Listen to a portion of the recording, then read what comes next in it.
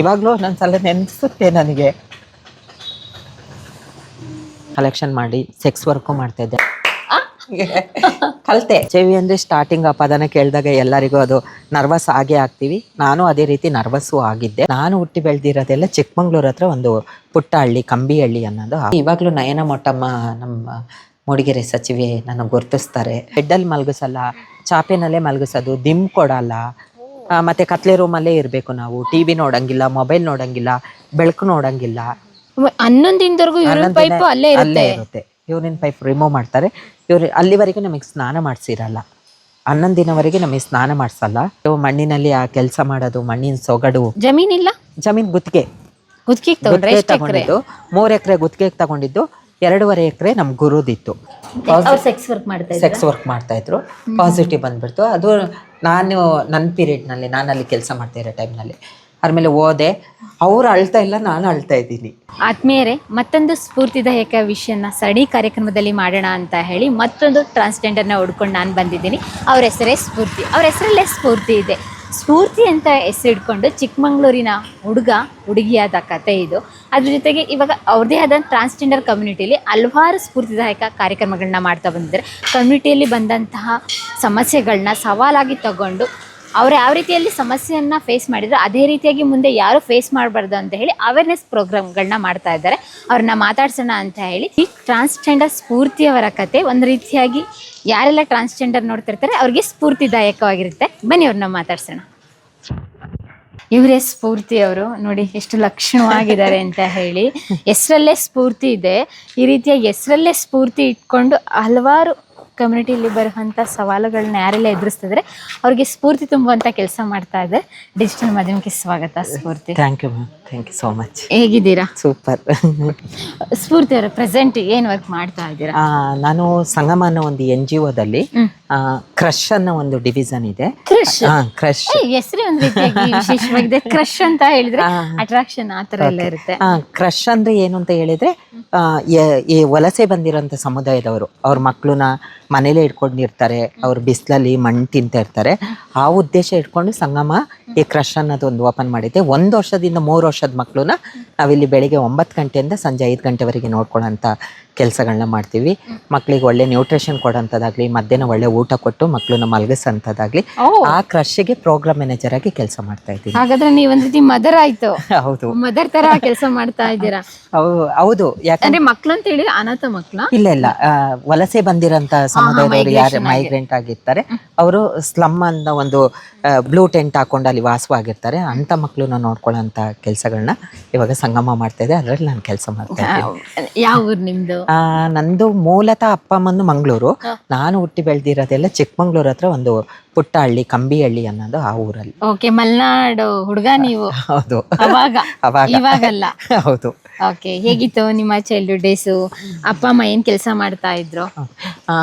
Childhood ಒಂದ್ ಲೆಕ್ಕದಲ್ಲಿ ನೆನೆಸಿದ್ರೆ ತುಂಬಾ ಖುಷಿನೂ ಇತ್ತು, ಅಷ್ಟೇ ಬೇಜಾರು ಇತ್ತು. ಅಪ್ಪ ಅಮ್ಮ ಬಂದ್ಬಿಟ್ಟು ಮಂಗಳೂರಿಂದ ವಲಸೆ ಬಂದಿರೋಂಥ ಟೈಮ್ನಲ್ಲಿ ಅವರು ಅಪ್ಪ ರೈಟ್ರು ಕೆಲಸಕ್ಕೆ ಸೇರ್ಕೊಂಡು ಕಾಫಿ ಎಸ್ಟೇಟಲ್ಲಿ ಅಲ್ಲಿ ನಮ್ಮ ಲೈಫು ನಡ್ಕೊಂಡು ಹೋಗಿದ್ದು. ತುಂಬ ಬಡ ಕುಟುಂಬದಲ್ಲಿ ಹುಟ್ಟಿರೋಂಥವ್ರು ನಾವು 3 ಜನ ಮಕ್ಕಳು, ಅಣ್ಣ ಅಕ್ಕ ನಾನೇ ಕೊನೆ ಮಗು. ತುಂಬ ಮುದ್ದಾಗಿ ಸಾಕಿದ್ರು ನನ್ನ. ಅದೇ ಒಂದೊಂದ್ಸಲ ಆ ಫೀಲ್ ನೆನಪಾಗ್ತಾ ಇರುತ್ತೆ, ಚೈಲ್ಡ್ ಫೀಲ್ಗಳು. ಯಾಕಂದರೆ ಅಮ್ಮ ನಾನು ತುಂಬ ಪ್ರೀತಿಯಿಂದ ನಾನು ಎಲ್ಲಿಗೂ ಒಬ್ಬರನ್ನೇ ಕಳಿಸ್ತಾ ಇರಲಿಲ್ಲ. ಅಮ್ಮ ಇದ್ದರೆ ಮಾತ್ರ ನಾನು ಹೋಗ್ತಾ ಇದ್ದಿದ್ದು. ತುಂಬ ಚೆನ್ನಾಗಿತ್ತು. ಅದೊಂದು ಮೆಮೊರಿ ನನಗೆ ಕೊನೆವರೆಗೂ, ನನ್ನ ಜೀವ ಇರೋವರೆಗೆ ನಾನು ಸಣ್ಣ ಏಜಿನ ತುಂಬ ಮೆಮೊರಿ ಮಾಡ್ಕೊಳ್ತೀನಿ. ಅಷ್ಟೇ ಒಂದೊಂದು ಸಲ ನನಗೆ ತುಂಬ ಬೇಜಾರಾಗಿರೋಂಥ ಟೈಮ್ನಲ್ಲಿ ಅದನ್ನು ನೆನೆಸ್ಕೊಂಡು ಅವಾಗಿರೋ ಸುಖನೇ ಇವಾಗ ಇರ್ಬೇಕಂದಾಗ ಕಷ್ಟ ಅನ್ಸುತ್ತೆ. ಇವಾಗ ಇರೋದ್ರಲ್ಲೇ ನಾನು ಸುಖ ಪಡ್ತೀನಿ ಅನ್ನೋ ಜೀವನದಲ್ಲಿ ನಾನು ನಡ್ಕೊಂಡು ಹೋಗ್ತಾ ಇದ್ದೀನಿ. ಸ್ಕೂಲ್ ಎಲ್ಲ ಏನು ಗೌರ್ಮೆಂಟ್ ಸ್ಕೂಲ್, ಪ್ರೈವೇಟ್ ಸ್ಕೂಲ್ ಓದಿದ್ದು? ನಾವು ಓದುವಾಗ ಗೌರ್ಮೆಂಟ್ ಸ್ಕೂಲು. ನಮ್ಮ ಹಳ್ಳಿನಲ್ಲಿ ಸರ್ಕಾರಿ ಪ್ರಾಥಮಿಕ ಶಾಲೆ ಅಂತ ಇತ್ತು. 1ರಿಂದ 4ನೇ ಕ್ಲಾಸ್ವರೆಗೆ ನಾನು ಹುಟ್ಟಿರೋ ಊರಲ್ಲೇ ನಾನು ಓದಿದ್ದು. ಅದಾದಮೇಲೆ ಸಾಂತ್ವೇರಿ ಅನ್ನೋ ಅಲ್ಲಿಂದ ಒಂದು 3 ಕಿಲೋಮೀಟರ್ಸ್ ಆಗುತ್ತೆ, ಬಸ್ಸಲ್ಲಿ ಹೋಗಬೇಕು. ಅಲ್ಲಿ 2 ವರ್ಷ ಓದಿದೆ. ಅದಾದಮೇಲೆ ಮಲ್ಲಂದೂರಲ್ಲಿ ನನ್ನ ಅಪ್ಪ ಅಮ್ಮನಿಗೆ ನನಗೆ ಕ್ಲಾಸಿಗೆ ಕಳ್ಸೋಕ್ಕೆಲ್ಲ ತುಂಬ ಕಷ್ಟ ಆಗ್ತಾಯಿದೆ ಅಂತ ನಾನು ಹಾಸ್ಟೆಲಿಗೆ ಹಾಕಿದ್ರು. ಅಲ್ಲಿ 10th ನಾನು ಅಲ್ಲಿದ್ದು ಎಜುಕೇಷನ್ ಮಾಡಿದೆ. Okay, 10th ಅಂತಿಂತ ಮುಗಿಸಿದ್ರಿ? 10th ಮುಗಿಸಿದ್ದೀನಿ, ಅದೇ ಸಬ್ಜೆಕ್ಟ್ 4 ಫೇಲು. ಹೌದಾ? ಯಾಕೆ ಫೇಲ್ ಆದ್ರಿ? ಅಂದರೆ ಆ ಟೈಮಲ್ಲಿ ಆ ಫೀಲಿಂಗ್ಸ್ ಇಂದ ಫೇಲ್ ಆದ್ರ ಅಥವಾ ಇಂಟೆನ್ಷನಲಿ ನೀವು ಓದೋದ್ರಲ್ಲಿ ವೀಕಾ? ಇಲ್ಲ ನನಗೆ ಎಜುಕೇಷನ್ ಅಂದರೆ ಗಣಿತದಲ್ಲಿ ನಾನು 99% ಮಾರ್ಕ್ಸ್ ತೆಗಿತಾ ಇದ್ದೆ. ನನಗೆ ಎಜುಕೇಷನ್ ಅಂದರೆ ತುಂಬ ಇಷ್ಟ ಇತ್ತು. ಯಾಕಂದರೆ ನಾನು 7th ಹಾಸ್ಟೆಲಿಗೆ ಹೋದಾಗ 10th ಹಾಸ್ಟೆಲ್ ಇದ್ದಿದ್ದರಿಂದ ಹುಡುಗರು ನಾನು ಐಡೆಂಟಿಫೈ ಮಾಡಿ ಅಲ್ಲಿ ನನಗೆ ಮಾನಸಿಕವಾಗಿ ಮತ್ತು ದೈಹಿಕವಾಗಿ ಕೆಲವು ಸಮಸ್ಯೆಗಳಾಗ್ತಾ ಇತ್ತು. ನಾವು ಅವಾಗ ಓಪನ್ ಅಪ್ ಆಗಿ ಹೇಳ್ಕೊಳ್ಳೋಂಥ ಪ್ಲಾಟ್ಫಾರ್ಮ್ ನಮಗೆ ಎಲ್ಲೂ ಇರಲಿಲ್ಲ. ಯಾಕಂದರೆ ಇವಾಗ ಸಮಾಜ ಬದಲಾವಣೆ ಆಗಿದೆ, ಎಲ್ಲರೂ ಹೇಳ್ಕೊಳ್ಬೋದು. ಹಾಗೆ ನಮಗೆ ಹೇಳ್ಕೊಳ್ಳೋಂಥ ಪ್ಲಾಟ್ಫಾರ್ಮ್ ಎಲ್ಲೂ ಇರಲಿಲ್ಲ. ಆ ಉದ್ದೇಶದಿಂದ ಹಿಡ್ಕೊಂಡು ನಾನು 7th ಬಿಡಬೇಕು, 7th ನನಗೆ ತುಂಬ ಟಾರ್ಚರ್ ಆಗ್ತಾಯಿತ್ತು. ಆದರೂ ಅಪ್ಪ ಅಮ್ಮ ನಮ್ಮನ್ನ ಕಷ್ಟಪಡ್ತಾ ಇದ್ದಾರೆ. ಮತ್ತು ನಮಗೆ ಇಂಗ್ಲೀಷ್ ಟೀಚರ್ ಒಬ್ಬರು ಇದ್ದರು, ಫಿಲೋಮಿನಾ ಅಂತ, ಅವ್ರ ಹೆಸರು ಇವಾಗಲೂ ನೆನಪಿದೆ. ಅವರು ತುಂಬ ನನಗೆ ಮೋಟಿವೇಶನ್ ಮಾಡಿದರು. ಏನು ಅಂತ ಹೇಳಿದರೆ 10th ಕಂಪ್ಲೀಟ್ ಮಾಡು, ಏನಾರು ಮುಂದಿನ ಲೈಫಿಗೆ ಏನಾರು ಒಂದು ಆಗುತ್ತೆ ಅನ್ನೋ ಉದ್ದೇಶಕ್ಕೋಸ್ಕರ ಕಷ್ಟಪಟ್ಟು ಕಷ್ಟ ಇಷ್ಟ ಎರಡೂ ಪಟ್ಟು ನೋವು ಎಲ್ಲ ಅನುಭವಿಸ್ಕೊಂಡು 10th ಒಂದು ಮುಗಿಸ್ದೆ. ಇದು ಏನು ಚೈಲ್ಡ್ಹುಡ್ ಡೇಸ್ ಇಂದ ಪ್ರೌಢಾವಸ್ಥೆಗೆ ಬರ್ಬೇಕಾದ್ರೆ ಮಾಮೂಲಿ ಎಲ್ರಿಗೂ ವೇರಿಯೇಷನ್ ಆಗ್ತಾ ಇರುತ್ತೆ. ಅದ್ರಲ್ಲೂ ನಿಮ್ಗೆಂತೂ ಇನ್ನು ಸಿಕ್ಕಾಬಟ್ಟೆ. ಯಾಕೆಂತ ಹೇಳಿದ್ರೆ ಒಂದ್ರೀಗ ರೇಕ್ಸ್ ಅವ್ರು ಇರ್ತಾರೆ. ಮನೇಲಿ ಏನಾರು ಫೀಲಿಂಗ್ಸ್ ಶೇರ್ ಮಾಡ್ಕೊಂಡಿದ್ರ? ಮನೇಲಿ ಏನಾರು ನಿಮ್ ಬಿಹೇವಿಯರ್ಸ್ ಅಬ್ಸರ್ವ್ ಮಾಡಿದ್ರ? ಇಲ್ಲ, ಮನೇಲಿ ಯಾಕಂತ ಹೇಳಿದ್ರೆ ನಾನು ಹಳ್ಳಿನಲ್ಲಿ ಹುಟ್ಟಿದ್ರಿಂದ ನಾನು ಮಾಮೂಲಿ ಹೆಣ್ಮಕ್ಳು ಥರ ಬಟ್ಟೆ ಒಗಿತಿದ್ದೆ, ಅಡುಗೆ ಮಾಡ್ತಾಯಿದ್ದೆ, ಪಾತ್ರೆ ತೊಳಿತಿದ್ದೆ, ಮನೆ ಕೆಲಸ ಎಲ್ಲ ಮಾಡ್ತಾಯಿದ್ದೆ. ಆದರೆ ಹಳ್ಳಿನಲ್ಲಿರೋದ್ರಿಂದ ಇವ್ರು ಇದೇ ಥರ ಇದೇ ಥರ ಇದ್ದಾರೆ ಅನ್ನೋ ಒಂದು ಉದ್ದೇಶದಿಂದ ನನಗೆ ಹಳ್ಳಿನಲ್ಲಿ ಆ ಥರ ಏನೂ ಪ್ರಾಬ್ಲಮ್ ಆಗಿಲ್ಲ. ಯಾಕಂತ ಹೇಳಿದರೆ ಏನೋ ಮುದ್ದು ಮಾಡಿ ಸಾಕ್ತಾ ಇದ್ದಾರೆ, ಕೆಲಸ ಕಲಿಸ್ತಾ ಇದ್ದಾರೆ ಅಪ್ಪ ಅಮ್ಮ ಅನ್ನೋ ಒಂದು ಇದಿತ್ತು. ಸ್ವಲ್ಪ ನಾನು 10th ಮುಗ್ದು ಆದಮೇಲೆ ಸ್ವಲ್ಪ ನನಗೆ ಕೆಲವರು ಏನು ಹುಡುಗಿ ಥರ ಪಾತ್ರೆ ತೊಳಿತೀಯಾ, ಏನು ಹುಡುಗಿ ಥರ ಬಟ್ಟೆ ಒಗಿತೀಯಾ. ಮತ್ತು ನಾನು 7th ನನಗೆ ಅಪ್ಪ ಅಮ್ಮ ಕಷ್ಟ ಅಂದರೆ ಏನು, ಖಾಲಿ ಸುಖದಲ್ಲೇ ನಾವು ಜೀವನ ಮಾಡೋಕ್ಕಾಗಲ್ಲ, ಕಷ್ಟ ಬಂದಾಗ ಲೈಫನ್ನ ಯಾವ ರೀತಿ ನಾವು ಲೀಡ್ ಮಾಡಬೇಕು ಅನ್ನೋದಕ್ಕೋಸ್ಕರ ನಮ್ಮನ್ನ ಕಾಫಿ ಎಸ್ಟೇಟಲ್ಲಿ ಕೆಲಸ ಕರ್ಕೊಂಡು ಹೋಗ್ತಾಯಿದ್ರು. ಕಾಫಿ ಹಣ್ಣು ಕೊಯ್ಯೋದು ಕಾಮನ್ ಆಗಿತ್ತು. ಹಂಗಾಗಿ ನನಗೆ ಆ ಟೈಮ್ನಲ್ಲಿ ಯಾರು ಏನೇ ಅಂದರೂ ಅಷ್ಟು ನನ್ನ ಮೈಂಡಿಗೆ ತಗೊಳ್ತಾ ಇರಲಿಲ್ಲ. ಯಾಕಂದರೆ ನನಗೆ ಅದ್ರ ಬಗ್ಗೆ ಅಷ್ಟು ಅರಿವಿರಲಿಲ್ಲ. ಅದಾದಮೇಲೆ 10th ಮುಗಿದು ಒಂದು 6 ಮಂತು ನಾನು ಕಾಫಿ ಎಸ್ಟೇಟಲ್ಲಿ ಕೆಲಸ ಮಾಡಿದ್ದೀನಿ. ಅದಾದಮೇಲೆ ನಾನು ಚಿಕ್ಕಮಂಗ್ಳೂರಲ್ಲಿ ನಮ್ಮ ಸಮುದಾಯದವರೇ ಒಬ್ಬರು ನನಗೆ ಪರಿಚಯ ಆದರು. ಅವಾಗ ಫೋನೆಲ್ಲ ಇರಲಿಲ್ಲ ನಮ್ಮ ಹತ್ರ. ಹೆಂಗೆ ಕನೆಕ್ಟ್ ಆಗಿದ್ದು, ಹೇಗೆ ಏನು ಕನೆಕ್ಟ್ ಅಂದರೆ ನನಗೆ ಅಪೆಂಡಿಕ್ಸ್ ಆಪ್ರೇಷನ್ ಆಗಿತ್ತು ಆವಾಗಲೇ 10th. ಅದಾದಾಗ ನಾವು 10th ಮುಗ್ದಾದ್ಮೇಲೆ ಅದಾದಾಗ ನಾನು ಮಂತಿಗೆ ಒಂದ್ಸಲ ಚೆಕಪಿಗೆ ಹೋಗ್ಬೇಕಾಗಿತ್ತು. ಯಾಕಂದರೆ ನಂದು ಅದು ಒಡೆಯೋ ಸ್ಟೇಜಲ್ಲಿ ಇದ್ದಿದ್ದರಿಂದ ಆಪ್ರೇಷನ್ನು ಲಾಸ್ಟಿಗೆ ಮಾಡಿದ್ರಿಂದ ಮಂತಿಗೆ ಒಂದ್ಸಲ ಟೆಸ್ಟಿಗೆ ಹೋದಾಗ ನಾನು ಬಸ್ ಹತ್ತಕ್ಕೆ ಅಂತ ಬಂದಾಗ ಅವ್ರು ನನ್ನ ಐಡೆಂಟಿಫೈ ಮಾಡಿ ಪರಿಚಯ ಆಯಿತು. ಹೆಂಗೆ ನಿಮ್ಮ ಬಿಹೇವಿಯರ್ಸ್ ಹೆಂಗಿರ್ತಾ ಇತ್ತು ಅಂದರೆ ಮಾತಲ್ಲ ನಡಿಗೆನಲ್ಲೂ ಅಷ್ಟೇ ಮಾತಲ್ಲೂ ಅಷ್ಟೇ. ನಡ್ಕೊಂಡು ಹೋದಾಗ ಅವ್ರು ನನ್ನ ಐಡೆಂಟಿಫೈ ಮಾಡಿದ್ರು. ಚಿಕ್ಕಮಂಗ್ಳೂರ್ ಬಸ್ ಸ್ಟ್ಯಾಂಡ್ ಅಲ್ಲಿ ಬಂದು ನನ್ನ ಹತ್ರ ಮಾತಾಡಿದ್ರು. ಇದು ನನಗೆ 16 ವರ್ಷ ಅಂದ್ರೆ ಒಂದು 9-10 ವರ್ಷದ ಹಿಂದೆ. ಅದಾದ್ಮೇಲೆ ಬಂದು ಅವರೇ ಆಟೋಮೆಟಿಕ್ ಆಗಿ ನನ್ನ ಹತ್ರ ಮಾತಾಡಿ ಆದ್ಮೇಲೆ ನನಗೊಂದ್ಸಲ ಅವಾಗ ಹೆದರಿಕೆ ನಿಂತು. ಯಾಕಂದ್ರೆ ನಾನು ಹಳ್ಳಿನಲ್ಲಿ ಹುಟ್ಟಿ ಬೆಳೆದಿರೋದ್ರಿಂದ ನನಗೆ ಈ ಸಿಟಿ ಲೈಫ್ ಬಗ್ಗೆ ಏನೂ ಗೊತ್ತಿರಲಿಲ್ಲ.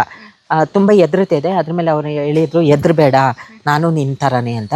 ಅದ್ರ ಮೇಲೆ ನಮ್ಮಿಬ್ಬರ ಬಾಂಧವ್ಯ ತುಂಬ ಗಟ್ಟಿಯಾಗಿತ್ತು.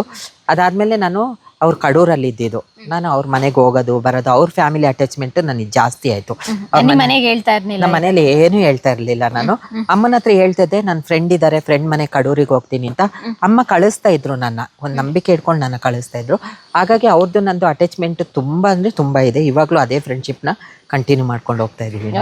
ಇಲ್ಲಿಂದ ನಿಮ್ದು ಕಮ್ಯುನಿಟಿ ಇಲ್ಲಿಂದ ಸ್ವಲ್ಪ ನನಗೆ ಅರ್ಥ ಆಗಕ್ಕೆ ಅದೊಂದು ಪ್ಲಾಟ್ಫಾರ್ಮ್ ಸಿಕ್ದಂಗ ಆಯ್ತು ಅವಾಗ. ಓಕೆ, ಆಮೇಲೆ ನೆಕ್ಸ್ಟ್ PUC ಓದಿದ್ರಾ? ಇಲ್ಲ, ಓದೇ ಇಲ್ಲ. ಒಟ್ ಏನು ನೆಕ್ಸ್ಟ್ ಮುಂದೆ ಏನ್ ಕೆಲಸ ಮಾಡಿದ್ರಾ? ಮನೇಲೆ ಅಪ್ಪ ಅಮ್ಮಂಗೆ ಹೆಲ್ಪ್ ಮಾಡ್ತಾ ಇದ್ರೆ ಹೊರಗಡೆ ಏನಾದ್ರು ಕೆಲ್ಸಕ್ಕೆ ಹೋಗೋ ಅನಿವಾರ್ಯತೆ ಬಂತ? ಇಲ್ಲ, ನಾನು ಅದೇ ನನ್ನ ಫ್ರೆಂಡ್ ಇದ್ದಾರೆ, ಅವ್ರ ಜೊತೆಗೆ ನಾನು ತುಂಬಾ ಒಡನಾಟ ಆದ್ಮೇಲೆ ಅವ್ರು ಏನ್ ಮಾಡಿದ್ರು ಅಂದ್ರೆ ಟೈಲರಿಂಗ್ ಮಾಡ್ತಾ ಇದ್ರು. ನನಗೂ ಟೈಲರಿಂಗ್ ಕಲ್ಸಕ್ಕೆ ಸ್ಟಾರ್ಟ್ ಮಾಡಿದ್ರು.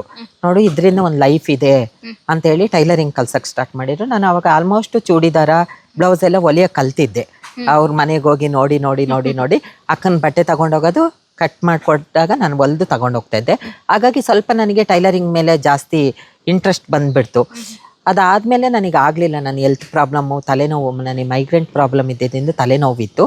ಹಾಗಾಗಿ ನಾನು ಟೈಲರಿಂಗ್ ಬೇಡ ಅಂತ ಹೇಳಿದಾಗ 2007ರಲ್ಲಿ ಆಶೋದಯ ಅನ್ನೋ ಒಂದು ಸಂಸ್ಥೆ ಮೈಸೂರಲ್ಲಿ ಕಮ್ಯುನಿಟಿ ಇದಾಗೆ ಕೆಲಸ ಮಾಡ್ತಾಯಿತ್ತು. ಅವರು ಚಿಕ್ಕಮಂಗ್ಳೂರಿಗೆ ಎಂಟ್ರೆನ್ಸ್ ಆದಾಗ ಫಸ್ಟು ಇವ್ರನ್ನ ನನ್ನ ಫ್ರೆಂಡ್ನ ಪರಿಚಯ ಮಾಡಿಕೊಂಡ್ರು. ಅವ್ರ ಮುಖಾಂತರ ನಾವು ಕೆಲಸಕ್ಕೆ ಜಾಯಿನ್ ಆದೆ. ಏನ್ ಕೆಲಸ ಅಲ್ಲಿ? ಸೇಮ್ ಕಮ್ಯುನಿಟಿಗೋಸ್ಕರನೇ, ಕಮ್ಯುನಿಟಿ ಪರನೇ ಕೆಲಸ ಮಾಡಬೇಕಾಯಿತು. Karnataka state AIDS prevention society ಆ ಪ್ರಾಜೆಕ್ಟಲ್ಲಿ ಸಿಕ್ಕಿದಾಗ ನಾವು ಕಮ್ಯುನಿಟಿನ ಹೋಗಿ ಮಾತಾಡ್ಸೋಂಥದ್ದು, ಕಮ್ಯುನಿಟಿಗೆ HIV ಟೆಸ್ಟ್ ಮಾಡಿಸೋಂಥದ್ದು, ಈ ಕೆಲಸಗಳನ್ನ ನನಗೆ ಮಾಡೋಕ್ಕೆ ಅವಾಗ ನನ್ನ ತಗೊಂಡ್ರು ಸ್ಟಾರ್ಟಿಂಗು. ಓಕೆ, ಇದೆಲ್ಲ ನಿಮ್ಗೆ ಹೊಸದು ಅನ್ನಿಸ್ನಿಲ್ವಾ? ಏಡ್ಸು, HIV, ಕಮ್ಯುನಿಟಿ ಪದಗಳು. ಹೌದು, ನನಗೆ ಕಮ್ಯುನಿಟಿ ಅನ್ನೋ ಪದನೂ ಹೊಸ್ದಾಗಿತ್ತು. ಮತ್ತು ಇನ್ನೊಂದು, ನಾನು ಹುಟ್ಟಿ ಬೆಳೆದಿರೋ ಡಿಸ್ಟಿಕಲ್ಲೇ ಮಾಣಿಕ್ಯಮ್ಮ ಅಂತ ಒಬ್ಬರು ನಮ್ಮ ಕಮ್ಯುನಿಟಿ ಇದ್ದರು. ಅವ್ರು ನಮ್ಮ ಊರಿಗೆಲ್ಲ ಬರುವಾಗ ನಾವು ಎದ್ರುಕೊಂಡು ಓಡೋಗ್ಬಿಡ್ತಾ ಇದ್ದು. ನಾನು ಈ ಕೆಲಸಕ್ಕೆ ಸೇರಿದಾಗ ನನಗೆ ಈ ಸೀರೆ ಉಟ್ಕೊಂಡು ನಮ್ಮ ಆಫೀಸಿಗೆಲ್ಲ ಬರೋರು ನನಗೇನೋ ಒಂಥರ ಎದ್ರಿಕಾಗೋದು. ಯಾಕಂದರೆ ನನ್ನ ಫೀಲಿಂಗ್ ಆ ಥರ ಇತ್ತು. ಆದರೂ ನನಗೆ ಶೇರ್ ಮಾಡ್ಕೊಳ್ಳೋಕ್ಕೆ ಒಂಥರ ಎದ್ರಿಕಾಗೋದು ಹೊಸ್ದಾಗ ಅನ್ನಿಸ್ತಾ ಇತ್ತು. ಮತ್ತು HIV ಅಂದರೆ ಸ್ಟಾರ್ಟಿಂಗ್ ಆ ಪದನ ಕೇಳಿದಾಗ ಎಲ್ಲರಿಗೂ ಅದು ನರ್ವಸ್ ಆಗೇ ಆಗ್ತೀವಿ. ನಾನು ಅದೇ ರೀತಿ ನರ್ವಸ್ಸು ಆಗಿದ್ದೆ. ಅದಾದ್ಮೇಲೆ ನಮಗೆ ಸುಮಾರು ತರಬೇತಿಗಳನ್ನ ಕೊಟ್ಟರು. ನೀವ ಚಿಕ್ಕಮಂಗ್ಳೂರಿಂದ ಈ ಕಡೆ ಶಿಫ್ಟ್ ಆದ್ರೆ? ಇಲ್ಲ, ಚಿಕ್ಕಮಂಗ್ಳೂರಲ್ಲೇ ಕೆಲಸ ಮಾಡ. ಮನೇಲಿ ಇತ್ಕೊಂಡೆ? ಮನೇಲಿ ಅಂದ್ರೆ ನಾನು, ನನ್ನ ಫ್ರೆಂಡ್, ಇನ್ನೊಬ್ರು ನಮ್ಮ ಕಮ್ಯುನಿಟಿನೇ ರೂಮ್ ಮಾಡ್ಕೊಂಡು ರೂಮಲ್ಲಿ ಮನೆಗೆ ಹೇಳಿದ್ರ ಈ ವಿಷಯನ? ಮನೆಗೆ ಗೊತ್ತಿತ್ತು ನಾನು ಕೆಲಸ ಮಾಡ್ತಾ ಇದ್ದೀನಿ, ರೂಮ್ ಮಾಡ್ಕೊಂಡಿದ್ದೀನಿ ಅಂತ ಮನೆಗೆ ಗೊತ್ತಿತ್ತು. ಆಲ್ರೆಡಿ ನೀವು ಅವಾಗ ಪ್ಯಾಂಟ್ ಶರ್ಟ್ ಹಾಕ್ತಿದ್ರ, ಡ್ರೆಸ್ ಹಾಕ್ತಾ, ಸ್ಯಾರಿ? ನಾನು ಸ್ಟಾರ್ಟಿಂಗ್ ಪ್ಯಾಂಟ್ ಶರ್ಟಲ್ಲೇ ಇದ್ದೆ. ಪ್ಯಾಂಟ್ ಶರ್ಟ್ ಬಿಟ್ಟು ಬೇರೆ ಏನೂ ಆಗ್ತಾ ಇರಲಿಲ್ಲ. ಪ್ಯಾಂಟ್ ಶರ್ಟಲ್ಲೇ ವಾರಕ್ಕೊಂದ್ಸಲ ಶನಿವಾರ ಬಂದರೆ ಊರಿಗೆ ಹೋಗ್ಬಿಡ್ತಾ ಇದ್ದೆ. ಅಮ್ಮನ ನೋಡಬೇಕು, ಅಪ್ಪನ ನೋಡಬೇಕು ಅಂತ ಹೇಳ್ಬಿಟ್ಟು ಊರಿಗೆ ಹೋಗ್ಬಿಡ್ತಾ ಇದ್ದೆ. ಮತ್ತೆ ಯಾವಾಗ ಡ್ರೆಸ್ ಕೋಡ್ ಚೇಂಜ್ ಆಗಿದೆ? ಎಷ್ಟು ವರ್ಷ ಆದ ನಂತರ? ಇಲ್ಲ, 2008ರಲ್ಲಿ ಎಲ್ಲರನ್ನೂ ನೋಡಿದಾಗ ನಾವು ಯಾಕೆ ನಮ್ಮ ಫೀಲಿಂಗ್ನ ಮುಚ್ಚಿಡ್ಕೊಳ್ಬೇಕು, ನಾವು ಯಾಕೆ ನಮ್ಮ ಫೀಲಿಂಗಿಗೆ ನಾವು ಫಸ್ಟ್ ಗೌರವ ಕೊಡಬೇಕು, ಯಾಕೆ ನಾವು ಹಿಂಗೆ ಇರಬೇಕು ಅಂತ ಅನ್ನಿಸ್ತು. ಅದಾದಮೇಲೆ ನಾನು ಏನು ಮಾಡಿದೆ ಅಂತ ಹೇಳಿದರೆ, ನಾವು ಒಂದು 3 ಜನ ಇದ್ದು ನಾವೆಲ್ಲರೂ ಪ್ಯಾಂಟ್ ಶರ್ಟಲ್ಲೇ ಇದ್ದವರು. ಅವಾಗ ನಾವೇ ಕೂತ್ಕೊಂಡು ಡಿಸಿಷನ್ ಮಾಡ್ದು ಏನಂತ ಹೇಳಿದ್ರೆ, ಒಬ್ಬೊಬ್ಬರಿಗೆ ಒಂದೊಂದು ಹೆಸರು. ಆಲ್ರೆಡಿ ರೂಮ್ ಮಾಡಿ ಎಷ್ಟು ದಿನ ಆಗಿತ್ತು? ರೂಮ್ ಮಾಡಿ ಒನ್ ಇಯರ್ ಆಗಿತ್ತು. ಒಂದು ವರ್ಷ ನಂತರ ಅದಾದ್ಮೇಲೆ ನಾವು ಆಫೀಸಲ್ಲಿ ಕುತ್ಕೊಳ್ತಾ ಇದ್ದು. ಕುತ್ಕೊಂಡು ನಾವೇ ಯಾವ ಹೆಸರು ಇಟ್ಕೊಂಡ್ರೆ ನಮಗೆ ಚೆನ್ನಾಗಿರುತ್ತೆ, ಯಾವ ಹೆಸರು ನಮಗೆ 3 ಜನ ನಮಗೆ 3 ಜನಕ್ಕೂ ಅದು ಒಂದೇ ಹೆಸರಲ್ಲಿ, ಒಂದು ಸ್ಪೂ ಅನ್ನೋ ಹೆಸರಲ್ಲೇ ನಮ್ದು 3 ಜನದ್ದು ಬರಬೇಕು ಅಂದಾಗ ಒಬ್ರದ್ದು ಮಾತ್ರ ಅದು ಬಂದಿಲ್ಲ. ನನ್ನ ಹೆಸರು ಅವಾಗ ಸ್ಫೂರ್ತಿ ಅಂತ ಇಟ್ಕೊಂಡೆ, ಇನ್ನೊಬ್ರು ನನ್ನ ಫ್ರೆಂಡ್ ಹೆಸರು ಸ್ಫಟಿಕಾ ಅಂತ ಇಟ್ಕೊಂಡ್ರು, ಇನ್ನೊಬ್ರು ನನ್ನ ಫ್ರೆಂಡ್ ರಮ್ಯಾ ಅಂತ ಇಟ್ಕೊಂಡ್ರು. ಅವಾಗ ಏನ್ ಮಾಡ್ತಾ ಇದ್ದು ಅಂತ ಹೇಳಿದ್ರೆ, ಬೆಳಿಗ್ಗೆ ಆಫೀಸಿಗೆ ಬರ್ತಾ ಇದ್ದು. ನಮಗೆ ಆಫೀಸ್ ಟೈಮಿಂಗ್ಸು 12ರಿಂದ ಸಂಜೆ 9ವರೆಗೆ ಇದ್ದಿದ್ದು. ಏನು ಸಂಬಳ ಎಷ್ಟು ಕೊಡ್ತಾ? ಸಂಬಳ ಅವಾಗ 3,000. ಅದೇ ದೊಡ್ಡದು. ಅದಾದ್ಮೇಲೆ ಏನ್ ಮಾಡ್ತಾ ಇತ್ತು, ಬೆಳಿಗ್ಗೆ ಆಫೀಸ್ 3,000. ಹೌದು.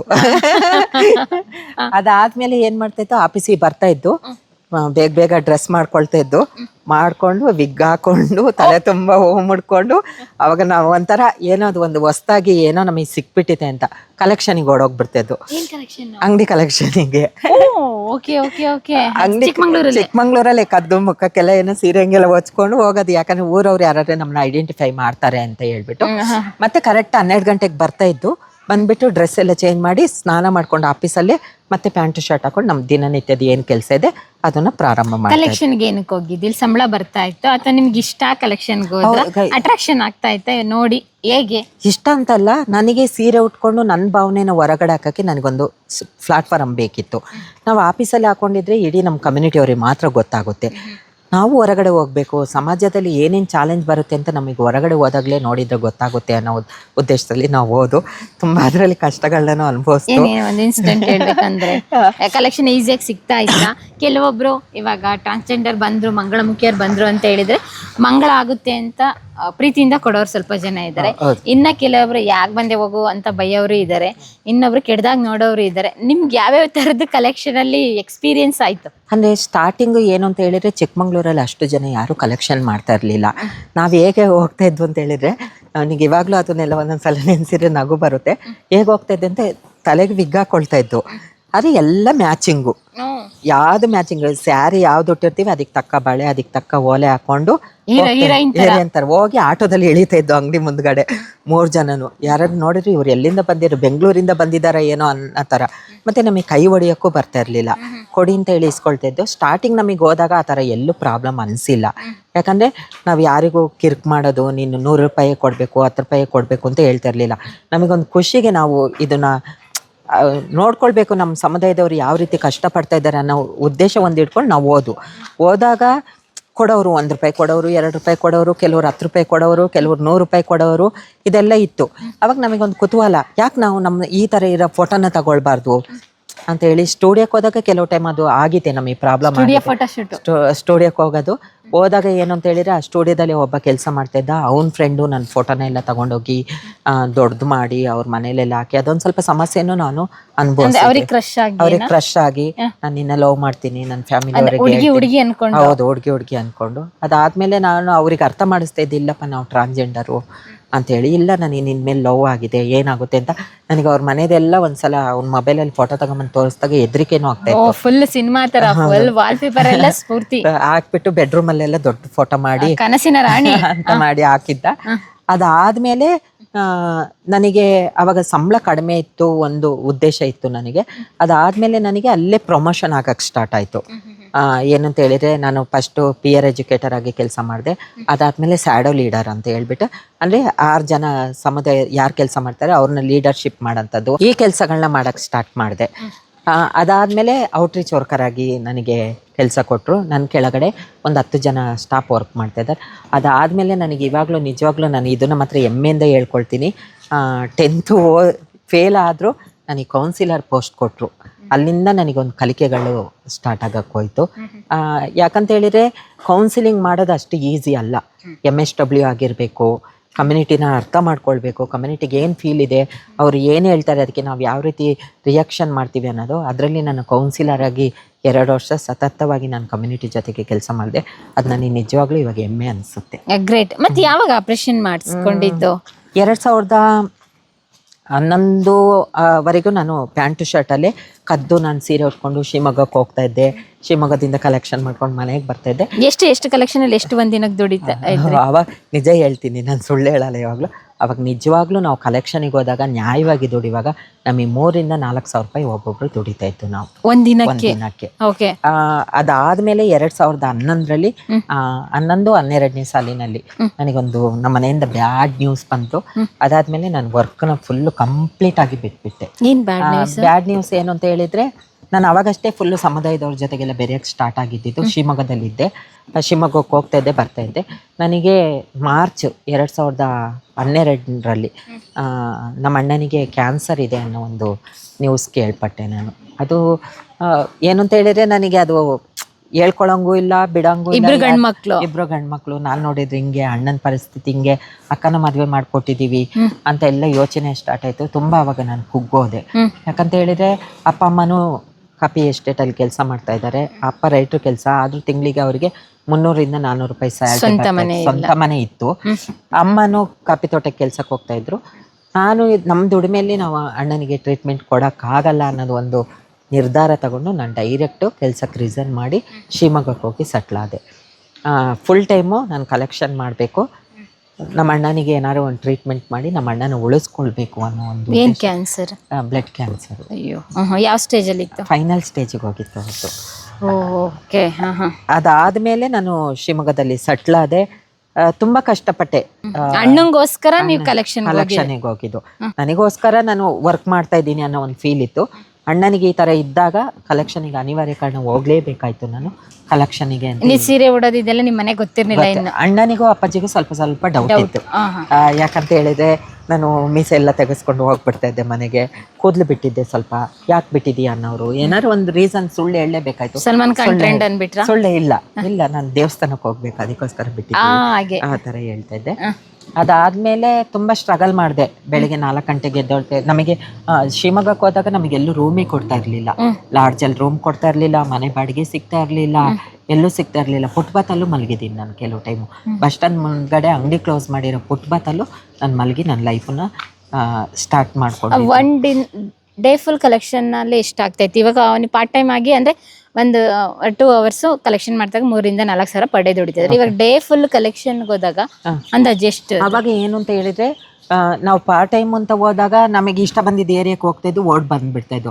ಆದರೆ ಫುಲ್ ಟೈಮ್ ಕಲೆಕ್ಷನಿಗೆ ಅಂತ ಬಂದಾಗ ಕೆಲವರು ಒಂದೊಂದು ದಿನ ಒಂದೊಂದು ಏರಿಯಾಕ್ಕೆ ಹೋಗ್ತಾ ಇರ್ತಾರೆ. ಅವಾಗ ಸ್ವಲ್ಪ ಕಲೆಕ್ಷನ್ ಕಡಿಮೆ ಆಗಕ್ಕೆ ಸ್ಟಾರ್ಟ್ ಆಯಿತು. ಆದರೂ ನಾನು ಏನು ಮಾಡ್ತಾ ಇದ್ದೆ ಅಂತ ಹೇಳಿದ್ರೆ, ಬೆಳಗ್ಗೆ 4 ಗಂಟೆಗೆ ಎದ್ದೊಳ್ತಾ ಇದ್ದೆ. 4 ಗಂಟೆಗೆ ಎದ್ದು ಸ್ನಾನ ಮಾಡಿಕೊಂಡು ರೆಡಿಯಾಗಿ APMCಗೆ ಹೋಗ್ತಾ ಇದ್ದೆ. APMCನಲ್ಲಿ ಕಲೆಕ್ಷನ್ ಮಾಡ್ಕೊಂಡು ಅಲ್ಲಿಂದ ಡೈರೆಕ್ಟು ರೈಲ್ವೆ ಸ್ಟೇಷನಿಗೆ ಹೋಗ್ತಾ ಇದ್ದೆ.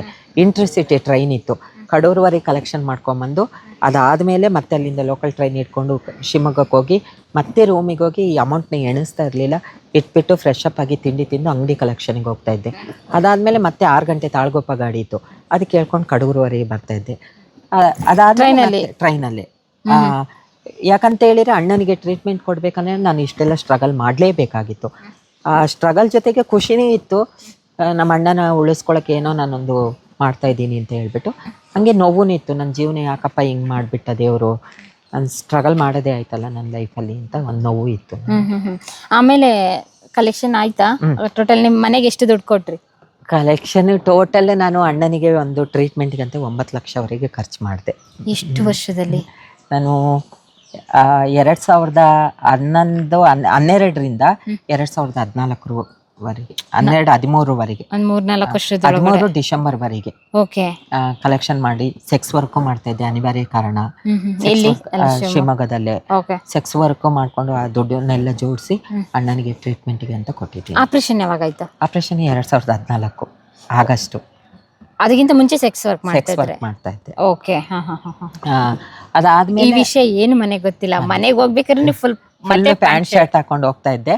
ಅಣ್ಣ ತೀರ್ಕೊಂಡ್ರು 2013 ಡಿಸೆಂಬರಲ್ಲಿ. ನಿಮ್ಮ ಮನೇಲಿ ಏನ್ ಕೆಲಸ ಮಾಡ್ತಾ ಇದ್ದಂದ್ರೆ ಏನ್ ನಾನು ಆಫೀಸ್ ಕೆಲಸ ಮಾಡ್ತಾ ಇದ್ದೀನಿ ಅಂತ ಫಸ್ಟಿಗೆ ಅವ್ರಿಗೆ ಗೊತ್ತಿತ್ತು. ಮತ್ತೆ ಇನ್ನೊಂದು, ನಾನು ಸ್ಟಾರ್ಟಿಂಗ್ ಕೆಲಸ ಮಾಡ್ತಾ ಇರೋ ಆಫೀಸಿಗೆ ಇಡೀ ನಮ್ಮ ಫ್ಯಾಮಿಲಿನ ಕರ್ಕೊಂಡೋಗಿ ತೋರಿಸಿದ್ದೀನಿ, ಇದೇ ಆಫೀಸಲ್ಲಿ ನಾನು ಕೆಲಸ ಮಾಡೋದು. ಯಾಕಂದರೆ ನನಗೆ ಗೊತ್ತಿತ್ತು ಮುಂದೆ ಏನೇ ಸಮಸ್ಯೆ ಬಂದಾಗಲೂ ನಾನು ಆಫೀಸಲ್ಲಿ ಕೆಲಸ ಮಾಡ್ತಾ ಇದ್ದೀನಿ ಅನ್ನೋ ಒಂದು ರೀಸನ್ ಹೇಳ್ಬೋದು ನಾನು ಅಂತ ಹೇಳ್ಬಿಟ್ಟು ಆಫೀಸಲ್ಲೇ ಕೆಲಸ ಮಾಡ್ತಾ ಇದ್ದೀನಿ ಅಂತ ತಿಳ್ಕೊಂಡಿದ್ದೆ. ಅಪ್ಪ ಅಮ್ಮ ಹಂಗಾದ್ರೆ ಫುಲ್ಲು ಇದಾಯ್ತು. ಅಣ್ಣ ಅಂದ್ರೆ ಟ್ರೀಟ್ಮೆಂಟ್ ಫೈನಲ್ ಸ್ಟೇಜ್ ಅಂತ ಹೇಳಿದಾಗ ಟ್ರೀಟ್ಮೆಂಟ್ ಕೊಡ್ಸಿದ್ರು ಇದಾಗಿಲ್ಲ, ನಿಮ್ದು 9 ಲಕ್ಷ ಹೌದು ಕೊಟ್ರಿ. ಓಕೆ. ಅಪ್ಪ ಅಮ್ಮ ಎಲ್ಲ ಸೇರಿ ಎಷ್ಟು ಖರ್ಚು ಮಾಡಿದ್ರು?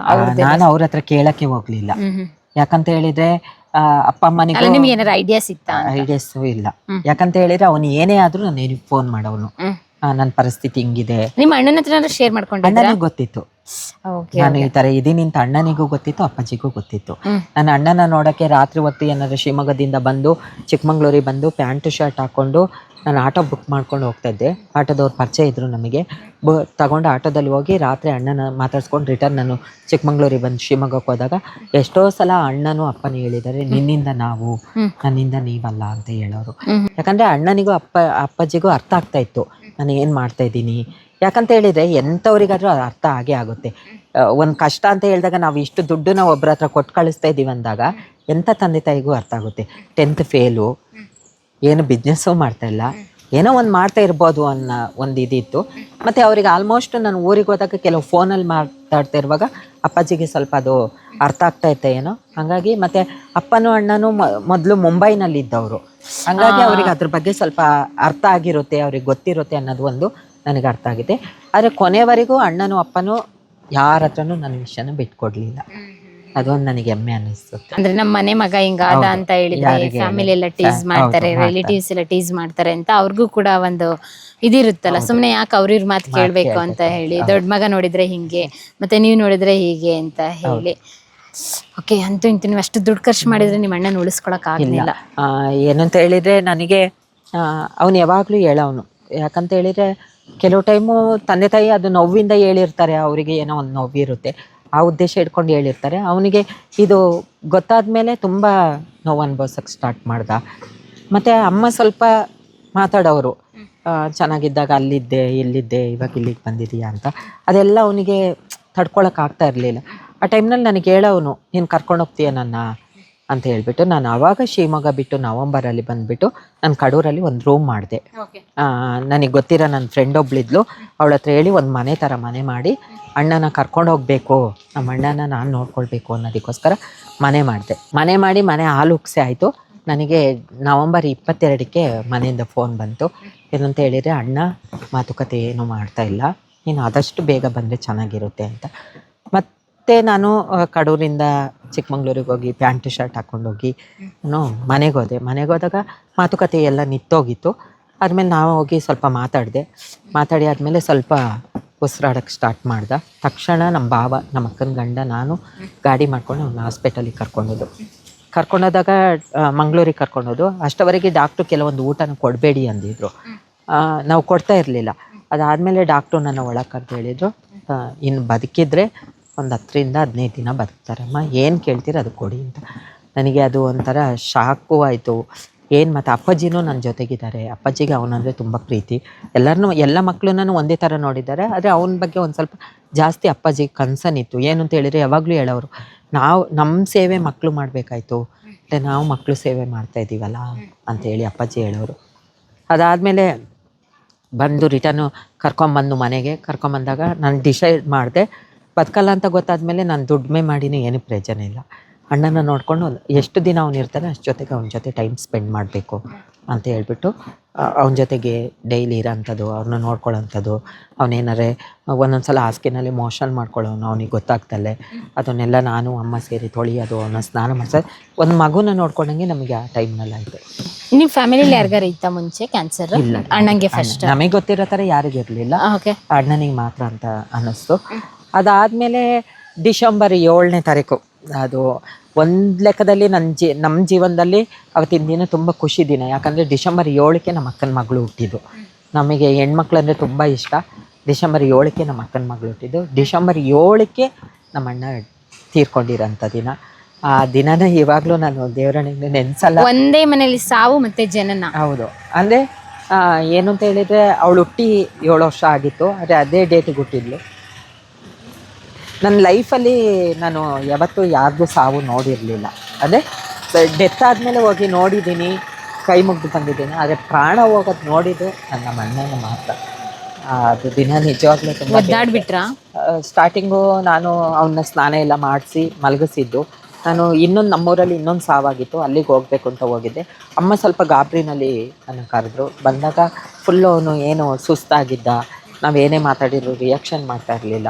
ಆದಮೇಲೆ ನಮ್ಮ ಊರಿನವರೆಲ್ಲ ಬಂದುಬಿಟ್ಟು ಹೇಳಿದರು, ಇಲ್ಲ ದೊಡ್ಡ ಪ್ರಾಣ. ನನ್ನ ಕರೀತಾ ಇದ್ದ, ಅವನಿಗೆ ಏನು ಹೇಳಬೇಕು ಅಂತ ಗೊತ್ತಾಗ್ತಾ ಇರಲಿಲ್ಲ. ನನಗೆ ಅದು ನಿಜವಾಗ್ಲೂ ನಮ್ಮ ಅಣ್ಣನ ತುಂಬ ಮಿಸ್ ಮಾಡ್ಕೊಂಡಿದ್ದೀನಿ ನಾನು. ಇವಾಗಲೂ ನನ್ನ ಸಲ ನೆನೆಸುತ್ತೆ ನನಗೆ. ಎಷ್ಟೇ ಆದರೂ ಕಳ್ಳಂಬಳ್ಳಿ ಅಲ್ಲ, ಅದರಲ್ಲಿ ತುಂಬ ಅಟ್ಯಾಚ್ಮೆಂಟ್ ಇಟ್ಕೊಂಡಿದ್ದೀವಿ. ಯಾರಿಗೂ ಆ ದಿನ ಯಾರ ಮುಂದೇನೂ ತಂದೆ ತಾಯಿ ಆದ್ರೇನಷ್ಟೇ, ಅಣ್ಣ ತಮ್ಮಂದಿರ ಅಷ್ಟೇನಷ್ಟೇ, ಅವ್ರ ಮುಂದೆ ಆ ಪ್ರಾಣ ಹೋಗೋದು ನೋಡೋಕ್ಕೆ ಯಾರಿಂದಲೂ ಆಗಲ್ಲ.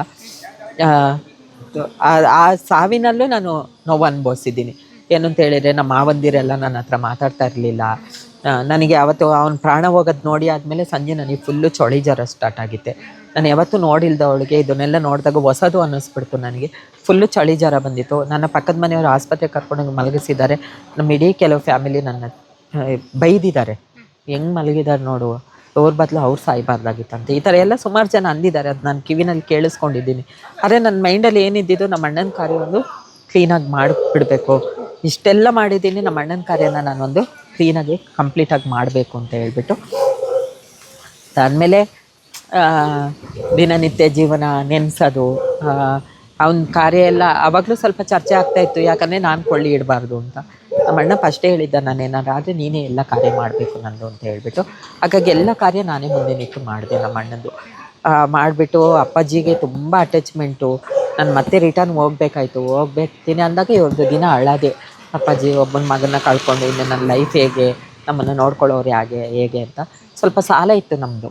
ಅದಾದ್ಮೇಲೆ ನಾನು ಎಷ್ಟು ಸಾಲ ಇತ್ತು? ಸಾಲ ಒಂದು 4 ಲಕ್ಷ ಇತ್ತು. ಓಕೆ. ಅದಾದ್ಮೇಲೆ ನಾನು ಅಣ್ಣನ ಟ್ರೀಟ್ಮೆಂಟಿಗೆ ಅದಾದ್ಮೇಲೆ ಅಪ್ಪಾಜಿಗೆ ಹೇಳಿದೆ, ನಾವು ಏನಾದ್ರು ಸಾಲ ತೀರಿಸಲೇಬೇಕು, ನಾವು ಕುತ್ಕೊಂಡಿದ್ರೆ ಆಗಲ್ಲ ಅಂತ ಹೇಳ್ಬಿಟ್ಟು ನಾನು ರಿಟರ್ನ್ ಹೋಗಿ ಡೈಲಿ ಅಪ್ಪಾಜಿಗೆ ಫೋನ್ ಮಾಡ್ತಾಯಿದ್ದೆ. ದಿನ ಅಳವರು, ಅಪ್ಪನೂ ದಿನ ಅಳವರು. ಒಂದು 3 ತಿಂಗಳು ನಮ್ಮ ಮನೆ ಹೇಗಿತ್ತು ಅಂತ ಹೇಳಿದರೆ, ನಾವು ಯಾರೂ ಊಹೆನೂ ಮಾಡ್ಕೊಳ್ಳಲ್ಲ ಆ ಪರಿಸ್ಥಿತಿಗೆ ನಮ್ಮ ಮನೆ ಹೋಗಿತ್ತು. ಅದಾದ ಮೇಲೆ ಇನ್ನೊಂದು ಸ್ವಲ್ಪ ನಾವು ನಮ್ಮ ಅಣ್ಣನ ವಿಷಯದಿಂದ ಸ್ವಲ್ಪ ಚೇತರಿಸ್ಕೊಂಡು ಸ್ವಲ್ಪ ಹೊರಗಡೆ ಬರ್ತಾಯಿದ್ದು. ಹೊರಗಡೆ ಅಂದರೆ ಸ್ವಲ್ಪ ಅಪ್ಪಾಜಿಗೆ ಅಮ್ಮನಿಗೆ ಅರ್ಥ ಮಾಡಿಸ್ತಾ ಇದ್ದೆ. ಹೋದ ನಾವೇನು ಮಾಡೋಕ್ಕಾಗಲ್ಲ. ಯಾಕಂದರೆ ನನಗೆ ನನ್ನ ಫ್ರೆಂಡ್ ಅವ್ರು ಹೇಳೋದು, ನೀನೇ ಧೈರ್ಯ ಹೇಳ್ಬೇಕು ಅಪ್ಪಾಜಿಗೆ, ಅಮ್ಮನಿಗೆ ನೀನು ಹೇಳ್ದೆ ಹೋದರೆ ಅವ್ರ ದಿನ ಅಳ್ತಾರೆ ಅಂತ. ಅವರಿಗೆ ಧೈರ್ಯ ತುಂಬ್ತಾ ಇದ್ದೆ ನಾನು. ಶಿವಮೊಗ್ಗನೇ ಹೋಗಿದ್ದ? ಇಲ್ಲ, ಅವಾಗ ಕಡೂರಲ್ಲಿದ್ದೆ. ಏನು ಕೆಲಸ? ಸೇಮ್ ಕಲೆಕ್ಷನ್ಗೆ ಹೋಗ್ತಾ ಇದ್ದೆ ನಾನು. ಅವಾಗ ಯಾವ ಆಫೀಸು ಕೆಲಸ ಫುಲ್ಲು ಬಿಟ್ಬಿಟ್ಟಿದ್ದೆ. ಯಾಕಂದರೆ ನನ್ನ ಮೈಂಡು ಒಂದೇ ಜಾಗದಲ್ಲಿ ಇರಲಿಲ್ಲ. ದಿನನಿತ್ಯ ಅದೇ ನನಗೂ ಚಿಂತೆ ಸ್ಟಾರ್ಟ್ ಆಗೋದು. ಅಯ್ಯೋ, ನಮ್ಮ ಲೈಫ್ ಹೇಗಿದೆ ಇನ್ನು ಮುಂದೆ, ನಾನು ಹೆಂಗೆ ಓಪನ್ ಅಪ್ ಆಗೋದು ಇವಾಗ, ನಾನು ಏನಾದ್ರು ಓಪನ್ ಅಪ್ ಆಗಲೇಬೇಕಾಗಿತ್ತು ನಮ್ಮ ಫ್ಯಾಮಿಲಿನಲ್ಲಿ ಅನ್ನೋದು ಒಂದಿತ್ತು ನನಗೆ. ಅದಾದಮೇಲೆ ಏಪ್ರಿಲಲ್ಲಿ ಇನ್ನೊಂದು ನನ್ನ ಜೀವನದಲ್ಲಿ ದೊಡ್ಡ ಬ್ಯಾಡ್ ನ್ಯೂಸು. ಸೇಮ್ ಡೇಟು 7ನೇ ತಾರೀಕಿಗೆ ನಮ್ಮ ಅಪ್ಪಾಜಿ ತೀರ್ಕೊಂಡು. ಸೇಮ್ 4 ಮಂತ್ ಅಷ್ಟೇ ಗ್ಯಾಪು. ನಾನು ಆವಾಗಲೂ ಕಡೂರಲ್ಲೇ ಇದ್ದೆ. ಕಡೂರಲ್ಲಿದ್ದಾಗ ನನಗೆ ಮಧ್ಯಾಹ್ನ ಒಂದು 12-12:30 ಒಂದು ಫೋನ್ ಬಂದು ಅಪ್ಪಾಜಿಗೆ BP ಲೋ ಆಗಿದೆ ಸ್ಫೂರ್ತಿ, ನೀನು ಬಾ ಅಂತ ಹೇಳ್ಬಿಟ್ಟು. ಅದಾದಮೇಲೆ ನನ್ನ ಲೈಫು ಮತ್ತೆ ಒಂದು ಟರ್ನಿಂಗ್ ಪಾಯಿಂಟು. ಬಂದು ನೋಡ್ತೀವಿ, ಏಪ್ರಿಲ್ ಫುಲ್ ಮಾಡ್ತಾಯಿದ್ದಾರೆ ಅಂತ ನನ್ನ ಮೈಂಡಲ್ಲಿ. ಬಂದು ನೋಡ್ತೀನಿ, ಏನೂ ಇಲ್ಲ. ಆವಾಗ ಏನಿಲ್ಲ, ನಾನು ಏನು ಮಾತಾಡೋ ಸ್ಟೇಜಲ್ಲೇ ಅವತ್ತು ಆ ದಿನ ನಾನು ಇರಲಿಲ್ಲ.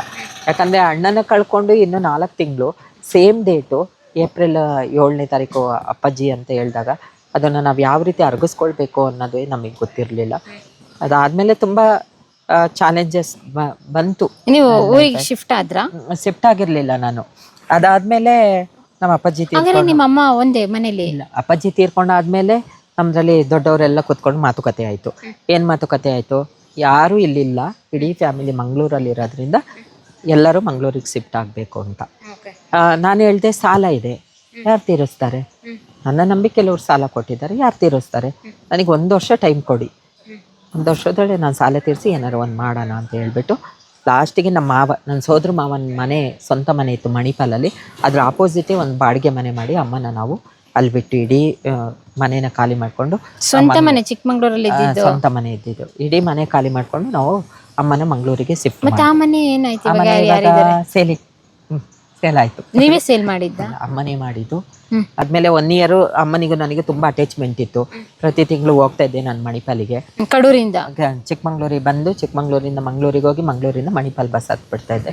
ಹತ್ಬಿಟ್ಟು ಅಮ್ಮನಿಗೆ 1 ತಿಂಗಳಿಗೆ ಆಗಷ್ಟು ರೇಷನು, ಅಮ್ಮನ ಮನೆ ಬಾಡಿಗೆ ಕಟ್ಟಿ 2 ದಿನ ಅಮ್ಮನ ಜೊತೆಗಿದ್ದು ಬರ್ತಾಯಿದ್ದೆ ನಾನು.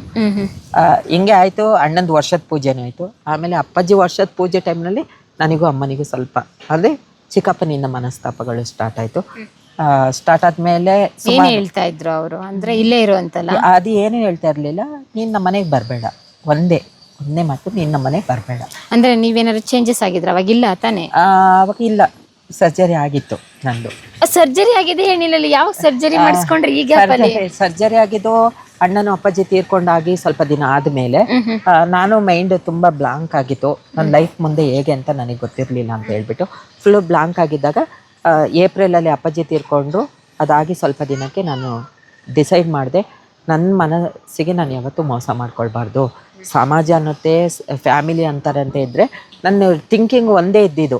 ಏನಿತ್ತು ಅಂತ ಹೇಳಿದರೆ, ಅಣ್ಣ ತೀರ್ಕೊಂಡ್ರು, ಅಪ್ಪಾಜಿ ತೀರ್ಕೊಂಡ್ರು, ಇವಾಗ ಏನು ಹೇಳ್ತಾರೆ ಫ್ಯಾಮಿಲಿಯವರೆಲ್ಲ ಸೇರಿ 1 ವರ್ಷದೊಳಗೆ ಒಬ್ಬರಿಗೆ ಮದುವೆ ಮಾಡಬೇಕು, ಶುಭ ಕಾರ್ಯ ಆಗಬೇಕು, ಮಾಡಿಬಿಡೋಣ ಅಂತ ಹೇಳ್ತಾರೆ.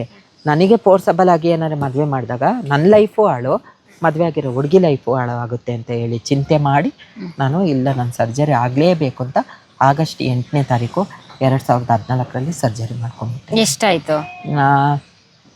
ಅವಾಗ ನಾನು ನಮ್ಮ ಚಿಕ್ಕಮಂಗ್ಳೂರಲ್ಲಿ ಒಬ್ಬರು ಅಂಜು ಅಂತ ಇದ್ದಾರೆ, ಅವರು ನಮ್ಮ ಕಮ್ಯುನಿಟಿ, ಅವರು ನನ್ನ ಮಗಳು ಮಾಡ್ಕೊಂಡಿದ್ರು. ಅವ್ರು ಹೇಳಿದರು, ಸ್ವಲ್ಪ ದುಡ್ಡು ನೀನು ಕೊಡು, ಸ್ವಲ್ಪ ದುಡ್ಡು ಫಸ್ಟ್ನೇ ಸಲ ನಾನು ಚಿಕ್ಕಮಂಗ್ಳೂರಲ್ಲಿ ಒಬ್ಬರು ಸರ್ಜರಿ ಮಾಡ್ತಾ ಇರೋದ್ರಿಂದ ಉಳಿದಿದ್ದ ದುಡ್ಡು ನಾನು ಹಾಕ್ತೀನಿ ಅಂತ ಹೇಳಿದರು. ಆದರೂ ಕೆಲವೊಂದು ಬಟ್ಟೆ ಪರ್ಚೇಸಿಂಗು, ಅದು ನಾನು ಸರ್ಜರಿದೆಲ್ಲ ನಾನು ಕೊಟ್ಟೆ. ಕೆಲವೊಂದು ಸಣ್ಣ ಪುಟ್ಟ ಫಂಕ್ಷನ್ ಏನು ಮಾಡಿದ್ದೆಲ್ಲ ಅವ್ರು ಮಾಡಿದ್ದು. ಆದರೆ ಇಲ್ಲಿವರೆಗೂ ನಾನು ಕೇಳಿಲ್ಲ ನೀವು ಎಷ್ಟು ಖರ್ಚು ಮಾಡಿದ್ರಿ ಅಂತ. ಅವರು ನನ್ನ ಹತ್ರ ಹೇಳಿಲ್ಲ ನಾನು ಇಷ್ಟು ಖರ್ಚು ಮಾಡಿದ್ದೀನಿ. ನಿಮಗೆ ಅಂದಾಜು ಎಷ್ಟು ಆಗಿರ್ಬೋದು? ನನ್ನ ಅಂದಾಜು ಒಂದು 3 ಲಕ್ಷ ಆಗಿರ್ಬೋದು ಆವಾಗ. ಓಕೆ, 2 ಮಾಡಿಸಿದ್ರ? ಫಸ್ಟ್ ಒಂದೇ ಮಾಡಿಸಿದ್ದು ನಾನು. ಬ್ರೆಸ್ಟ್ ಇಲ್ಲ, ಕೆಳಗಡೆ ಸರ್ಜರಿ ಮಾಡಿದ್ದು. ಅದು ಆರೈಕೆ ಎಲ್ಲ ಅವರೇ ನೋಡಿದ್ರು. ತುಂಬಾ ಕಷ್ಟ ಇತ್ತು ಅದು. ಹೇಗೆ ನಾವು ಕೆಲವೊಂದನ್ನ ನೆನೆಸ್ಕೊಳ್ತೀವಿ ಅಂದರೆ ಪುನರ್ಜನ್ಮನೂ ಹಾಗೆ. ಯಾಕಂದರೆ ನಮ್ಮದ್ರಲ್ಲಿ ಸರ್ಜರಿಗೆ ಹೋಗೋದಕ್ಕಿಂತ ಮೊದಲು ಮಾತಾ ಪೂಜೆ ಮಾಡ್ತೀವಿ ನಾವು.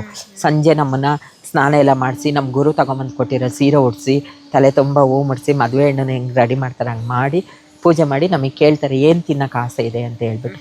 ಅದೆಲ್ಲ ತಿನ್ನಿಸಿ ನಮ್ಮನ್ನ ನೈಟು ಯಾರಿಗೆ ಗೊತ್ತಿಲ್ಲದೆ ಕರ್ಕೊಂಬರ್ತಾರೆ. ನನಗೆ ಆಸ್ಪತ್ರೆ ಕರ್ಕೊಂಬಂದು ಡಾಕ್ಟರ್ ಹತ್ರ ಅಪಾಯಿಂಟ್ಮೆಂಟ್ ಎಲ್ಲ ಆಯಿತು, ಲಾಯರ್ ಹತ್ರ ಎಲ್ಲ ನಾವು ಮಾತಾಡಿ ಆಯಿತು. ಆಸ್ಪತ್ರೆ ಒಳಗೆ ಹೋಗಿ ಸರ್ಜರಿಗೆ ಹೋಗಿದ್ದೀವಿ. ಇಂಜೆಕ್ಷನ್ ಕೊಡ್ತಾ ಇದ್ದಾರೆ, ನನಗೆ ಪ್ರಜ್ಞೆ ತಪ್ತಾ ಇಲ್ಲ. ಅಯ್ಯೋ, ಅನಸ್ತೇಶಿಯಾ ಕೊಟ್ಟರೆ ತಪ್ತಾ ಇಲ್ಲ, BP ಲೋ ಆಗ್ತಾ ಇದೆ. ಆದಮೇಲೆ ಡಾಕ್ಟ್ರ್ ಹೇಳಿದ್ರು BP ತುಂಬ ಲೋ ಆಗ್ತಾ ಇದೆ, ಏನಾದ್ರು ಪ್ರಾಬ್ಲಮ್ ಆಗ್ಬೋದು ಅಂತ ಹೇಳಿದರು. ನನ್ನ ಮೈಂಡಲ್ಲಿ ಒಂದೇ ಇದ್ದಿದ್ದು, ಮಾತಾ ಪೂಜೆ ಮಾಡಿ ಆಗಿದೆ, ಸಾಯ್ತೀನೋ ಬದುಕ್ತೀನೋ, ನಾನು ಹೆಣ್ಣಾಗಿನೇ ಸಾಯಬೇಕು. ಯಾಕಂತ ಹೇಳಿದ್ರೆ ಇದಕ್ಕಿಂತ ಮೊದಲು ನಾನು ಒಬ್ಬರು ಗುರು ಹೆಸರಲ್ಲಿ ಮಗಳಾಗಿದ್ದೆ. ಅವ್ರು ನಮಗೆ ನೈಟು ಇಡೀ ಕಡೂರ್ನ ಓಡಿಸ್ಕೊಂಡು ಇವ್ರು ಗಂಡಸರು ಅಂತ ನಮಗೆ ಬೈದಿದ್ದಾರೆ, ಕಲ್ಲಲ್ಲಿ ಹೊಡೆದಿದ್ದಾರೆ. ನೀವು ಅಮ್ಮ ಅಂತ ಅನ್ಕೊಂಡವರು ಯಾಕೆ? ಅವರಿಗೆ ಏನು ಅಂತ ಹೇಳಿದ್ರೆ ಅವ್ರ ಮೈಂಡ್ ಸೆಟ್ಟೇ ಆಗಿದ್ದು. ಮತ್ತೆ ಕುಕ್ಕರ್ ಅಲ್ಲಿ ಹೊಡೆದು, ಇಲ್ಲಿ ತಲೆ ಕುಕ್ಕರ್ ಮುಚ್ಚೋಳದಲ್ಲಿ ಹೊಡೆದು ತಲೆ ಅಂದ್ರೆ ನೀವು ಅವರಿಗೆ ದುಡ್ಡು ಕೊಟ್ಟು ಹಂಗೇನಿರ್ಲಿಲ್ಲ. ಅವ್ರೊಂಥರ ಸಂಜೆ ಮನೆಗೆ ಬನ್ನಿ ಅನ್ನೋರು. ಮನೆಗೆ ಹೋಗಿದ ತಕ್ಷಣ ನೀವ್ ಯಾಕೆ ಬಂದ್ರಿ, ನನ್ನ ಏನ್ ನೋಡಕ್ ಬಂದಿದ್ದೀರಾ ಅಂತ ಹೇಳಿ ಈ ತರ ಎಲ್ಲ ಜಗಳ ಆಗಿತ್ತು. ಅದಾದ್ಮೇಲೆ ನಾನು ಇವ್ರ ಹೆಸರಿಗೆ ಹೋಗಿದ್ದು. ಇವ್ರ ಹೆಸರಲ್ಲಿ ಹೋದ್ಮೇಲೆ ನನಗೆ ಕಷ್ಟಗಳು ಮನುಷ್ಯನಲ್ಲಿ ಎಲ್ಲರಲ್ಲೂ ಬರುತ್ತೆ, ಹೆಣ್ಮಕ್ಳಲ್ಲೂ ಬರುತ್ತೆ, ಗಂಡು ಮಕ್ಳಲ್ಲೂ ಬರುತ್ತೆ. ಹಾಗೆ ನಮ್ಮ ಲೈಫಲ್ಲಿ ಇದ್ದಿದೆ. ಆದರೆ ಒಂದು ಸ್ವಲ್ಪ ಚೇತರಿಸ್ಕೊಳ್ಳೋಕ್ಕೆ ನನಗೆ ಅದೊಂದು ಪ್ಲಾಟ್ಫಾರಮ್ ಆಯಿತು. ಆಯಿತು, ಡಾಕ್ಟ್ರ್ ಹೇಳಿದರು ಸರ್ಜರಿ ಮಾಡೋದೇ ಇಲ್ಲ ನಾವು ಅಂತ ಹೇಳ್ಬಿಟ್ಟು. ಆದಮೇಲೆ ಡಾಕ್ಟ್ರಿಗೆ ಹೇಳಿದೆ ಇಂಜೆಕ್ಷನ್ ಕೊಡಿ ನನಗೆ ಇನ್ನೂ 2 ಅಂತ. ಡಾಕ್ಟ್ರ್ ಹೇಳಿದರು, ಕರೆದು ನನ್ನ ಜೊತೆಗೆ ನನ್ನ ಫ್ರೆಂಡ್ ಬಂದಿದ್ದು, ಅವ್ರನ್ನ ಕರೆದು ಹೇಳಿದರು, ನಾವು ಇಂಜೆಕ್ಷನ್ ಕೊಡ್ತೀವಿ, 5 ಗಂಟೆ ಒಳಗೆ ಪ್ರಜ್ಞೆ ಬಂದಿಲ್ಲ, ನೀವು ಬಾಡಿನ ತೊಗೊಂಡೋಗ್ಬೇಕು ಅಂತ. ನನ್ನ ಮೈಂಡಲ್ಲಿ ಇದ್ದಿದ್ದು ಪ್ರಜ್ಞೆ ಬರಲಿ ಬಲ್ದಲ್ಲೇ ಹೋಗ್ಲಿ, ನಾನು ಹೆಣ್ಣಾಗಿನೇ ಸಾಯ್ಬೇಕು, ಆಪ್ರೇಷನ್ ಆಗಬೇಕು ಅಂತ ಹೇಳಿ. ಆದಮೇಲೆ ಒಂದೊಂದು ಇಂಜೆಕ್ಷನ್ಗೆ 2,000 ರೂಪಾಯಿ ಥರ ಎಕ್ಸ್ಟ್ರಾ 4,000 ರೂಪಾಯಿ ಮಾಡಿಸ್ಕೊಂಡು ಸರ್ಜರಿ ಆಯಿತು ನಂದು. ಆದಮೇಲೆ ನನಗೆ ಕರೆಕ್ಟ್ ಒಂದು 5 ಕಾಲಿಗೆ ಸರ್ಜರಿ ಆಗಿ ಎಷ್ಟು ಗಂಟೆಗೆ ಪ್ರಜ್ಞೆ ಬಂತು? ಸರ್ಜರಿ ನನಗೆ 12:15 ಮುಗೀತು. 12:15 ಮುಗ್ದಾದ್ಮೇಲೆ ನನ್ನ ವಾರ್ಡಿಗೆ ಹಾಕಿದ್ರು. ನನಗೆ ಪ್ರಜ್ಞೆ ಬರುವಾಗ ಕರೆಕ್ಟ್ 5:15. ನನಗೆ ಅದು ಗೊತ್ತಿದೆ 5:15 ಅಂದರೆ, ಯಾಕಂದರೆ ಅಜಾ ಆಗ್ತಾ ಇತ್ತು ಆ ಟೈಮ್ನಲ್ಲಿ. ಆ ಟೈಮ್ನಲ್ಲಿ ನನಗೆ ಪ್ರಜ್ಞೆ ಬಂತು. ಡಿಕಾಕ್ಷನ್ ಕೊಡಿಸಿ ಮತ್ತು ತಕ್ಷಣ ಮನೆಗೆ ಕರ್ಕೊಂಡು ಹೋಗ್ತು. ಹೊಸ ಸ್ಫೂರ್ತಿ ಜೀವನ ಅಲ್ಲಿಂದ ಸ್ಟಾರ್ಟ್ ಆಯಿತು ನನ್ನ ಲೈಫು. ಏಳು ಬೀಳು ಎಲ್ಲ ಇದ್ದಿದೆ ನನ್ನ ಲೈಫಲ್ಲಿ. ಸರ್ಜರಿ ಆದಮೇಲೆ ತುಂಬ ಕಷ್ಟ. ಸರ್ಜರಿ ಆದಮೇಲೆ ಆರೈಕೆಗಳೆಲ್ಲ ಹೇಗೆ, ಏನು ನೀವು ಯಾವ ಥರ ತಗೊಂಡ್ರಿ? ನನಗೆ BP ಲೋನಿ, ಇವಾಗಲೂ ನನಗೆ BP ಲೋನಿ, ಅವಾಗಲೂ BP ಲೋನಿ. ಯಾರಾದರೆ ನನ್ನ ಮಾತಾಡಿಸಿ ಎಬ್ರಿಸಕ್ಕೆ ಬಂದರೆ ನನಗೆ BP ಲೋ ಆಗಿ ತಲೆ ಸುತ್ತ ಬಿಡ್ತಾ ಇದೆ. ನನಗೆ ಆ ನೋವು ಫೀಲ್ನ ಮಾಡ್ಕೊಂಡಾಗ ನನಗೆ ತಡ್ಕೊಳ್ಳೋಂಥ ಶಕ್ತಿನೂ ಇರಲಿಲ್ಲ. ಅವಾಗವಾಗ ಪ್ರಜ್ಞೆ ತಪ್ಪೋದು. ಆದರೆ ನಾನೇ ಒಂದೊಂದು ಸಲ ಧೈರ್ಯ ಮಾಡ್ಕೊಳ್ತಿದ್ದೆ, ಯಾಕಂದರೆ ಯೂರಿನಿಗೆ ಪೈಪ್ ಹಾಕಿರ್ತಾರೆ. ಮತ್ತು ನಮ್ಮಲ್ಲಿ ಹೇಗಂತ ಹೇಳಿದರೆ ಬೆಡ್ಡಲ್ಲಿ ಮಲಗಿಸಲ್ಲ, ಚಾಪೆನಲ್ಲೇ ಮಲಗಿಸೋದು, ದಿಮ್ ಕೊಡಲ್ಲ. ಮತ್ತು ಕತ್ಲೆ ರೂಮಲ್ಲೇ ಇರಬೇಕು ನಾವು. TV ನೋಡೋಂಗಿಲ್ಲ, ಮೊಬೈಲ್ ನೋಡೋಂಗಿಲ್ಲ, ಬೆಳಕು ನೋಡೋಂಗಿಲ್ಲ. ಮತ್ತು ಇದೆಲ್ಲ ಬಾಡಿ ಮೇಲೆ ಇಂಪ್ಯಾಕ್ಟ್ ಆಗುತ್ತೆ, ಯಾಕಿದೆಲ್ಲ? ಅಲ್ಲ, ಅದು ನಮ್ಮ ಕಲ್ಚರಲ್ಲೇ ಮಾಡಿದ್ದಾರೆ. ನಾವು ಫುಲ್ ಹೆಣ್ಣಾಗ್ತೀವಿ ಅಂದಾಗ ನಾವು ಹೇಗೆ ಇದ್ದು ಹೆಣ್ಣಾಗಬೇಕು ಅನ್ನೋದು ಒಂದು ಇರುತ್ತೆ. ಹಾಗಾಗಿ ನಮ್ಮನ್ನು ಆರೈಕೆ ಮಾಡೋ ದಿನಗಳು ಅಷ್ಟು ಕ್ಲೀನಾಗಿ ಆರೈಕೆ ಮಾಡ್ತಾರೆ.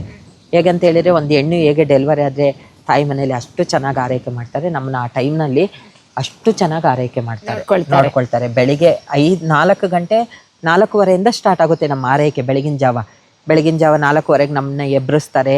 ಎಬ್ಬಿಸ್ಬಿಟ್ಟು ದೊಡ್ಡ ಲೋಟದಲ್ಲಿ ಡಿಕಾಕ್ಷನ್ ಮಾಡಿ, ಬೆಲ್ಲ ಹಾಕಿ ಡಿಕಾಕ್ಷನ್ ಮಾಡಿ, ಅದಕ್ಕೆ ತುಪ್ಪ ಹಾಕಿ ನಮಗೆ ಕುಡಿಸಿ, ಸ್ವಲ್ಪ ಯಾರಾದ್ರೆ ನಮ್ಮ ಜೊತೆಗಿದ್ದವರು ಒಳಗಡೆ ವಾಕ್ ಮಾಡಿಸ್ತಾರೆ.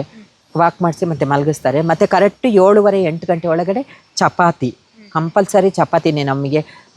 ನಮ್ಮದು ಜಲ್ಸ ಅಂತ ಕಾರ್ಯಕ್ರಮ ಮಾಡೋವರೆಗೂ ಚಪಾತಿ, ಡಿಕಾಕ್ಷನು, ಇದು 3. ಹಾಗಲಕಾಯಿ ಪಲ್ಯ, ಬೀಟ್ರೂಟ್ ಪಲ್ಯ. ಇದು ಮಟನ್ ತಿನ್ನೋರಿಗೆ ಮಟನು, ಕಾಲು ಸೂಪು, ತಲೆಕಾಲು ಸೂಪು, ಮತ್ತು ಮಟನ್ ಸಾಂಬಾರು ಮಾಡಿ ಕೊಡೋಂಥದ್ದು ಇದೆಲ್ಲ ಮಾಡ್ತಾರೆ. ಹಂಗಾಗಿ ನಾನು ಸ್ವಲ್ಪ ನಾನು ಚಿಕನ್ ಮಟನ್ ತಿಂದಿರೋವಳು. ಆವಾಗ ಸ್ವಲ್ಪ ನನಗೆ ಆಗ್ತಾ ಇರಲಿಲ್ಲ, ಕಷ್ಟ ಆಗ್ತಾಯಿತ್ತು. ಚೆನ್ನಾಗಿ ನೋಡಿಕೊಂಡ್ರು. ನಾನು ಅದ್ರ ಬಗ್ಗೆ ಇವತ್ತು ನಾನು ಪರಿಪೂರ್ಣ ಹೆಣ್ಣು ಥರ ಕಾಣಿಸ್ತಾ ಇದ್ದೀನಿ, ಇಷ್ಟು ಚೆನ್ನಾಗಿ ಕಾಣಿಸ್ತಾ ಇದ್ದೀನಿ ಅಂದರೆ ಆವಾಗ ನನಗೆ ಆರೈಕೆ ಮಾಡಿರೋ ಟೈಮು, ಆರೈಕೆ ಮಾಡಿರೋದು ಅಷ್ಟು ಚೆನ್ನಾಗಿ ಮಾಡಿದ್ದಾರೆ. ಅವರಿಗೆಲ್ಲ ನಾನು ಋಣಿಯಾಗಿರ್ತೀನಿ ಇವಾಗ. ಮತ್ತೆ ಆರೈಕೆ ಮಾಡ್ಕೊಂಡು 11 ದಿನದಲ್ಲಿ ನಮಗೊಂದು ಫಂಕ್ಷನ್ ಥರ ಮಾಡ್ತಾರೆ. ಏನು ಅಂತ ಹೇಳಿದರೆ ಮನೆಯವರೇ ಸೇರಿಕೊಂಡು ಯೂರಿನ್ ಪೈಪ್ನ ರಿಮೂವ್ ಮಾಡ್ತಾರೆ. ಅವತ್ತು 11 ದಿನದವರೆಗೂ ಯೂರಿನ್ ಪೈಪ್ ಅಲ್ಲೇ ಇರುತ್ತೆ. ಯೂರಿನ್ ಪೈಪ್ ರಿಮೂವ್ ಮಾಡ್ತಾರೆ. ಅಲ್ಲಿವರೆಗೂ ನಮಗೆ ಸ್ನಾನ ಮಾಡಿಸಿರಲ್ಲ. 11 ದಿನವರೆಗೆ ನಮಗೆ ಸ್ನಾನ ಮಾಡಿಸಲ್ಲ. ಹೌದು, ಸ್ನಾನ ಮಾಡಿಸಲ್ಲ. ಮತ್ತೆ ಹೆಂಗೆ? ಒದ್ದೆ ಬಟ್ಟೆನಲ್ಲೇ ಮೇಯ್ನ್ ಒರೆಸ್ತಾ ಇರ್ತಾರೆ. ಅಂದರೆ ನಮಗೆ ಸರ್ಜರಿ ಆದಾಗ ಬ್ಲಡ್ನೆಲ್ಲ ಮುಖಕ್ಕೆ, ಬಾಡಿಗೆಲ್ಲ ಹಚ್ಚಿರ್ತಾರೆ. ಮುಖದಲ್ಲಿ ಏರ್ಸ್ ಬರಬಾರ್ದು, ಬಾಡಿನಲ್ಲಿ ಏರ್ ಬರಬಾರ್ದು ಅನ್ನೋದಕ್ಕೋಸ್ಕರ ಹಚ್ಚಿರ್ತಾರೆ. ಹಾಗಾಗಿ 11 ದಿನವರೆಗೆ ಬ್ಲಡ್ ಎಲ್ಲ ಬಾಡಿಗೆ ಹಚ್ಚಿರ್ತಾರೆ, ಮುಖಕ್ಕೆ ಬಾಡಿಗೆ ಹಚ್ಚಿ. ನಿಮ್ಮ ಬ್ಲಡ್ ನಾನೇ ಅದು ಹಚ್ಚಿದ್ರೆ ಏರ್ ಕಡಿಮೆ ಬರುತ್ತೆ, ಜಾಸ್ತಿ ಬರೋದೇ ಇಲ್ಲ ಕೆಲವರಿಗೆ. ಅದಕ್ಕೆ ಅಂತ ಅದು ಮಾಡಿದಾಗ 11 ದಿನಕ್ಕೆ ನಮಗೆ ಶಾಸ್ತ್ರ ಮಾಡ್ತಾರೆ.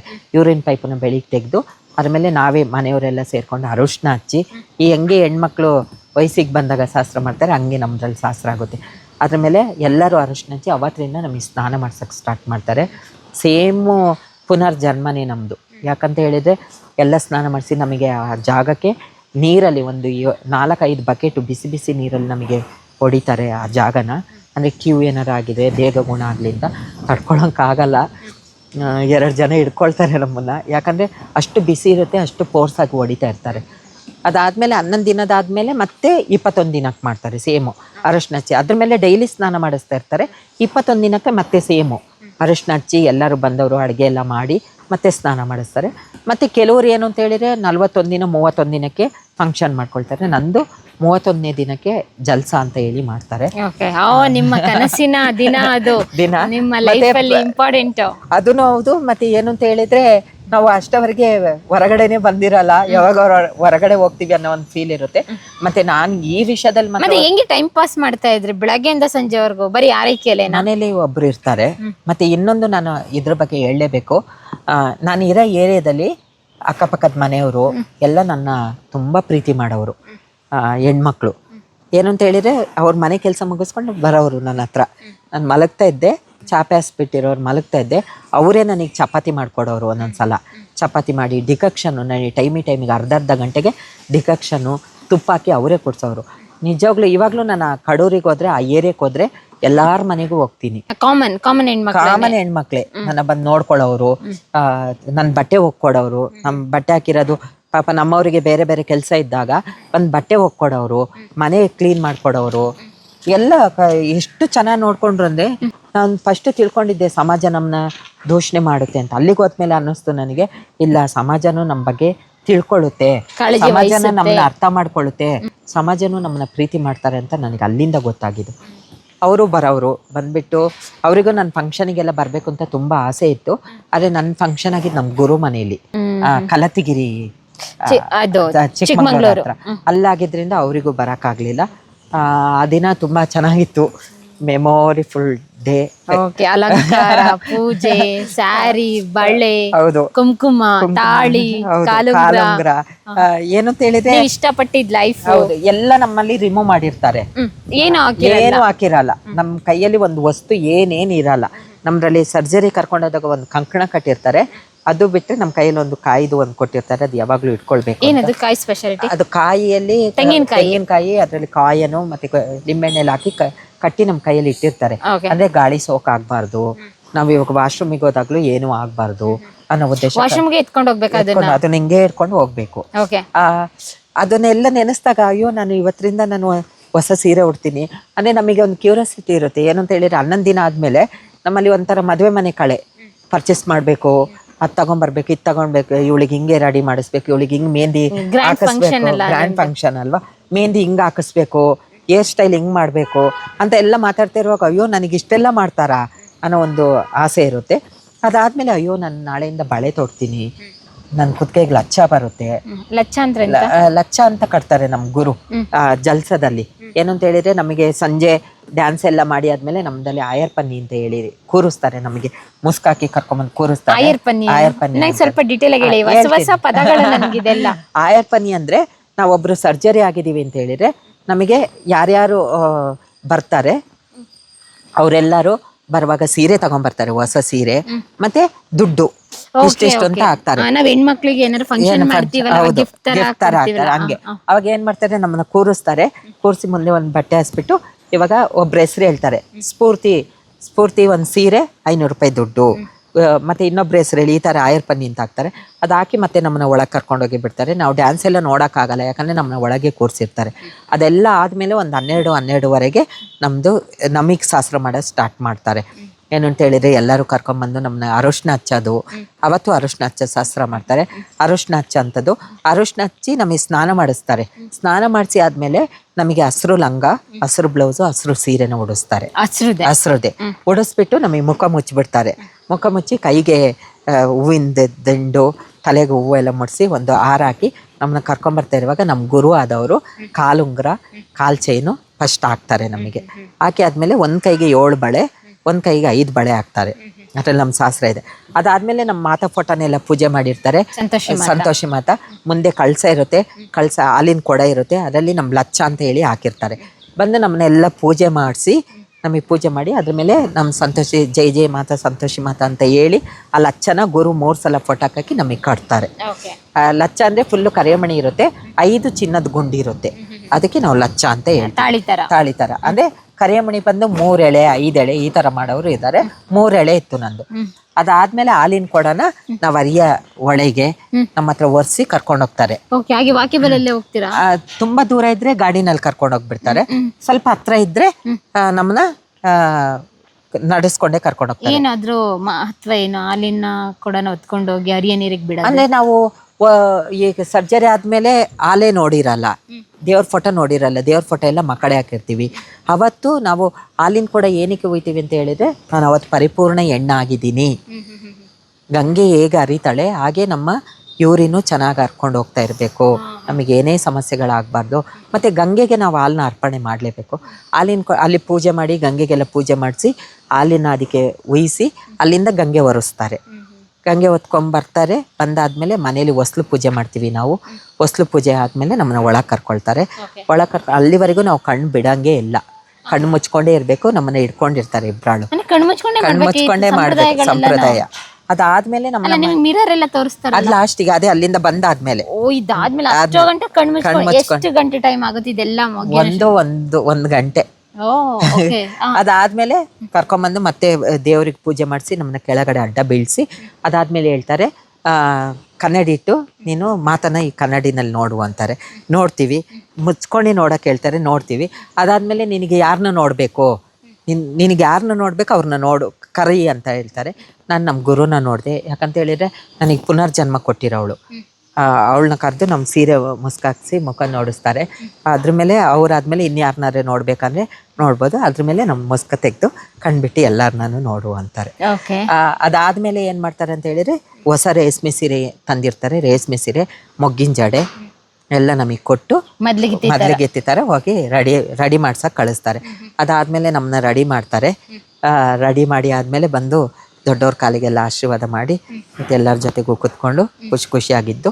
ಅದಾದಮೇಲೆ ದೊಡ್ಡವ್ರು ಯಾರ್ಯಾರು ಬಂದಿದ್ದಾರೆ ಅವರಿಗೆ ಟೀ ಕಾಫಿ ಮಾಡ್ಕೊಡೋಂಥದ್ದು ಮಾಡ್ತೀವಿ. ಅದಾದಮೇಲೆ ಬೆಳಗಿನ ಜಾವ ಒಂದು 5-5:30 ಆದಂಗೆ ದೇವಸ್ಥಾನಕ್ಕೆ ಕರ್ಕೊಂಡೋಗಿ ಈಡ್ಗಾಯಿ ಓಡಿಸಿ ಹೌದು, ನೈಟ್ ಸ್ಟಾರ್ಟ್ ಆದ್ರೆ ಬೆಳಿಗ್ಗೆವರೆಗೆ ಸಂಭ್ರಮ ಸಡಗರ. ನಿಜ, ಅದೇ ಹೇಳ್ತೀವಲ್ಲ ಪುನರ್ಜನ್ಮ ನಮ್ದು.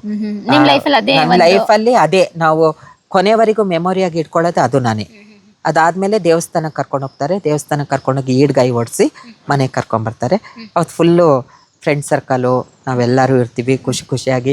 ಏನು ಅಂತ ಹೇಳಿದ್ರೆ ಹೊರಗಡೆ ಓಡಾಡೋಂಥದ್ದು ಅದಾಗಿ ಏನು ಅಂತ ಹೇಳಿದ್ರೆ ಕೆಲವರಿಗೆ ಸುಮಾರು ದಿನ ಹೊರಗಡೆ ಹೋಗಿ ಬೇರೆ ದೇವಸ್ಥಾನಕ್ಕೆಲ್ಲ ಕರ್ಕೊಂಡು ಹೋಗೋದು 1 ವಾರ 7 ದಿನ ಮಾಡ್ತಾರೆ. ಆದರೆ ನನಗೆ ಕಲತಿಗಿರಿನಲ್ಲೇ ಆಗಿದ್ದರಿಂದ ನಿಯರ್ ಕಲತಿಗಿರಿ ದೇವಸ್ಥಾನ ಇರೋದ್ರಿಂದ ನನ್ನ ನೀರು ಚೇಂಜ್ ಮಾಡೋಕ್ಕೆ ಅಂತ ಹೇಳಿ ನಮ್ಮಲ್ಲಿ ಕರ್ಕೊಂಡು ಹೋಗ್ತಾರೆ. 3 ದೇವಸ್ಥಾನ ಕರ್ಕೊಂಡೋಗಿ ನೀರು ಚೇಂಜ್ ಮಾಡಿಸ್ಬೇಕು ಅಂತ ಹೇಳ್ಬೇಕು. ನನ್ನ ಫಸ್ಟಿಗೆ ಕಲತಿಗಿರಿಗೆ ಕರ್ಕೊಂಡೋದ್ರು. ಕಲತಿಗಿರಿಗೆ ಕರ್ಕೊಂಡೋಗಿ ನಮ್ಮ ಹತ್ರ ಡ್ರೆಸ್ ಹಾಕ್ಸಿ ಕರ್ಕೊಂಡು ಹೋಗ್ತಾರೆ. ಅಲ್ಲೋಗಿ ನಾವು ಗಂಗೆಗೆ ಎಲೆ ಅಡಿಕೆ 11 ರೂಪಾಯಿ ದುಡ್ಡಿಟ್ಟು ಬಿಟ್ಟು ಸ್ನಾನ ಮಾಡಿಸಿ ದೇವರಿಗೆ ಹಣ್ಣುಕಾಯಿ ಪೂಜೆ ಹೊಸ ಸೀರೆ ಉಡಿಸಿ ಮತ್ತೆ ನಮ್ಮ ಗುರು ಮನೆಗೆ ಕರ್ಕೊಂಬಂದರು. ಅದಾದಮೇಲೆ ಸಂಜೆ ನಮ್ಮ ಕಲ್ಚರಲ್ಲಿ ನಮ್ಮ ಅಕ್ಕ ತಂಗಿಯರು ಯಾರಿದ್ದಾರೆ ಅವರು ಕರ್ಕೊಂಡೋಗಿ ಪಾರ್ಟಿ ಕೊಡ್ಸೋಂಥದ್ದು ಸಂಜೆ ಟೈಮು. ನನ್ನ ತಂಗಿ ಹುಡುಗಿ ಆಗಿಬಿಟ್ಲು, ಫುಲ್ ಹುಡುಗಿ ಆಗಿಬಿಟ್ಲು, ಆ ಖುಷಿಗೆ ಅಂತ ಹೇಳ್ಬಿಟ್ಟು ಸಂಭ್ರಮ. ನಮ್ಮ ಗುರು ಮನೇಲಿ ಒಂದು 15 ದಿನ ಇದ್ದೆ. ಅದಾದಮೇಲೆ ಅವ್ರ ಜೊತೆಗೆ ಇದ್ದೆ. ಆ ದಿನ ನಿಜ ಕಂಫರ್ಟ್ ಫೀಲ್ ಬಂತು. ಆದರೆ ಸ್ವಲ್ಪ ಹೆದರಿಕೆನಿತ್ತು. ಯಾಕಂತ ಹೇಳಿದ್ರೆ ನನಗೆ ಕೆಲವು ದಾರಗಳು ಬಿಟ್ಟಿರಲಿಲ್ಲ. ಅದಕ್ಕೆ ದಿನ ನೀರಲ್ಲಿ ವಾಶ್ ಮಾಡ್ಕೊಳ್ಬೇಕಾಯ್ತು. ಉಪ್ಪಿನ ನೀರು ಹಾಕಿ ಉಗುರು ಬೆಚ್ಚ ನೀರು ಇದರಲ್ಲಿ ವಾಶ್ ಮಾಡ್ಕೊಳ್ಬೇಕಾಯ್ತು. ಅದಾದಮೇಲೆ ನನಗೆ ಹೆದರಿಕೆ ಆಗೋದು ಅಂದರೆ ಕುತ್ಕೊಳ್ಳೋಕ್ಕೆ ಹೆದರ್ತಾ ಇದ್ದೆ ನಾನು. ಸರ್ಜರಿ ಆದಮೇಲೆ ತುಂಬ ಹೆದರ್ತಿದ್ದೆ. ಅದಾದಮೇಲೆ ಎಲ್ಲ ನನಗೆ ಹೇಳೋರು, ಇಲ್ಲ ಕುತ್ಕೊಳ್ಳೋಕೆ ಟ್ರೈ ಮಾಡು, ಏನು ಪ್ರಾಬ್ಲಮ್ ಆಗಲ್ಲ, ನೀನು ಕುತ್ಕೊಂಡಷ್ಟು ಇದಾಗುತ್ತೆ ಅಂತ. ಅದಾದಮೇಲೆ ನನಗೆ ಫುಲ್ಲು ಹೆಣ್ಣು ಅನ್ನೋ ಒಂದು ಫೀಲಿಂಗ್ ಬಂದ್ಬಿಡ್ತು. ನಮ್ಮ ಗುರು ಮನೆಯಿಂದ ಡೈರೆಕ್ಟ್ ಬಂದಿದ್ದೆ. ನಾನು ಬಾಡಿಗೆ ಮನೆ ಮಾಡಿದ್ದಿದ್ದು ಕಡೂರಿಗೆ. ಅಲ್ಲಿ ಬಂದಾಗ ಎಲ್ಲರೂ ನನ್ನ ನೋಡಿ ತುಂಬ ಖುಷಿಪಟ್ಟರು. ಎಷ್ಟು ಚೆನ್ನಾಗಿ ಕಾಣಿಸ್ತಿದೆಯಾ ಸ್ಫೂರ್ತಿ, ನಿನ್ನ ನೋಡೋಕ್ಕೆ ಖುಷಿ ಆಗ್ತಾಯಿದೆ ಅಂತ. ಸತತ 1-2 ತಿಂಗಳವರೆಗೆ ನಾನು ಫುಲ್ಲು ರೆಸ್ಟಲ್ಲಿದ್ದೆ. ಯಾವುದೇ ಕೆಲಸ ಮಾಡಿರಲಿಲ್ಲ, ಒಂದು ಕೊಡ ಎತ್ತಿಂಗ್ ಇಟ್ಟಿರಲಿಲ್ಲ. ಊಟ ತಿಂಡಿ ಎಲ್ಲ ನಮ್ಮ ಗುರು ಮನೇಲಿ ಎಲ್ಲ ನನ್ನ ನೋಡ್ಕೊಳ್ಳೋವ್ರ ಮನೇಲಿ ಈ ಥರ ಅದಾದಮೇಲೆ ನಾನು 2ನೇದಾಗಿ ಹೋಗಿದ್ದೆ ನಾವು ಸೌದತ್ತಿ ಯಲ್ಲಮ್ಮನ ಗುಡ್ಡಕ್ಕೆ ನೀರು ಚೇಂಜ್ ಮಾಡೋಕ್ಕೆ ಅಂತ. ನನ್ನ ಸರ್ಜರಿ ಆಗಿ 1-1.5-2 ತಿಂಗಳಾದಮೇಲೆ ನಮ್ಮ ಫಂಕ್ಷನ್ ಎಲ್ಲ ಆದಮೇಲೆ ನಾವು ಸೌದತ್ತಿ ಯಲ್ಲಮ್ಮನ ದೇವಸ್ಥಾನಕ್ಕೆ ಹೋದು. ಅಲ್ಲಿಗೆ ಹೋಗಿ ಮತ್ತೆ ನಂದು 2ನೇ ನೀರು ಚೇಂಜ್ ಮಾಡಿಕೊಂಡು ನಿಮ್ಮ ಮನೆಗೆ ಹೋಗ್ಲಿಲ್ಲ. ನನ್ನ ಮನೆಗೆ ಹೋಗಿರಲಿಲ್ಲ. ಅಂದರೆ ಆವಾಗಲೇ ಆಲ್ರೆಡಿ ನಾನು ಮನೆ ಬಿಟ್ಟಾಗಿತ್ತು. ಮನೆಗೂ ನನಗೂ ಅಟ್ಯಾಚ್ಮೆಂಟೇ ಇರಲಿಲ್ಲ. ಅದಾದಮೇಲೆ ನೀವು ಈ ಥರ ಆದ್ರೆ ಅಂತ ನಿಮ್ ಚಿಕ್ಕಪ್ಪ ಬರ್ಬೇಡ ಅಂದಿದ್ದ. ಇಲ್ಲ, ನಮ್ಮ ಚಿಕ್ಕಪ್ಪನಿಗೆ ನಾನಂದ್ರೆ ಇಷ್ಟನೇ ಇರಲಿಲ್ಲ, ಅವನಿಗೆ ಮೊದಲೇ ಇಷ್ಟ ಇರಲಿಲ್ಲ. ಯಾವಾಗ ನಮ್ಮ ಅಪ್ಪ ತೀರ್ಕೊಂಡಾಗ ಕೆಲವೊಂದು ಚಾಲೆಂಜ್ ಬಂತು ನನಗೆ. ಏನು ಅಂತ ಹೇಳಿದ್ರೆ, ಅಪ್ಪನಿಗೆ 3 ಜನ ತಂಗಿಂದಿರು, 2 ಜನ ತಮ್ಮಂದಿರು. 2ನೇ ತಮ್ಮ ನಮ್ಮ ಹತ್ರ ಮಾತಾಡ್ತಾ ಇರಲಿಲ್ಲ, ನಮ್ಮ ಚಿಕ್ಕಪ್ಪ. ನಮ್ಮ ಊರಿಗೆ ಬಂದರೂ ನಮ್ಮ ಮನೆಗೆ ಬರ್ತಾ ಇರಲಿಲ್ಲ. ತೀರ್ಕೊಂಡಾಗ ಕಾರ್ಯ ನಾವು ಮಾಡ್ತೀವಿ ಅಂದಾಗ ನಾನು ಅದನ್ನು ಒಪ್ಕೊಂಡಿಲ್ಲ. ನಾನೇನಂದೆ, ಜೀವ ಇದ್ದಾಗಲೇ ಅಣ್ಣನ ಹತ್ರ ಮಾತಾಡಲಿಲ್ಲ, ಇವಾಗ ಕಾರ್ಯ ಮಾಡ್ತೀರಂದ್ರೆ ಯಾವ ನ್ಯಾಯ? ಮಾಡಬೇಡಿ, ನಾವೇ ಮಾಡ್ತೀವಿ, ಕರೆಕ್ಟಾಗಿ ಹೇಳಿ. ನಮ್ಮ ಅಪ್ಪನ ಕಾರ್ಯ ನಾವೇ ಮಾಡ್ತೀವಿ, ನಮಗೇನು ಹೊರೆ ಅಲ್ಲ ಅಂತ ಎಲ್ಲ ಹೇಳಿದ್ದೆ. ಅದಾದಮೇಲೆ ಕೆಲವರಿಗೆ ಅಪ್ಪಾಜಿ ಕಾರ್ಯ ಎಲ್ಲ ಆದಾಗ ಕೆಲವು ಡೌಟ್ ಇತ್ತು ನನ್ನ ಮೇಲೆ. ಅದಕ್ಕೆ ನಾನು ತಲೆನೂ ಕೆಡಿಸ್ಕೊಂಡಿಲ್ಲ. ಅದಾದಮೇಲೆ ಆಸ್ತಿ, ಮೇನ್ ಆಸ್ತಿ ಅಲ್ವಾ. ಆಸ್ತಿಕ್ಕಿಂತ ದೊಡ್ಡದು ಈಗಿನ ಸಮಾಜದಲ್ಲಿ ಯಾವುದೂ ಇಲ್ಲ. ಮೊದಲೆಲ್ಲ ಆಸ್ತಿ ಬೇಡ, ಮಕ್ಕಳು ಬೇಕು, ಅಪ್ಪ ಅಮ್ಮ ಬೇಕು, ಸಂಬಂಧಿಕರು ಬೇಕು ಅನ್ನೋರು. ಈಗ ಆ ಥರ ಇಲ್ಲ. ಆಸ್ತಿಗೋಸ್ಕರ ಎಷ್ಟು ಎಕರೆ ಇತ್ತು ನಿಮ್ದು? ಆಸ್ತಿ ಮನೆ ಇತ್ತು, ಮನೆ ಇದ್ದು ಸ್ವಲ್ಪ ಜಾಗ ಇತ್ತು ಹಿಂದೆ. ಅದರಲ್ಲೇ ಸ್ವಲ್ಪ ಕಾಫಿ ತೋಟ ಮಾಡಿದ್ದು, ಹಲಸಿನ ಗಿಡ ಹಾಕಿದ್ದು, ಮಾವಿನ ಗಿಡ ಹಾಕಿದ್ದು, ಒಂದು 6-7 ಮಾವಿನ ಮರ ಇತ್ತು. ಸ್ವಲ್ಪ ಮುಂದೇನೋ ಜಾಗ ಇತ್ತು. ಬೆಂಗಳೂರು ಲೆಕ್ಕದಲ್ಲಿ ನೋಡ್ತೀವಿ ಅಂದರೆ, ಬೆಂಗಳೂರು ಲೆಕ್ಕದಲ್ಲಿ ಅದನ್ನು ನಾವು ಅಳತೆ ಮಾಡ್ತೀವಿ ಅಂದರೆ ಅಮ್ಮ ಮನೇಲಿ 2 ಕೋಟಿ ಈ ಥರ ಆಸ್ತಿ. ಆದರೆ ಅಲ್ಲಿದ್ದು ವ್ಯಾಲ್ಯೂ ಹಳ್ಳಿನಲ್ಲಿ ಸ್ವಲ್ಪ ಕಡಿಮೆ, ಅರ್ಧ ಎಕರೆ ಜಾಸ್ತಿ ಇತ್ತು, ಸ್ವಲ್ಪ ಮುಕ್ಕಾಲು ಎಕರೆ. ಅದಾದ್ಮೇಲೆ ನನಗೂ ಅಮ್ಮಂದು ಅಟ್ಯಾಚ್ಮೆಂಟ್ ಎಲ್ಲ ಬಿಟ್ಟೋಯ್ತು. ಆಸ್ತಿಗೋಸ್ಕರ ಎಲ್ಲ ಕಿರಿಕ್ ಮಾಡಿದ್ರು? ಇಲ್ಲ, ಅವಾಗ ಏನು ಮಾಡಿರ್ಲಿಲ್ಲ. ಒಟ್ಟಾರೆ ಅವರೇ ಮಾತಾಡ್ತಾ ಇರ್ಲಿಲ್ಲ. ಮನೆ ನಾವು ಮಾಡ್ಕೊಟ್ಟಿರೋ ಮನೇನ ಖಾಲಿ ಮಾಡಿ ನಮ್ಮ ಚಿಕ್ಕಪ್ಪನ ಮಾತು ಕೇಳ್ಕೊಂಡು ಅವ್ರ ಜೊತೆಗೆ ಹೋಗಿದ್ರು. ಅವರು ಎಲ್ಲ ಮನೆ ಮಾಡಿಟ್ಟಿದ್ರು, ಅಲ್ಲಿದ್ರು ಅಂತ ಹೇಳ್ಬಿಟ್ಟು. ಅದಾದ್ಮೇಲೆ ನನಗೆ ಒಂದು ಆಗಸ್ಟಲ್ಲಿ ಸರ್ಜರಿ ಆಯಿತು. ಸೆಪ್ಟೆಂಬರಲ್ಲಿ ನನ್ನ ಫಂಕ್ಷನ್ ಆಯಿತು. ಅಕ್ಟೋಬರ್ ನವಂಬರಲ್ಲಿ ನನಗೆ ತುಂಬ ಅಮ್ಮನ ನೆನಪಾಗಕ್ಕೆ ಸ್ಟಾರ್ಟ್ ಆಯಿತು. ನಾನೊಂದು ಹೆಣ್ಣಾಗ್ಬಿಟ್ಟೆ. ನಮ್ಮ ಅಮ್ಮನ ಇವಾಗ ಮಾತಾಡ್ಸಿಲ್ಲ ರೀ. ಹೇಗೆ ಫೋನು ಅಮ್ಮ ನಂಬರೇ ಚೇಂಜ್ ಮಾಡಿದ್ದು. ಅದಾದಮೇಲೆ ಒಂದಿನ ಕೂತ್ಕೊಂಡು, ನಾನು ಆಗಲೇ ಚಿಕ್ಕಮಂಗ್ಳೂರಿಗೆ ಶಿಫ್ಟ್ ಆಗಿದ್ದೆ, ಮನೆಯೆಲ್ಲ ಚಿಕ್ಕಮಂಗ್ಳೂರಲ್ಲಿ ಮಾಡಿದ್ದೆ. ಆವಾಗ ನಾನು ಥಿಂಕ್ ಮಾಡಿದೆ, ಯಾಕೆ ನಾವೇ ತಗಬಾರ್ದು? ತಾಯಿ ಸಿಟ್ಟಿರುತ್ತೆ, 2 ಮಾತು ಅನ್ಬೋದು, ಅವ್ರಿಗೆ ಅರ್ಥ ಮಾಡಿಸಿದ್ರೆ ಅರ್ಥ ಮಾಡ್ಕೊಳ್ಬೋದು ಅನ್ನೋ ಒಂದು ಉದ್ದೇಶಕ್ಕೆ ನಮ್ಮ ಚಿಕ್ಕಪ್ಪನಿಗೆ ಫೋನ್ ಮಾಡಿದೆ. ಚಿಕ್ಕಪ್ಪನಿಗೆ ಫೋನ್ ಮಾಡಿ, ಆಲ್ರೆಡಿ ಎಲ್ಲರಿಗೂ ಪಬ್ಲಿಕ್ ಆಗೋಗ್ಬಿಟ್ಟಿದ್ದೀನಿ ನಾನು, ಸ್ಫೂರ್ತಿ ಹಿಂಗಾಗಿದ್ದಾಳೆ. ಹೆಂಗ್ ಗೊತ್ತಾಯ್ತು? ಫೋಟೋ ಸ್ಪ್ರೆಡ್ ಮಾಡಿದ್ರ? ಅಂದರೆ ಕೆಲವರೆಲ್ಲ ನನ್ನ ಫ್ರೆಂಡ್ ಅವರೆಲ್ಲ ಸ್ಟೇಟಸ್ ಇಟ್ಬಿಟ್ರು. ಕೆಲವರು ನನ್ನ ಪ್ಯಾಂಟು ಶರ್ಟಲ್ಲಿರೋ ಫ್ರೆಂಡ್ ಅವರೆಲ್ಲ ಫಂಕ್ಷನಿಗೆ ಬಂದು ಫೋಟೋ ತೆಗೆದು ಫೋಟೋ ಇಟ್ಬಿಟ್ರು. ಕೆಲವು ನಮ್ಮ ಫ್ಯಾಮಿಲಿ ಅವ್ರ ಹತ್ರ ಎಲ್ಲ ನನ್ನ ಫ್ರೆಂಡ್ ಅವ್ರು ಕ್ಲೋಸ್ ಇದ್ದರು. ಹಂಗಾಗಿ ಅದು ಸ್ಪ್ರೆಡ್ ಆಗೋಯ್ತು. ಹಾಗೆ ಆದಮೇಲೆ ಇದಾಯಿತು. ಫೋನ್ ಮಾಡಿದೆ ಚಿಕ್ಕಪ್ಪನಿಗೆ, ನನಗೆ ಅಮ್ಮನ ನೋಡ್ಬೇಕು ಅನ್ನಿಸ್ತಿದೆ ಚಿಕ್ಕಪ್ಪ, ನಾನು ನೋಡಬೇಕು ಅಂತ. ಆವಾಗದಿಂದ ನನಗೂ ನಮ್ಮ ಚಿಕ್ಕಪ್ಪನಿಗೂ ಕ್ಲಾಸಸ್ ಸ್ಟಾರ್ಟ್ ಆಯಿತು. ತುಂಬ ವರ್ಷ ಅಂದರೆ ಅವ್ರು ಅಂದಿರೋ ಮಾತು ಇವತ್ತು ನಾನು ಅವ್ರನ್ನ ಕ್ಷಮೆನೇ ಇಲ್ಲ ಅವರಿಗೆ. ನಾನು ಹೇಳ್ಬಿಟ್ಟಿದ್ದೀನಿ, ಎಲ್ಲರ ಹತ್ರನೂ ಹೇಳಿದ್ದೀನಿ. ಆವಾಗ ಅವರು ಬೇಡ್ದಿರೋ ಮಾತೆಲ್ಲ ಮಾತಾಡಿಬಿಟ್ರು. ಮಾತಾಡಿ ಆದಾಗ ನಾನು ಹೇಳಿದೆ, ನಾವು ಸುಳ್ಯರ ಜೊತೆಗೆ ಹೋಗಿ ಬಂದಿರೋ ಗಂಡ್ಮಕ್ಳು ಮನೆ ಸೇರಿಸ್ತೀವಿ, ನಿನ್ನಂಥವಳ ಮನೆ ಸೇರಿಸಲ್ಲ, ನಿನ್ನಂಥವಳಿಂದ ನಮ್ಮ ಮರ್ಯಾದೆ ಹೋಯ್ತು, ನಮ್ಮ ಮನೆತನದ ಹೆಸರು ಹಾಳಾಯಿತು ಅಂತ ಎಲ್ಲ ಹೇಳಿದ್ರು. ನಾನು ಅವಾಗಲೂ ಹೇಳಿದ್ದು ಒಂದೇ ಮಾತು, ಚಿಕ್ಕಪ್ಪ ನಾನು ನಮ್ಮ ಅಮ್ಮನ ಹತ್ರ ಮಾತಾಡಬೇಕು, ನಾನು ಬೇರೆ ಏನು ಕೇಳ್ತಾ ಇಲ್ಲ ನಿಮ್ಮ ಹತ್ರ ಅಂತ ಹೇಳಿದಾಗ, ಇಲ್ಲ ಅಂತ ಹೇಳಿದರು. ಅದಾದಮೇಲೆ ನಾನು ಕಾನೂನು ಸೇವಾ ಪ್ರಾಧಿಕಾರಕ್ಕೆ ಎಂಟ್ರಿ ಕೊಟ್ಟೇ ಬಿಟ್ಟೆ. ನನ್ನ ಲೈಫಲ್ಲಿ ನಾನು ಸೋಷಿಯಲ್ ವರ್ಕ್ ಮಾಡ್ತಾನೆ ನಾನು ಕಲ್ತಿದ್ದಂದ್ರೆ ಏನು ಅಂತ ಹೇಳಿದ್ರೆ ಕಾನೂನು ಯಾವತ್ತೂ ನಮ್ಮನ್ನ ಕೈ ಬಿಡಲ್ಲ ಅಂತ ಹೇಳ್ಬಿಟ್ಟು ಕಾನೂನು ಸೇವಾ ಪ್ರಾಧಿಕಾರಕ್ಕೆ ಹೋಗಿ ನಮ್ಮ ಚಿಕ್ಕಪ್ಪನ ಮೇಲೆ ಒಂದು ಕಂಪ್ಲೇಂಟ್ ಕೊಟ್ಟೆ. ಏನಂತ ಕೊಟ್ಟೆ ಅಂತ ಹೇಳಿದ್ರೆ, ನಮ್ಮ ತಂದೆ ತಮ್ಮ ನಮ್ಮ ಅಮ್ಮನ ಜೊತೆ ಮಾತಾಡಕ್ ಬಿಡ್ತಾ ಇಲ್ಲ, ನಮ್ಮನೆ ಪರಿಸ್ಥಿತಿ ಈ ಥರ ಎಲ್ಲ. ನನಗೆ ಮನೆ ಅಮ್ಮನ ಎಲ್ಲಿ ಬಿಟ್ಟಿದ್ದಾರೆ ಅಂತ ಗೊತ್ತಿಲ್ವಲ್ಲ. ಹಾಗಾಗಿ ಕಾನೂನು ಸೇವಾ ಪ್ರಾಧಿಕಾರಕ್ಕೆ ಕಂಪ್ಲೇಂಟ್ ಮಾಡಿದೆ. ನನಗೆ ನಮ್ಮ ಚಿಕ್ಕಪ್ಪ ಅವ್ರ ಮನೆ ಅಡ್ರೆಸ್ ಗೊತ್ತಿಲ್ಲ. ಕಾನೂನು ಪ್ರಾಧಿಕಾರದಲ್ಲಿ ಹೇಳ್ತಾ ಇದ್ದಾರೆ, ಕಂಪ್ಲೇಂಟ್ ಕೊಟ್ಟಿದ್ದೀರಾ, ನಾವು ಕಂಪ್ಲೇಂಟ್ ಕಾಪಿ ಕಳಿಸ್ಬೇಕಂದ್ರೆ ಹೇಗೆ ಕಳಿಸೋದು ಅಂತ ಹೇಳ್ಬಿಟ್ಟು ಅದ್ರ ಮೇಲೆ ಹೆಂಗೆಂಗೋ ನಾನೇ ಥಿಂಕ್ ಮಾಡಿ ಒಂದು ಅಡ್ರೆಸ್ ಹೇಳಿದೆ. ಫೈನಲ್ ಕೋರ್ಟಲ್ಲಿ 3 ತಿಂಗಳು ಕೇಸು ನಡೀತು. ಅರೆ ಏನು ಮಾಡೋದು, ಫಲಿತಾಂಶ ಎಲ್ಲ ಅವ್ರ ಕಡೆ ಹೋಯ್ತು, ನಾನು ಫಲಿತಾಂಶ ಎಲ್ಲ ನನ್ನ ಕಡೆ ಬಂತು ಅಷ್ಟೇ. ನಿಮ್ಮ ಅಮ್ಮ ನೋಡಕ್ ಬಿಟ್ರಾ ಇಲ್ವಾ? ಅಮ್ಮ ಬಂದ್ರು, ಕೋರ್ಟಿಗೆ ಬಂದ್ರು. ನಿಮ್ಮ ಅಮ್ಮಗೂ ನಿಮ್ಮಲ್ಲಿ ಸಿಟ್ಟಿತ್ತಾ? ಇವಾಗ್ಲೂ ಇದೆ, ಇವಾಗ್ಲೂ ಇದೆ. ಹಿಂಗಾದೆ ಅನ್ನೋದಕ್ಕಿಂತ ಅವರಿಗೆ ಒಟ್ಟಾರೆ ನನ್ನ ಸಂತೋಷಕ್ಕಿಂತ ಅವ್ರ ಮಗಳು ಸಂತೋಷ ಅವ್ರಿಗೆ ಮೇಯ್ನು, ಅವರು ಮೈದ್ನನ್ ಮಕ್ಕಳು ಸಂತೋಷ ಅವ್ರಿಗೆ ಮೇಯ್ನ್ ಆಗೋಗಿದೆ. ಇವಾಗಲೂ ಇದೆ, ಚೇಂಜ್ ಮಾಡೋಕ್ಕೂ ಸಾಧ್ಯ ಇಲ್ಲ ಅಂತ ಅನ್ನಿಸ್ತಾ ಇದೆ ನನಗೆ. ನೀವು ಹಂಗಾರೆ ಮತ್ತೆ ಹೋಗಿ ಪರ್ಸನಲ್ ಆಗಿ ಮೀಟ್ ಮಾಡೋದು ಅಮ್ಮನ? ಅದು ಹೇಳ್ತೀನಿ ಕೇಳಿ. ಕೇಸ್ ಎಲ್ಲ ಆದ್ಮೇಲೆ ಆಸ್ತಿ ಮರ ವಾದ ವಿವಾದಗಳು ಏನ್ ನಡೀತು? ವಾದ ವಿವಾದ ಏನಂತ ಹೇಳಿದ್ರೆ, ಜಡ್ಜ್ ನನ್ನ ಕಡೆ ಇದ್ರು. ಅವ್ರು ಒಂದೇ ಮಾತು ಹೇಳಿದ್ದು, ಸಮಾಜ ಹೇಗ್ ನೋಡುತ್ತಾ ಬೇಡ, ನೀವ್ ಹೇಗ್ ನೋಡ್ತಾ ಇದ್ದೀರಾ ನಿಮ್ಮ ಮಕ್ಳನ್ನ, ಏನು ಮಾಡೋಕ್ಕಾಗಲ್ಲ. ಅವ್ರೇನು ಬೇಕು ಅಂತ ಮಾಡ್ಕೊಂಡಿರಲ್ಲ, ಹಾರ್ಮೋನ್ಸ್ ಇನ್ಬ್ಯಾಲೆನ್ಸ್ ಆಗಿರುತ್ತೆ, ಅವ್ರಿಗೆ ಆ ಫೀಲ್ ಇರುತ್ತೆ.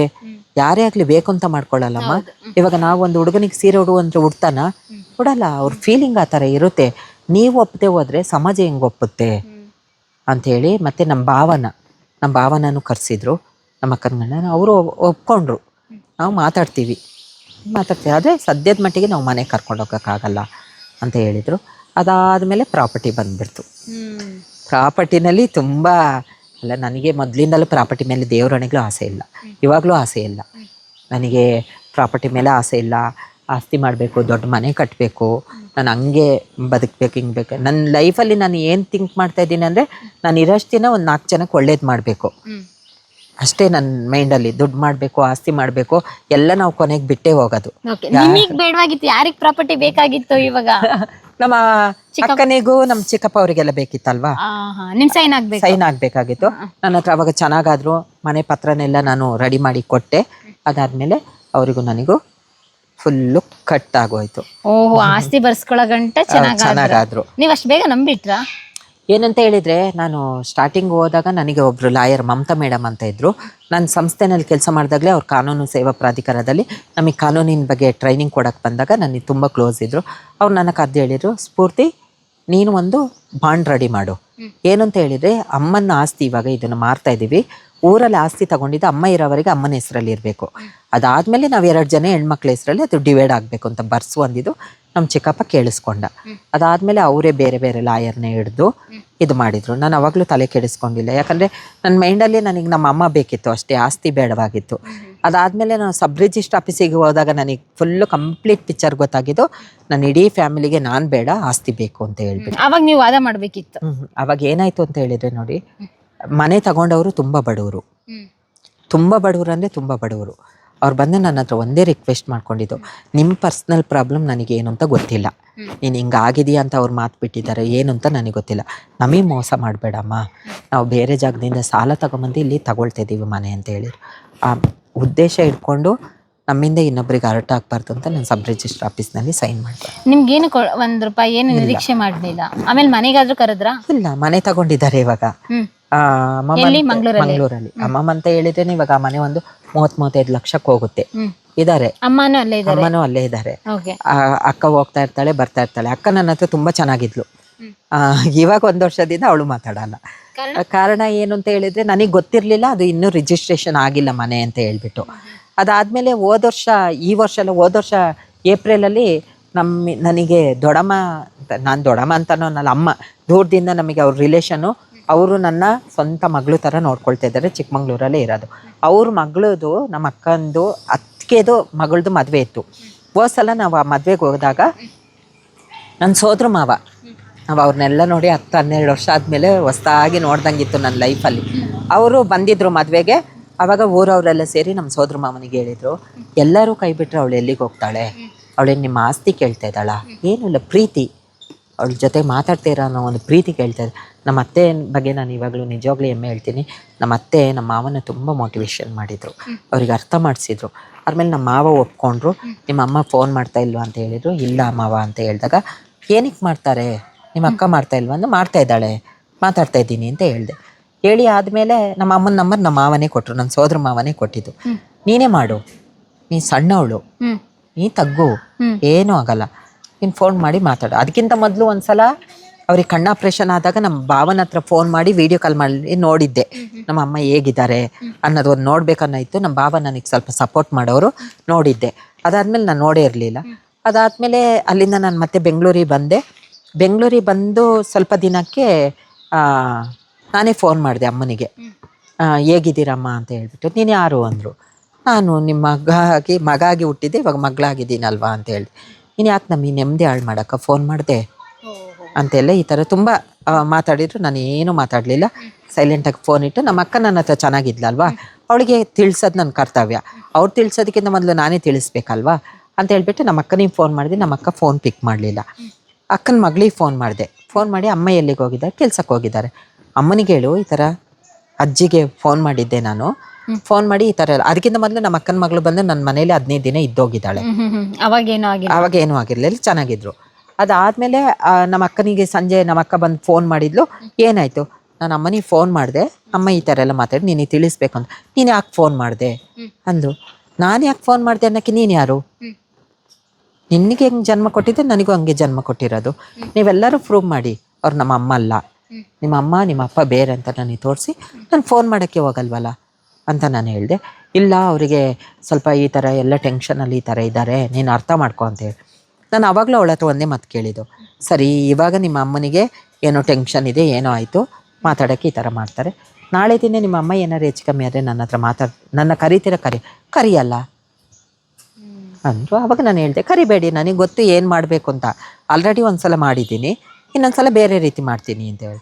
ಅದಾದಮೇಲೆ ನನಗೆ ಗೊತ್ತಾಗಿದ್ದು ಆ ಮನೇನ ನಮ್ಮ ಅಕ್ಕನ ಮಗಳ ಹೆಸ್ರಿಗೆ ಮಾಡ್ಕೊಂಡಿದ್ದಾರೆ ಅಂತ. ಅಲ್ಲಿವರೆಗೆ ನನಗೆ ನಮ್ಮ ಅಮ್ಮನ ಪ್ರಾಪರ್ಟಿನ ನಮ್ಮ ಅಕ್ಕನ ಮಗಳ ಹೆಸ್ರಿಗೆ ಮಾಡಿದಾರಾ, ನಮ್ಮ ಅಮ್ಮನ ಹೆಸರಲ್ಲೇ ಇದೆಯಾ ಅಂತ ನನಗೆ ಗೊತ್ತಿರಲಿಲ್ಲ. ಅದಾದಮೇಲೆ ನನಗೆ ಗೊತ್ತಾಯಿತು. ಇಷ್ಟ ಆಯಿತು. ಇವಾಗ 1 ಇಯರಿಂದ ಅವ್ರದ್ದು ಅಟ್ಯಾಚ್ಮೆಂಟು ನನ್ನ ಹತ್ರ ಇಲ್ಲ. ಕೃಷಿ ಮಾಡಿದ್ರಂತಲ್ಲ, ಯಾವಾಗ ಕೃಷಿ ಕತೆ ಏನು? ಕೃಷಿ ಅಂತ ಹೇಳಿದ್ರೆ ಆಶೋದಯ ಅನ್ನೋ ಒಂದು ಸಂಸ್ಥೆ ಬಂದು 2000 ಅದೇನೊಂದು ಸರ್ಜರಿ ಆಗಿರಿ 2014ರಲ್ಲಿ.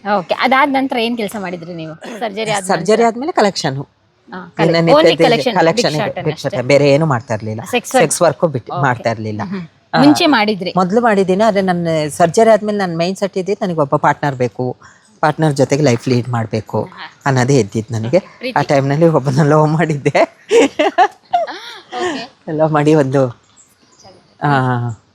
ಎಷ್ಟು ಒಂದು 6 ವರ್ಷ ಚೆನ್ನಾಗಿದ್ದು, ಬ್ರೇಕಪ್ ಆಗಿನೂ ಹೋಯ್ತು. ಎಲ್ಲಿ?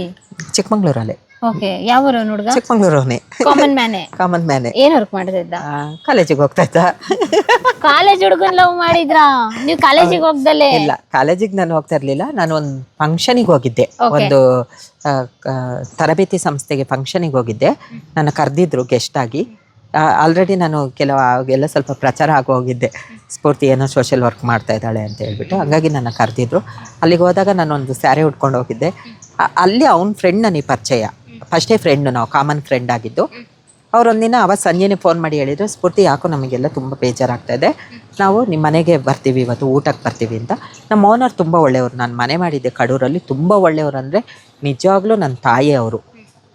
ನನ್ನ ಒಂದು ಮಗಳನ್ನ ಯಾವ ಥರ ತಂದೆ ತಾಯಿ ನೋಡ್ತಾರೆ ಹಂಗೆ ನೋಡಿದ್ದಾರೆ.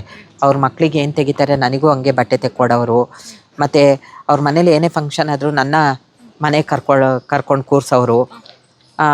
ನಾನು ಬೆಳಗ್ಗೆ ಏನಾದ್ರು ತಿಂಡಿ ಮಾಡಿಲ್ಲ ಅಂದರೆ ತಿಂಡಿ ಮಾಡಿ ನನಗೆ ಕೊಡೋರು. ಸೇಮ್ ನಾನು ಅವ್ರ ಮನೇಲಿ ಒಂದು ಮಗಳು ಥರನೇ ಇದ್ದೆ.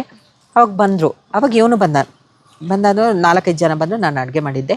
ಮಾಡಿ ಆದಮೇಲೆ ನನಗೆ ತುಂಬ ಹೆವಿ ತಲೆನೋವಿದ್ದಾಗ ನಾನು ಏನು ಮಾಡಿದೆ ಅಂತ ಹೇಳಿದರೆ ಮಲ್ಕೊಂಡಿದ್ದೆ. ಬಂದರು, ನಾನು ಹೇಳಿದೆ ಅಡುಗೆ ಮಾಡಿದ್ದೀನಿ, ಊಟ ಮಾಡಿ ಅಂತ ಹೇಳಿ. ಆವಾಗ ಅವ್ನು ನನ್ನ ಸ್ವಲ್ಪ ಕೇರ್ ಮಾಡಿದ್ದನ್ನು ನೋಡಿದೆ. ನಾನು ಏನು ಅಂತ ನೋಡಿದೆ ಅಂತ ಹೇಳಿದರೆ, ಮೆಡಿಕಲಿಗೆ ಹೋಗಿ ಟ್ಯಾಬ್ಲೆಟ್ ತಂದು ಕೊಟ್ಟಿದ್ದು ಅದೆಲ್ಲ ನೋಡಿದೆ. ಅದಾದಮೇಲೆ ಮತ್ತೆ ರಿಟರ್ನು ಬೆಳಗ್ಗೆವರೆಗೆ ಸ್ಟೇ ಆದರು. ಬೆಳಗ್ಗೆ ಊಟ ಮಾಡ್ಕೊಂಡು ಹೋದರು. ತಿಂಡಿ ತಿನ್ಕೊಂಡು ಬೆಳಗ್ಗೆ ಎದ್ದೆ. ನಾನು ಕಾಮನ್ ಎಲ್ಲರಿಗೂ ತಿಂಡಿ ಮಾಡಿಕೊಡ್ತಾರೆ, ಚಿತ್ರಾನ್ನ ಮಾಡಿಕೊಟ್ಟೆ. ಅವ್ನು ಕಾಲೇಜಿಗೆ ಹೋದ. ಮತ್ತೆ ಒಂದು ಸಲ ಮತ್ತೆ ಒಂದು 15-20 ದಿನ ಬಿಟ್ಟು ಮತ್ತೆ ಹೇಳಿದ್ರು, ಸ್ಫೂರ್ತಿ ಬರ್ತೀವಿ ನಾವು ಅಂತ.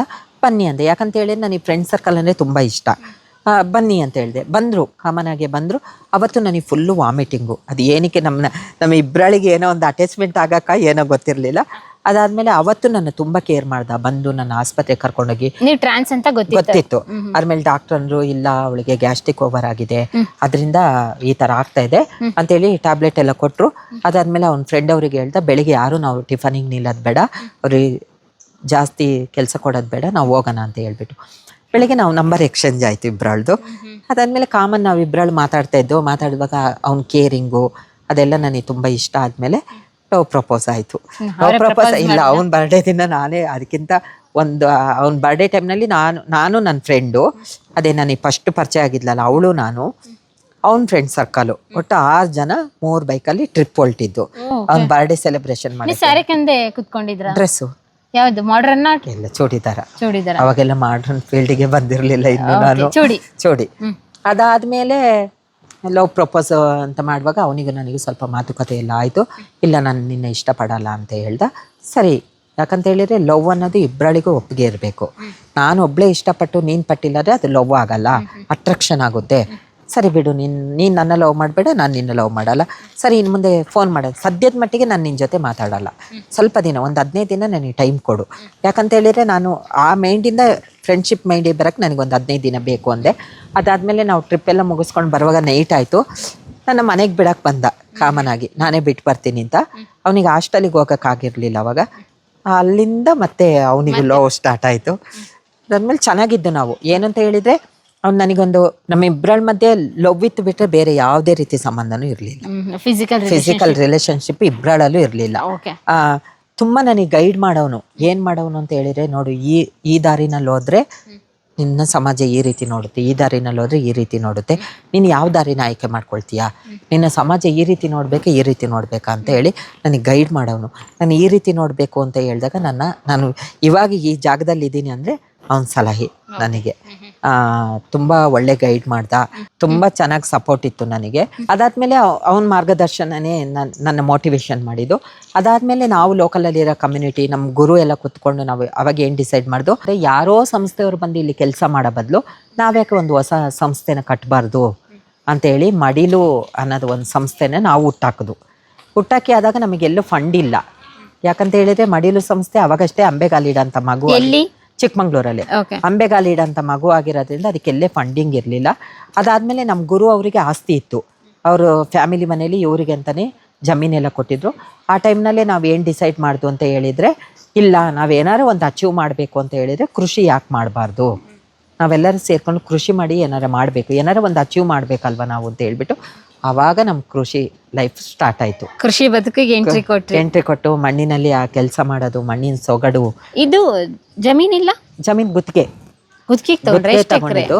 3 ಎಕರೆ ಗುತ್ತಿಗೆಗೆ ತಗೊಂಡಿದ್ದು, 2.5 ಎಕರೆ ನಮ್ಮ ಗುರುದಿತ್ತು. ನಿಜವಾಗ್ಲೂ ಅದರಷ್ಟು ತೃಪ್ತಿಕರ ಆಗಿರೋಂಥ ಕೆಲಸ, ಅದರಷ್ಟು ಇಷ್ಟಪಟ್ಟಿರೋಂಥ ಕೆಲಸ ನಾನು ಕಾಫಿ ಎಸ್ಟೇಟಲ್ಲಿ ಕೆಲಸ ಮಾಡಿದ್ರು ಕಷ್ಟಪಟ್ಟು ಮಾಡಿದ್ದೀನಿ. ಆದರೆ ಈ ಕೆಲಸ ನಾವು ತುಂಬ ಇಷ್ಟಪಟ್ಟು ಕೆಲಸ ಮಾಡಿದ್ದು.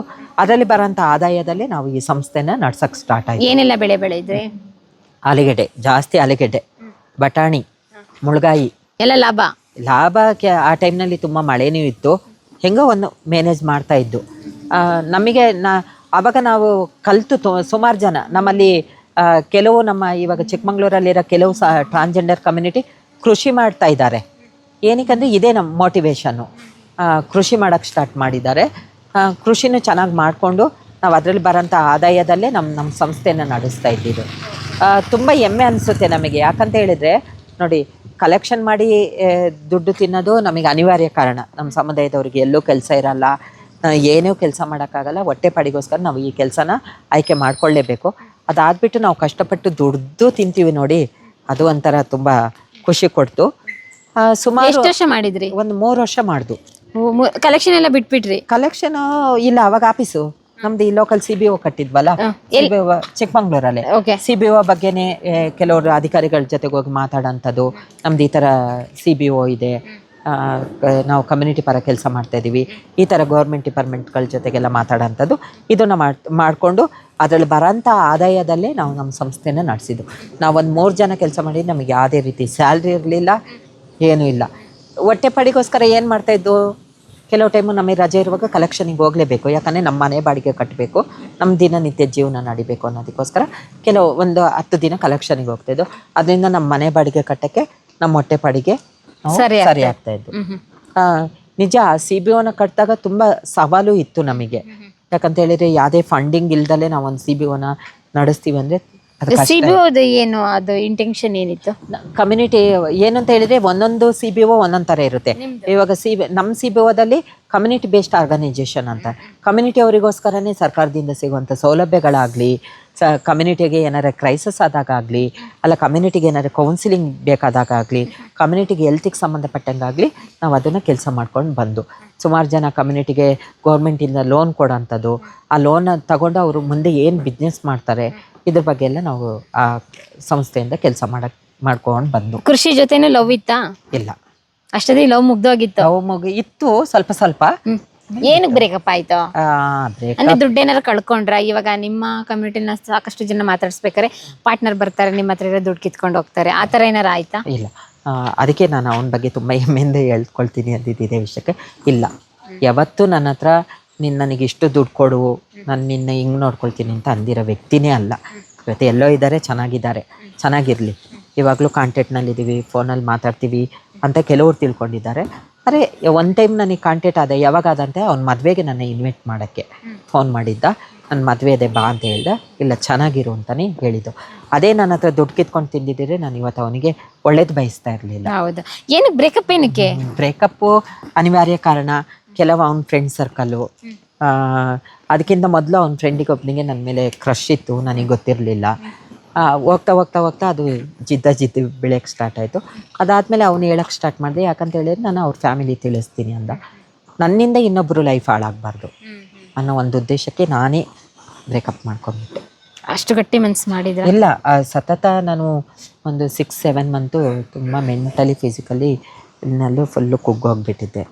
ಯಾಕಂತ ಹೇಳಿದರೆ ದಿನನಿತ್ಯ ಒಂದು ವ್ಯಕ್ತಿ ಜೊತೆಗೆ ನಾವು ಅಷ್ಟು ಅಟ್ಯಾಚ್ಮೆಂಟಲ್ಲಿ ಅಷ್ಟು ಚೆನ್ನಾಗಿ ನಾವು ಮಾತಾಡಿಕೊಂಡು ನಮಗೊಂದು ಸಲಹೆ ಕೊಡ್ತಾ ಇರುವಾಗ, ನಮ್ಮ ಬಗ್ಗೆ ಕೇರಿಂಗ್ ತಗೊಳ್ಳುವಾಗ. ಮತ್ತು ಇನ್ನೊಂದು ನಿಮಗೆ ವಿಷಯ ಹೇಳ್ತೀನಿ ನೋಡಿ, ಅವನು ನನ್ನ ಸರ್ಜರಿ ಆಗಿ ನಾನು 1.5 ತಿಂಗಳು ಗೌರ್ಮೆಂಟ್ ಹಾಸ್ಪಿಟ್ಲಲ್ಲಿ ನಂದು 2 ಕಿಡ್ನಿನಲ್ಲಿ ಸ್ಟೋನ್ ಆಗಿತ್ತು. ಯಾವಾಗ?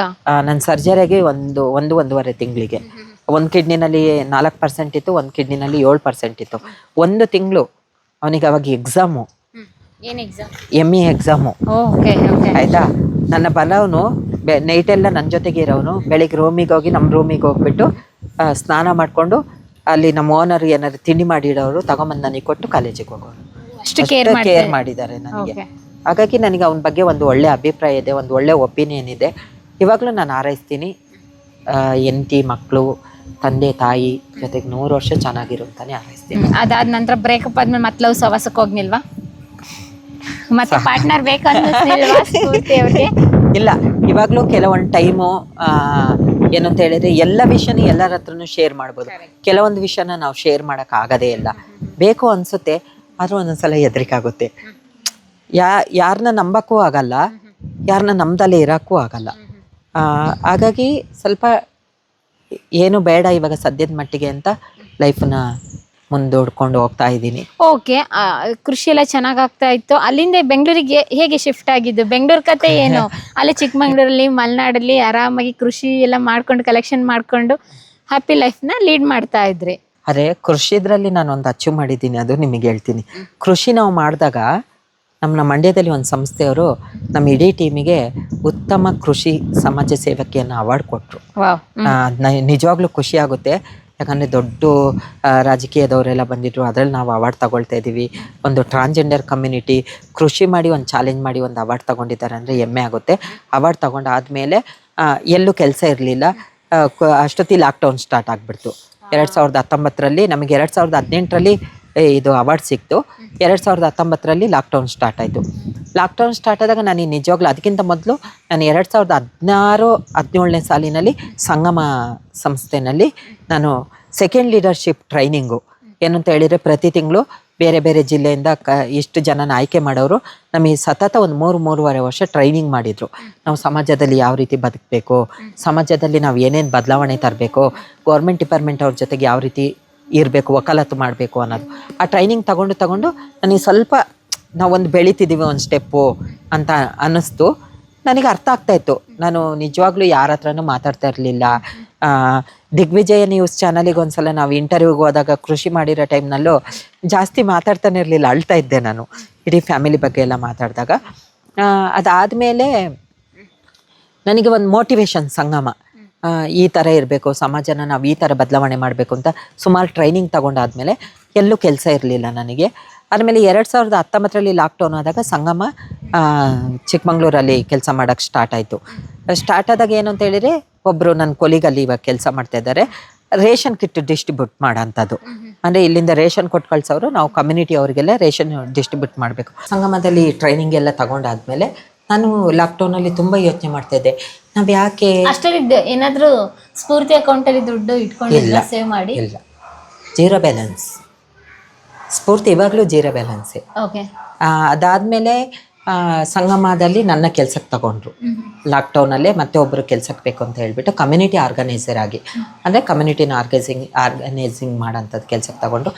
ಆವಾಗ ಮತ್ತೆ ನಾನು ಯೋಚನೆ ಮಾಡಿದೆ, ಲಾಕ್ಡೌನೇ ಇತ್ತು, 2ನೇ ಲಾಕ್ಡೌನ್ ಸ್ಟಾರ್ಟ್ ಆಯಿತು. ಅವಾಗ ನಾವು ಯೋಚನೆ ಮಾಡಿದ್ವು, ನಮಗೆ ಇಷ್ಟೆಲ್ಲ ಸಂಗಮ ಟ್ರೈನಿಂಗ್ ಕೊಟ್ಟಿದ್ದೆ, ನಾವು ಯಾಕೆ ಫಂಡರ್ಗಳನ್ನ ಮಾತಾಡಬಾರ್ದು, ನಾವು ಯಾಕೆ ಫಂಡ್ ಕಲೆಕ್ಟ್ ಮಾಡಬಾರ್ದು ಅಂತ ಹೇಳ್ಬಿಟ್ಟು ನಾನು ಆವಾಗ ಪ್ರಿಪೇರ್ ಆಗಿದ್ದು ಫಂಡ್ ಕಲೆಕ್ಟ್ ಮಾಡೋಕ್ಕೆ. ಲೋಕಲಲ್ಲಿರೋಂಥ ಲೀಡರ್ಗಳನ್ನ ಹೋಗೋಂಥದ್ದು, ಕಮ್ಯುನಿಟಿಗೆ ಈ ಥರ ಸಮಸ್ಯೆ ಇದೆ, ಲಾಕ್ಡೌನ್ ಇದೆ, ಕಲೆಕ್ಷನ್ ಎಲ್ಲೂ ಆಗಲ್ಲ, ನಮ್ಮಲ್ಲಿ ಇಷ್ಟು ಜನ ಕಮ್ಯುನಿಟಿ ಇದ್ದಾರೆ, ಹೊಟ್ಟೆಪಾಡಿ ಕಷ್ಟ ಇದೆ, ಸಂಗಮ ಸಂಸ್ಥೆ ರೇಷನ್ ಕೊಡ್ತಾ ಇಲ್ಲ ಅಂತ ಹೇಳ್ತಾ ಇಲ್ಲ, ಆದರೆ ಮನೆ ಬಾಡಿಗೆ ಎಲ್ಲ ಕಟ್ಟಕ್ಕೆ ತುಂಬ ಕಷ್ಟ ಆಗ್ತಾಯಿದೆ ಅಂತ ಫಂಡ್ ರೇಸಿಂಗ್ ಮಾಡೋಂಥದ್ದು. ಫಂಡ್ ರೇಸ್ ಮಾಡಿರೋಂಥ ದುಡ್ಡನ್ನ ನಾವು ಕಮ್ಯುನಿಟಿಗೂ ಕೊಡ್ತಾಯಿದ್ದು.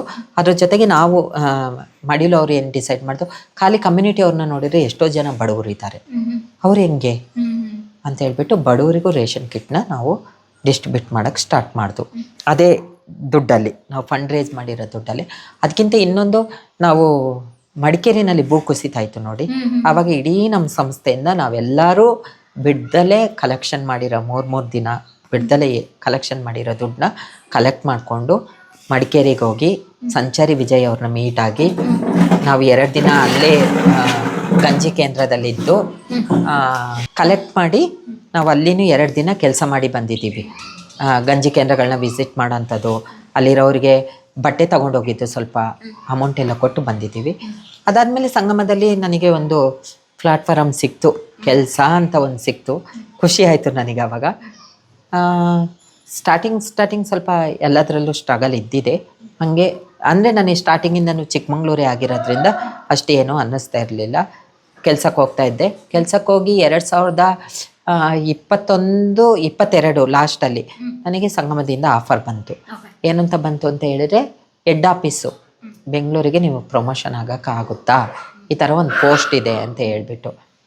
ನಾನು ಸುಮಾರು ಯೋಚನೆ ಮಾಡೋಕ್ಕೆ ಸ್ಟಾರ್ಟ್ ಮಾಡಿದೆ. ಬೆಂಗಳೂರು ದೊಡ್ಡ ಸಿಟಿ, ಇದರಲ್ಲಿ ನಾನು ಚಿಕ್ಕ ಹಳ್ಳಿನಲ್ಲಿ ಇರೋದು, ನನಗೆ ಅಷ್ಟು ಎಜುಕೇಷನ್ ಇಲ್ಲ, ಇಂಗ್ಲೀಷ್ ನಾಲೆಡ್ಜ್ ಅಂತೂ ಇರಲಿಲ್ಲ. ಫುಲ್ಲು ಕನ್ನಡ ಮಾತಾಡ್ತಾಯಿದ್ದೆ, ತಮಿಳ್ ಮಾತಾಡ್ತಾಯಿದ್ದೆ, ತುಳು, ಮಲಯಾಳಿ ಇಷ್ಟು ಲ್ಯಾಂಗ್ವೇಜ್ ಬರ್ತಾಯಿತ್ತು. ಹೆಂಗಪ್ಪ ಇಲ್ಲೆಲ್ಲ ಇಂಗ್ಲೀಷೇ ಮಾತಾಡ್ತಾರೆ, ನಾವು ಹೆಂಗೆ ಹೋಗಿ ಕೆಲಸ ಮಾಡೋದು ಅಂತ. ಆಮೇಲೆ ನಾನು ಸ್ವಲ್ಪ ಸಂಗಮ ನಮ್ಮ ಹೆಡ್ ಆಫೀಸ್ನವರಿಗೂ ಸುಳ್ಳು ಹೇಳೋ ಪರಿಸ್ಥಿತಿ ಬಂತು. ಹೇಳಿದೆ, ಏನಂತ ಹೇಳಿದರೆ, ಇಲ್ಲ ನನ್ನ ಫ್ಯಾಮಿಲಿ ಎಲ್ಲ ನನ್ನ ಜೊತೆಗೆ ಬರ್ತಾರೆ, ಹಾಗಾಗಿ ನನಗೆ ಬರೋಕ್ಕಾಗಲ್ಲ ಅಂತ. ಮತ್ತೆ ಒಂದು ಸಲ ನಾವು ವಿಸ್ತಾರಲ್ಲಿ ಒಂದು ಟ್ರೈನಿಂಗ್ ಆಯಿತು, ಸೇಮ್ ಸೆಕೆಂಡ್ ಲೀಡರ್ಶಿಪ್ ಟ್ರೈನಿಂಗ್ ಆದಾಗ ಮತ್ತೊಂದು ಅವಕಾಶ ಸಿಕ್ತು ನನಗೆ. ನೀನು ಬರ್ತೀಯಾ ಬರಲ್ವಾ, ಲಾಸ್ಟ್ ಚಾನ್ಸು ಅಂತ ಹೇಳ್ಬಿಟ್ಟು ಆವಾಗ ಡಿಸೈಡ್ ಮಾಡಿದೆ, ಇಲ್ಲ ಬರ್ತೀನಿ, ಬರಬೇಕು ಅಂತ ಇದ್ದೀನಿ, ಬರ್ತೀನಿ ಅಂತ. ಡಿಸೆಂಬರ್ 6, 2022 ರಲ್ಲಿ ನಾನು ಇಲ್ಲಿಗೆ ಬಂದೆ. ಬೆಂಗಳೂರು 26ಕ್ಕೆ ಹೊಸ ಎಂಟ್ರಿನ ಬೆಂಗಳೂರಿಗೆ ಬಂದೋಗಿದ್ರ. ಫಸ್ಟು ಬಂದಿದ್ದೀನಿ, ಆದರೆ ಎಲ್ಲೂ ಸುತ್ತಿರಲಿಲ್ಲ, ಹಿಂಗೆ ಬರ್ತಾಯಿದ್ದೆ ಹೋಗ್ತಾ ಇದ್ದೆ. ನನಗೆ ಬೆಂಗಳೂರು ಅಂದ್ರೇ ಏನೋ ಅಷ್ಟು ಇಷ್ಟನೂ ಇರಲಿಲ್ಲ, ಯಾಕಂದರೆ ಇಲ್ಲಿ ವೆಹಿಕಲ್ ಸೌಂಡು, ಟ್ರಾಫಿಕ್ಕು ಇದೆಲ್ಲ ನನಗೆ ಗೊತ್ತಿರೋದ್ರಿಂದ ನನಗೆ ಇಷ್ಟನೂ ಇರಲಿಲ್ಲ ಬೆಂಗಳೂರು ಅಂದರೆ. ನನಗೆ ನಮ್ಮೂರೇ ನನಗೆ ತುಂಬ ಇಷ್ಟ ಆಗ್ತಾ ಇದ್ದಿದ್ದು. ಬಂದಾದಮೇಲೆ ನಮ್ಮ ಮಾವ ಅಂದರೆ ನಮ್ಮ ಅಪ್ಪಾಜಿ ಅವ್ರದ್ದು ಒಂದು ತಂಗಿ, ಅವ್ರ ಮನೇಲಿ ಇವಾಗ ಇದ್ದೀನಿ. ಸ್ಟಾರ್ಟಿಂಗ್ ಅವ್ರ ಮನೆಗೆ ಬಂದೆ, ಮುಜುಗರ ತುಂಬ ಇತ್ತು. ಅದೇ ನಮ್ಮ ಅಕ್ಕ ಅನ್ನಲ್ಲ, ಅವರು ಪರಿಚಯ ಮಾಡಿ, ಇಲ್ಲ ಬೆಂಗಳೂರು ಲೈಫು ಬೇರೆ ರೀತಿ ಇರುತ್ತೆ, ಮನೆ ಬಾಡಿಗೆ ಮಾಡ್ಕೊಂಡು ನೀನು ಇರೋದು ಕಷ್ಟ ಇದೆ, ಸ್ವಲ್ಪ ನಿನಗೆ ಅಡ್ಜಸ್ಟ್ ಆಗೋವರೆಗೆ ಇರು ಅಂಥೇಳಿ ಇದ್ದೆ. ಸಂಗಮದಲ್ಲಿ ಫಸ್ಟು ನಾನು ಇಲ್ಲಿ ಬಂದಿದ್ದು ಪ್ರೋಗ್ರಾಮ್ ಕೋರ್ಡಿನೇಟರ್ ಆಗಿ. ನಮ್ಮ ಕಮ್ಯುನಿಟಿ ಅವ್ರ ಜೊತೆಗೆ ಕೆಲಸ ಮಾಡೋಂಥ ಒಂದು ಅವಕಾಶ ಇಲ್ಲೂ ನನಗೆ ಸಿಕ್ಕಿದ್ದು. ಕೆಲಸ ಮಾಡ್ತಾ ಕಲಿಯೋಕ್ಕೂ ನನಗೆ ಒಂದು ಅವಕಾಶ ಸಿಕ್ತು. ಏನಂತ ಹೇಳಿದರೆ, ನಿಜವಾಗ್ಲೂ ಇಂಗ್ಲೀಷ್ ಅರ್ಥನೇ ಆಗ್ತಾ ಇರಲಿಲ್ಲ ನನಗೆ. ಏನು ಹೇಳ್ತಾರೆ ಅಂತ ಸುಮ್ಮನೆ ಕೇಳ್ತಿದ್ದೆ, ಸುಮ್ಮನೆ ಎದ್ದು ಬರ್ತಾಯಿದ್ದೆ. ಇವಾಗ ಇಂಗ್ಲೀಷ್ ಅರ್ಥ ಆಗುತ್ತೆ ಅಂತ ಹೇಳಿದರೆ ಅದು ಕ್ರೆಡಿಟು ಸಂಗಮಕ್ಕೆ. ಅದಕ್ಕಿಂತ ಮೊದಲು ನನಗೆ ನಾವು ಲಾಕ್ಡೌನ್ ಎಲ್ಲ ಆಗಿ ಸ್ವಲ್ಪ ಎಲ್ಲ ಮಾಡಿ ಕೆಲಸ ಎಲ್ಲ ಮಾಡಿ ನಾನು ಇನ್ನೂ ಚಿಕ್ಕಮಂಗ್ಳೂರಲ್ಲೇ ಇದ್ದಾಗ ನನ್ನ ಕೆಲವೊಂದು ಚಾನಲ್ ಅವರು ನಂದು ಒಂದು ಆರ್ಟಿಕಲ್ ಬರೆದ್ರು, ಕನ್ನಡಿ ಅಂತ ಹೇಳ್ಬಿಟ್ಟು. ನಂದು ಆರ್ಟಿಕಲ್ ಇವಾಗ ನಂದೊಂದು ಬುಕ್ ಬರೀತಿದ್ದಾರೆ, ಅದೇ ಒಂದು ಸಂಸ್ಥೆಯವರು. ಮುಕ್ಕಲ್ವಾಸಿ ಆಗಿದೆ, ಇನ್ನೊಂದು ಕಾಲ್ವಾಸಿ ಪೆಂಡಿಂಗಲ್ಲಿದೆ. ನನ್ನದೇ ಒಂದು ಲೈಫ್ ಸ್ಟೋರಿ ಬುಕ್ ಬರೀತಿದ್ದಾರೆ. ಅದಾದಮೇಲೆ ಒಂದು ಫೇಸ್ಬುಕ್ ಚಾನಲ್ ಇದೆ, ಅವ್ರು ನನ್ನ ಸುಮಾರು ಇಂಟರ್ವ್ಯೂ ಮಾಡೋಕ್ಕೆ ಸ್ಟಾರ್ಟ್ ಮಾಡಿದರು ಈ ಲಾಕ್ಡೌನ್ ಆದಮೇಲೆ. ಅದಾದಮೇಲೆ ನನಗೆ ಇದನ್ನೆಲ್ಲ ನೋಡಿ ತುಮಕೂರಲ್ಲಿ ಒಂದು ಅವಾರ್ಡ್ ಕೊಟ್ಟರು, ಕಿತ್ತೂರು ರಾಣಿ ಚೆನ್ನಮ್ಮ ಅವಾರ್ಡು ಅಂತ ಹೇಳ್ಬಿಟ್ಟು. ನನಗೆ 2ನೇ ಅವಾರ್ಡ್ ಅದು. ನನಗೆ ಅದು ತುಂಬ ಹೆಮ್ಮೆ ಅನಿಸುತ್ತೆ. ಯಾಕಂತ ಹೇಳಿದರೆ 10th ಓದಿ ನಾವು ಈ ಥರ ಟ್ರಾನ್ಸ್ಜೆಂಡರ್ ಆಗಿ ಎಲ್ಲ ಆಗಿರುವಾಗ, ಅದಾದಮೇಲೆ ನನಗಿಲ್ಲ, ನಾವು ಯಾಕೆ ಬೆಂಗಳೂರಲ್ಲಿ ಒಂದು ಅಚೀವ್ ಮಾಡಬಾರ್ದು, ನಮಗೆ ಅವಾರ್ಡ್ ಬೇಡ, ಏನಾರು ಒಂದು ನಾವಿಲ್ಲಿ ಹೆಸ್ರು ಮಾಡಬೇಕು ಅಂತಲೇ ನಾನು ಬೆಂಗಳೂರಿಗೆ ಬಂದಿದ್ದು.